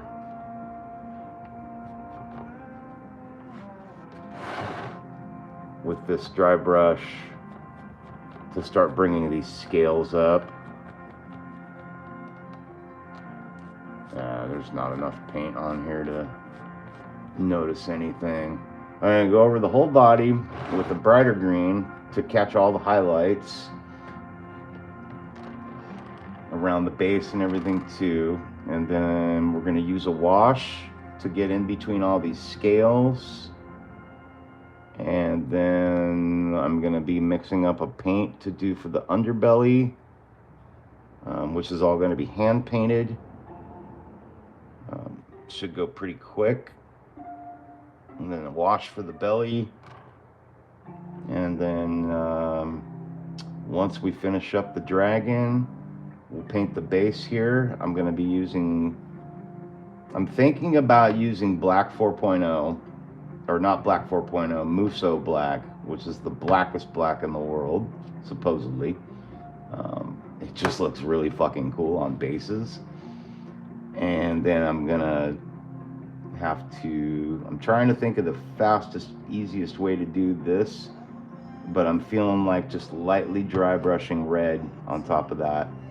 I want all these little lines, this design, to be red, and everything else is going to be black. I may do this framework in between. I was thinking about doing the framework in like a wood tone. We're gonna play around with that though. I'm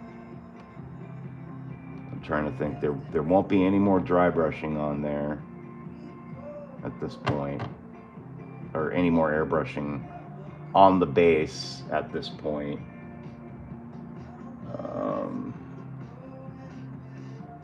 Eating sausage from the grill now. I might just throw down some more hot dogs. I've got enough hot dogs to last for the next fucking year.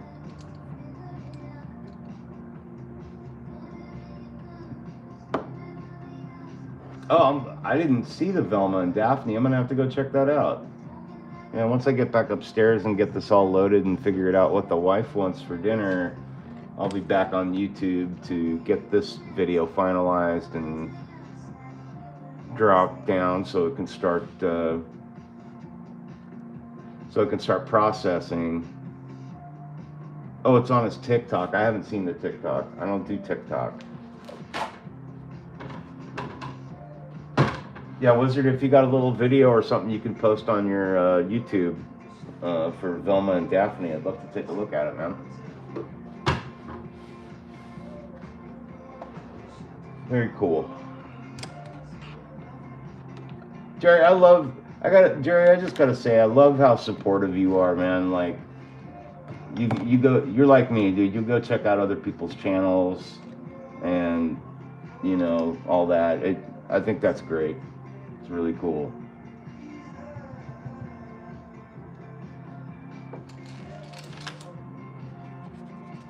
Clean out these brushes real quick here. Make sure I don't have paint fucking drying on them all night.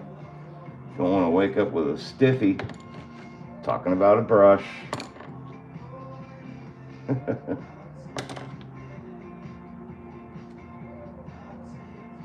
Yeah, Jerry, I think it's awesome that you're super supportive like that, you know. Check out other channels. Oh, got a chuckle out of Jen. I think I'm starting to realize that Jen likes dirty jokes.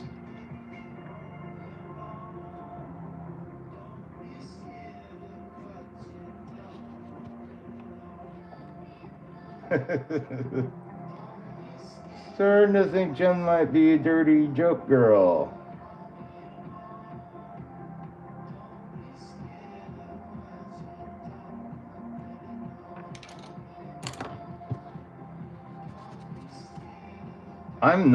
I don't remember jokes. I just say spontaneously stupid shit. That's where I'm at.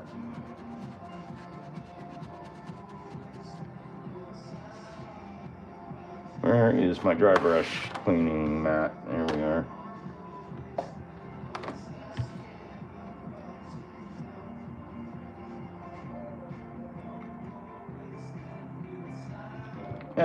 Oh, that's cool. What was Sarge up to today? I think that's the best stuff too, Jen. I like being spontaneously funny and stupid. I don't have a routine. I'm not a comedian by any long shot. I am funny. That's one thing my wife loves about me, is that I make her laugh all the time. I also piss her off too. I will say that. I tend to be very sarcastic, and sometimes it's not always the best thing. I can't be sarcastic 100% of the time.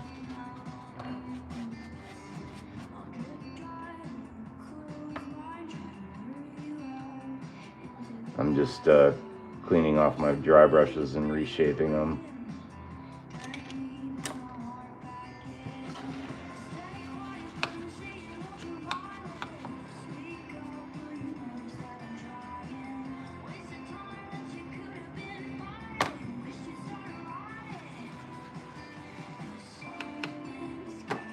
I try to be good about this little routine of cleaning my dry brushes and shit when I'm done with the paint session.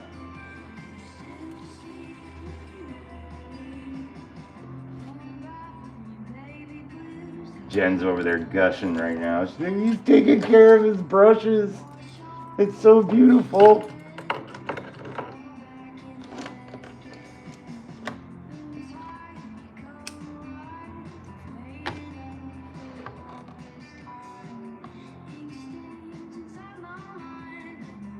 Yeah, I'm really happy with the way that dragon's head is gonna looking so far.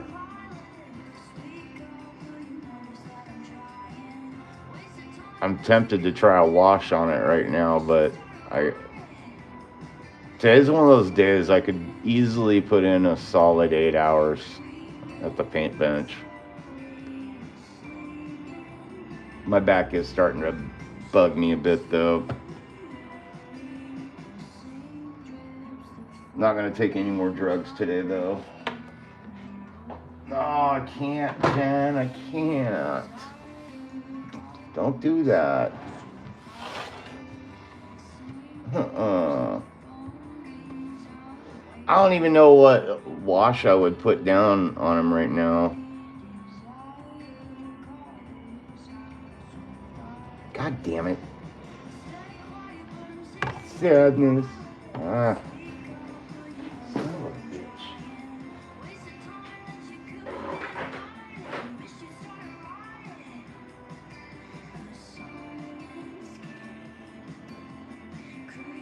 God damn it.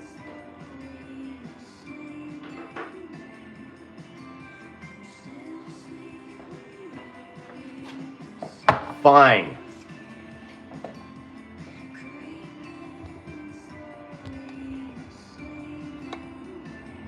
Black. No, that comes later, bro. Don't worry, you're not totally wrong. Washes are funky like that. You put a wash down, like my typical formula is like I'll put a wash down and then dry brush highlights on top of that, and then another wash with like Nuln oil or something dark and transparent that lets the color underneath still show through. That's the best way I can explain it. This is a nice deep contrast paint. And then there's Bieltan Green, which is more of an olive color.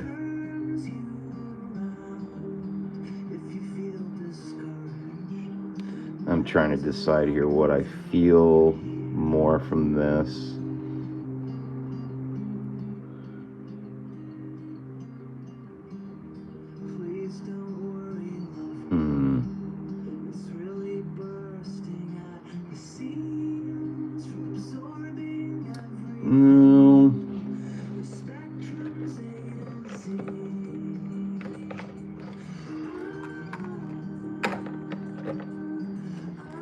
So for one, these paints are too thick out of the bottle for the wash that I'm looking for, because I do want it to be really transparent. So I'm going to start off by trying this one, and I'm going to add about an equal amount of water to it.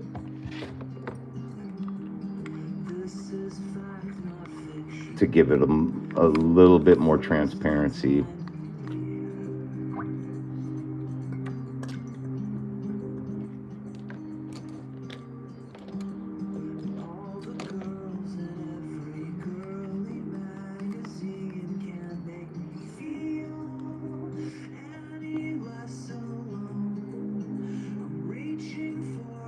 And I like to pull it up on the side of my cup to see how it moves. And that kind of tells me the consistency, if I've got the viscosity right, the consistency, how dark I want it, how thick I want it. It's just something you learn. You learn what you like over time and experience. So let's have a look and see what this looks like. That's actually really nice.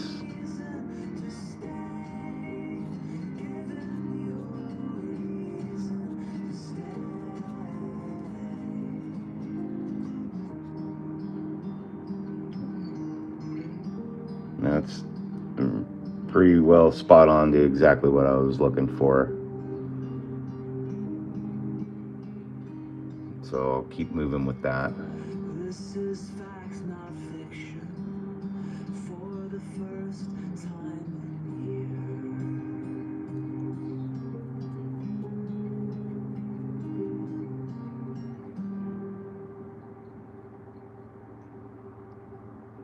And that really helps bring out the details that you're looking for.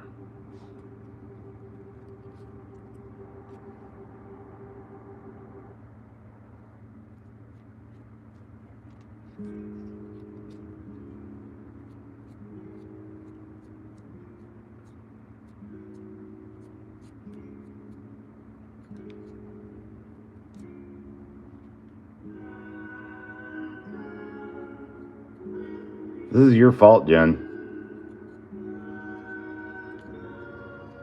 I'm holding you personally responsible.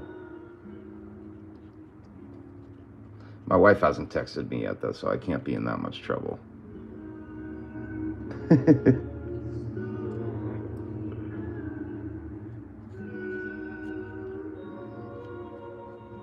Let's get his mane covered there.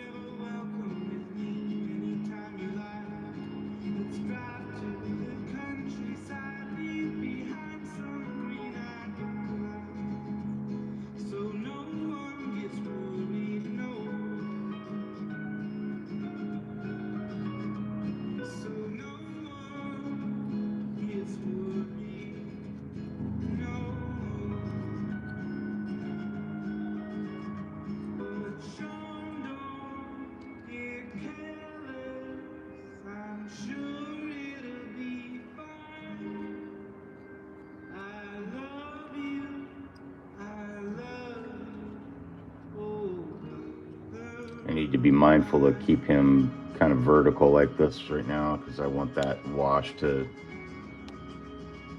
I don't want it pooling up in areas where it shouldn't be. So gravity will kind of help pull it down towards the tips of the spine, or of the,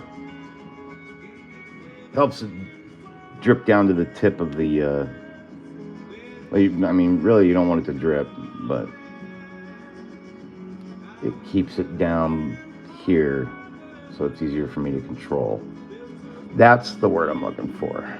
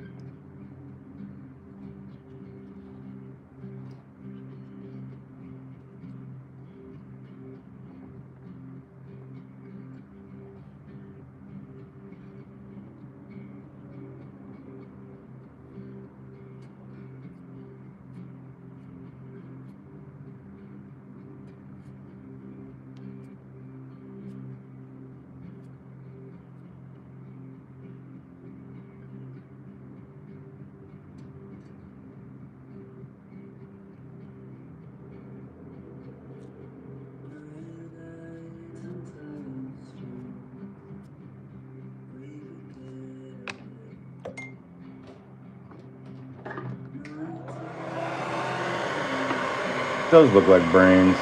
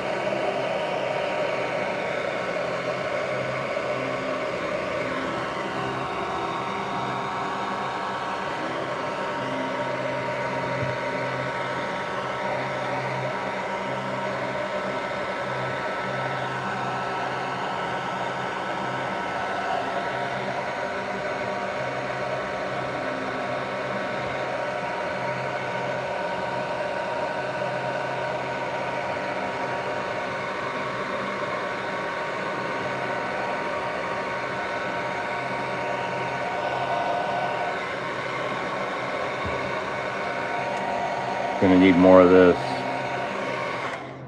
Gonna need a lot more. I'm actually using cool air. I'm using the cooling button on this. Good, great question, by the way. I don't like to use the hotter air because it can cause the paint to shrink up and crack. Over time, not all paint does that, but over time I've just gotten in the habit of pushing that cooling button down. For a while I would always tape the cooling button, and then I would break the tape off and then have to retape it. I just got tired of retaping it and just got in the habit of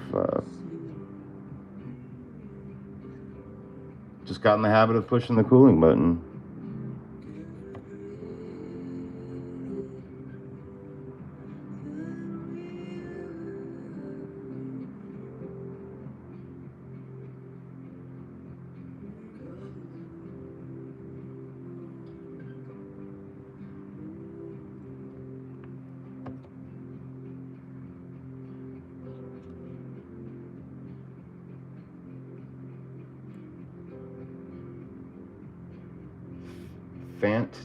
Fantic?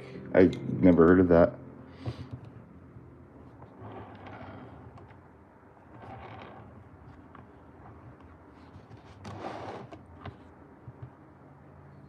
Cool. All right. Well, I'm happy with my progress today. I gotta call it a day after that, though. Jen, don't say it. Don't say it, Jen. There's nothing more for me to do on this today. Nothing more for me to do today, Jen. So don't say it. I gotta be done. It's after 6 o'clock. Been down here since 1:30. Jesus. Thank fuck I have a supportive wife. Don't get me wrong, my wife can cook. No! You have to fill me in on what Fantic is, Wizard. Never heard of it. Yeah, no, thankfully I have a very supportive wife. She's been very encouraging me to get this project done.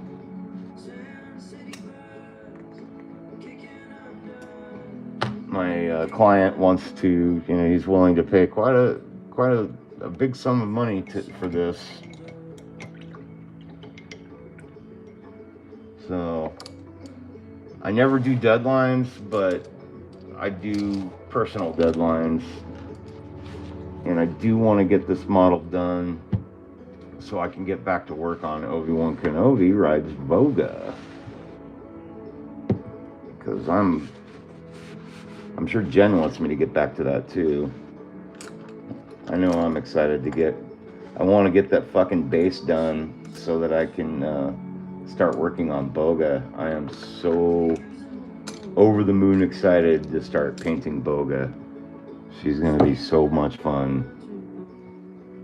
And I'm gonna need a lot of fucking paint for that thing too. Holy shit. I keep thinking about that. I may actually have to buy some bulk paint, you know, like big stuff, because it's gonna take so much paint to paint her. Yeah, like I like how his head is progressing. Definitely needs some more work.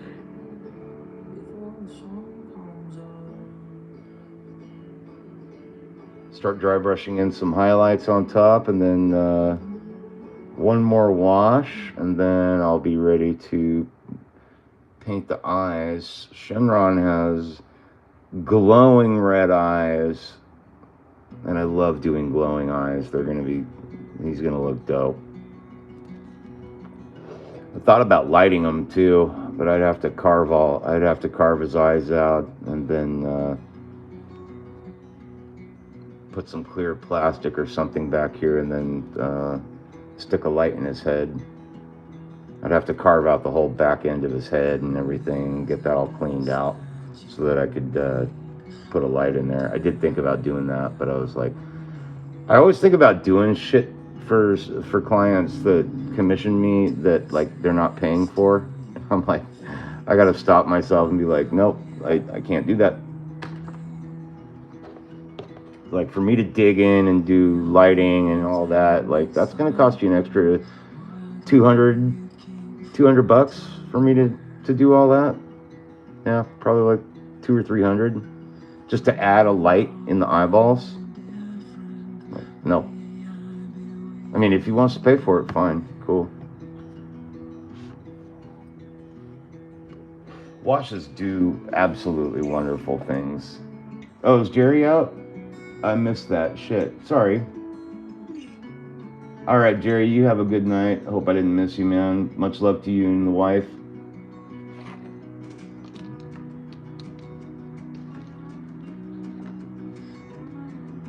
Yeah, you'll have to tell me about that stuff there, Wizard. I'll have to check it out. I love checking out, reviewing and all that, new products and stuff. Stuff I'm not familiar with. Stuff I am familiar with, I love to do reviews and shit like that about it. But, yeah. Well, that being said, I gotta call it a day. I'm very much looking forward to getting back on this model tomorrow.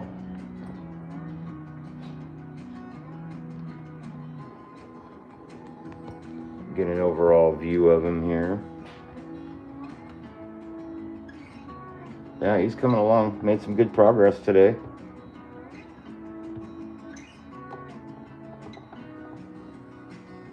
Yeah. Definitely got to bring up some more highlights with the like a yellow green. Brighten him up a little bit. But tomorrow I'll be starting off on his body to catch up with the head, because I'm going to need to match that. In fact, I might even, once I get his antlers painted in, I may go ahead and just glue him, because I want to keep that. You got to keep the same consistency, you know. Otherwise, you start getting carried away, and then you wind up with a non-cohesive unit that doesn't fucking look right. So yeah, I'll be playing around with that tomorrow and working on the base. Got to get his teeth colored in. His teeth will be cool. Yeah, lots of fun in this model though. I'm definitely enjoying it more than I thought I was going to. I'm excited to get it done and bring it to the client.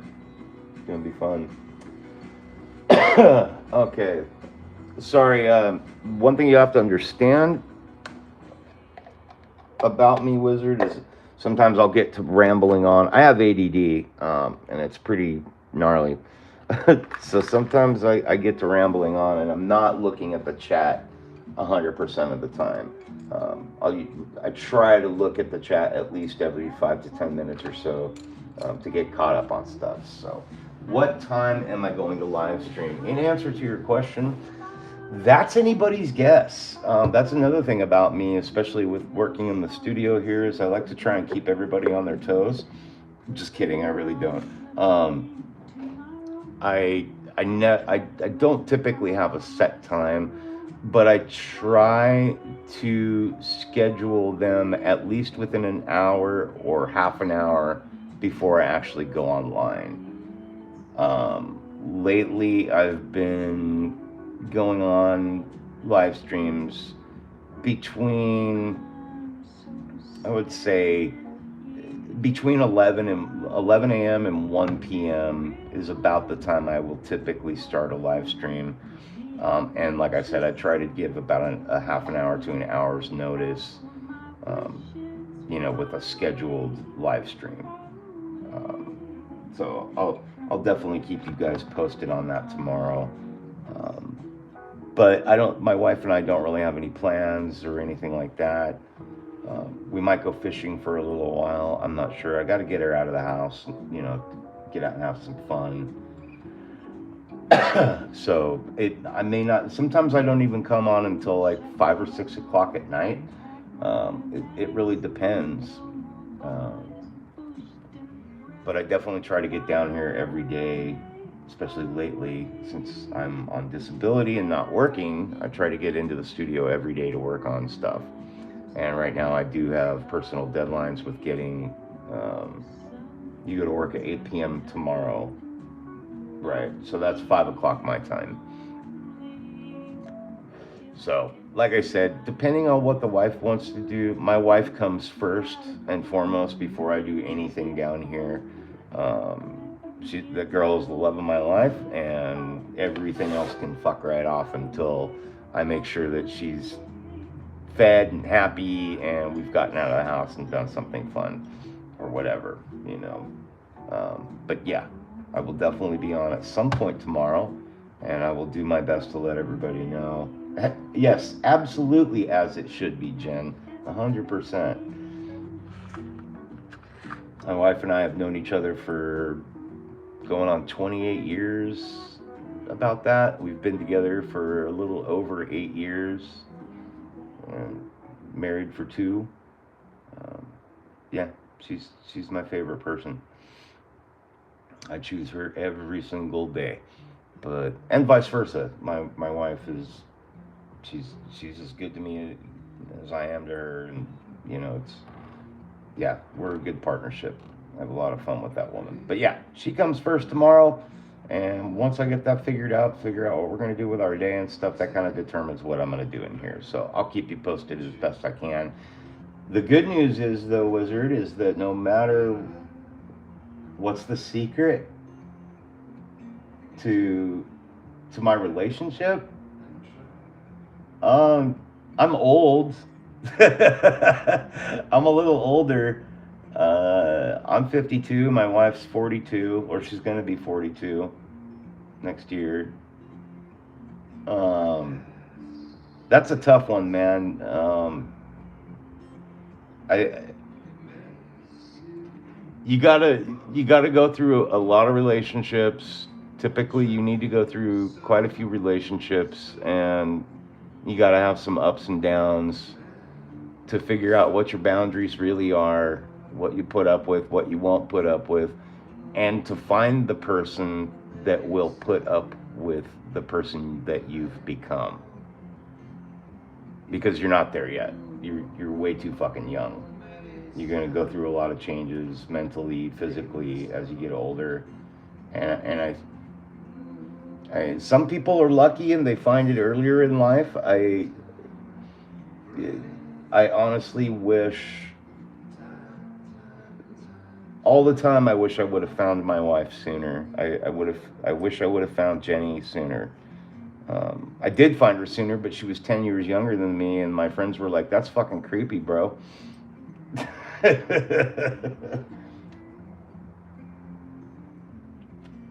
But yeah, like Jen says, make your partner number one in your life, and that is true. But they also need to deserve it, and that goes both ways. You need to be the person that he deserves whatever you're into, and they need to be the same thing for you. It's a two-way street. Um, you got to have healthy boundaries. You got to know yourself well enough, um, and I would have to say that the thing that a lot of the glue that helps keep my wife and I as close as we are and as tight as we are, and having as much. And don't get me wrong, we have our issues, but we pretty much never fight. That's a big one. It's very very rare that anyone's yelling in our house, and I mean I'm talking probably 3 or 4 times in the 8 years we've been together has there ever been like any kind of voice raising.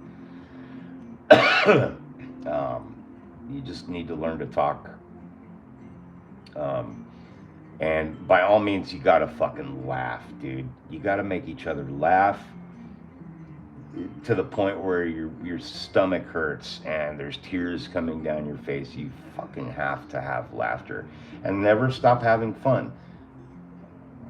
Never ever stop having fun. Creepy, man. Oh, she absolutely loves my hobbies. My wife is also very very artistic, not in the same areas that I'm in. She's a classically trained singer. I mean, she sounds amazing. She's very musically inclined. She makes incredible jewelry. She's very crafty with like making cards and stuff. Like, and I'm not talking like just a card you open. Like, it's a fucking pop book. You open the card and like flowers come bursting at you, and butterflies are flapping their wings and shit. Like that kind of stuff. Like I don't know how she does it. It's wild. But yeah, she's very very very supportive of my hobbies. When it comes to 3D printing, painting, my guitar playing, my bass playing, mandolin. I have a myriad of different hobbies and stuff that I do, and she puts up with all of them. And in some cases, she takes part. She goes fishing with me. She loves going fishing with me. We like going down to the beach and standing in the sand and just casting right out into the ocean, catch our dinner sometimes.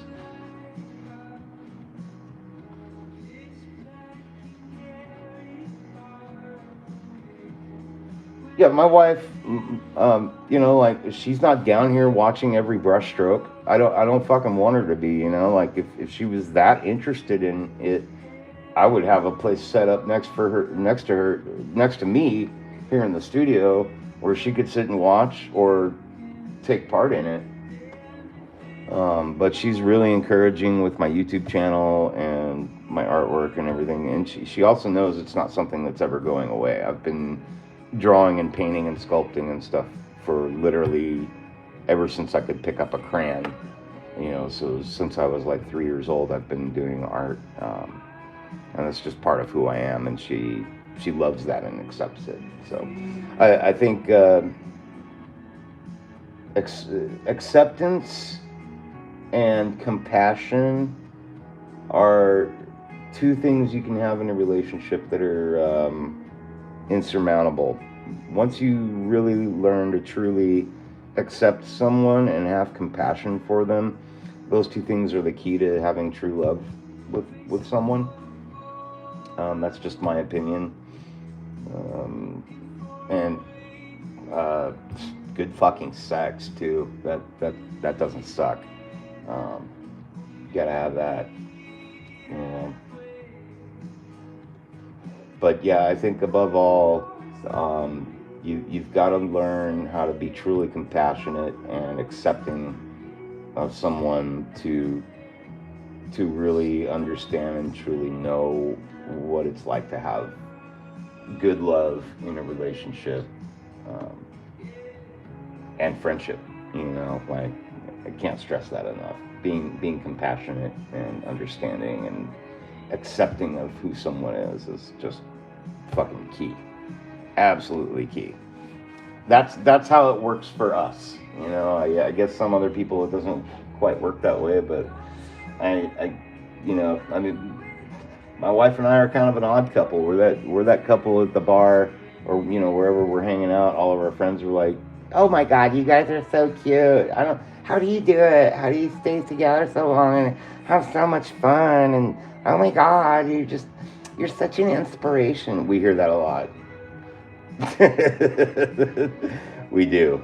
It's kind of gross, but you know, I'm very thankful to have that with her.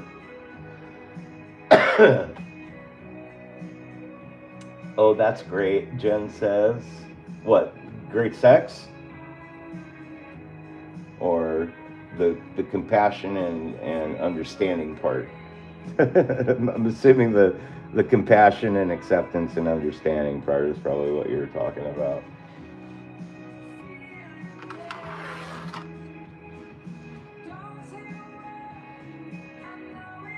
Oh, your wife's Chinese. Oh, that explains a lot. I lived in China for a year. My second language is Mandarin. Yeah, I know it well. The culture, anyways. Yeah, good luck with that, dude. You're gonna have some difficulty. Yes, it is nice when it clicks, Jen. Absolutely. And my Jenny and I, we definitely click. We do good together. It works. Like I said, we have our issues too. Not everything's perfect, but we try, and we choose each other every day. And you know, oh, definitely travel. You got to travel. You got to go on road trips. You know, see, get out of your fucking zip code, man. I can't stress that enough. Keep things fun. Keep it interesting. Try different foods. You know, all that. She's Cantonese. Okay, I don't speak Cantonese. That language. That was one I couldn't really care to get a grip on. And to be fair, I lived in Shanghai, and you didn't really get a lot of Cantonese there. Two kids, 11 and 6, hard to get out. Well, you know, you can sell them.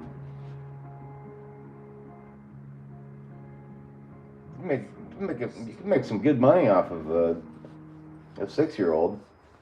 I think 11-year-olds have started to depreciate though quite a bit.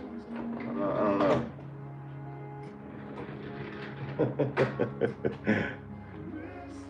My daughter's 22, or no, God, she just turned 23 a couple days ago. It's fucking scary.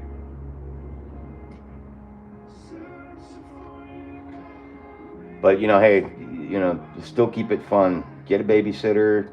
You know, make sure that if you don't, you got to make time. Period. Just make time. With or without the kids, you got to make time. You got to keep it fun, or it just won't fucking work. Oh, what's my name? My name is Ron, otherwise known or AKA as the 3D painter. But no, I'm not shy about my name. My name is Ron, and yeah, I don't typically show my face on my channel. It's very rare. Christian, much pleasure, man.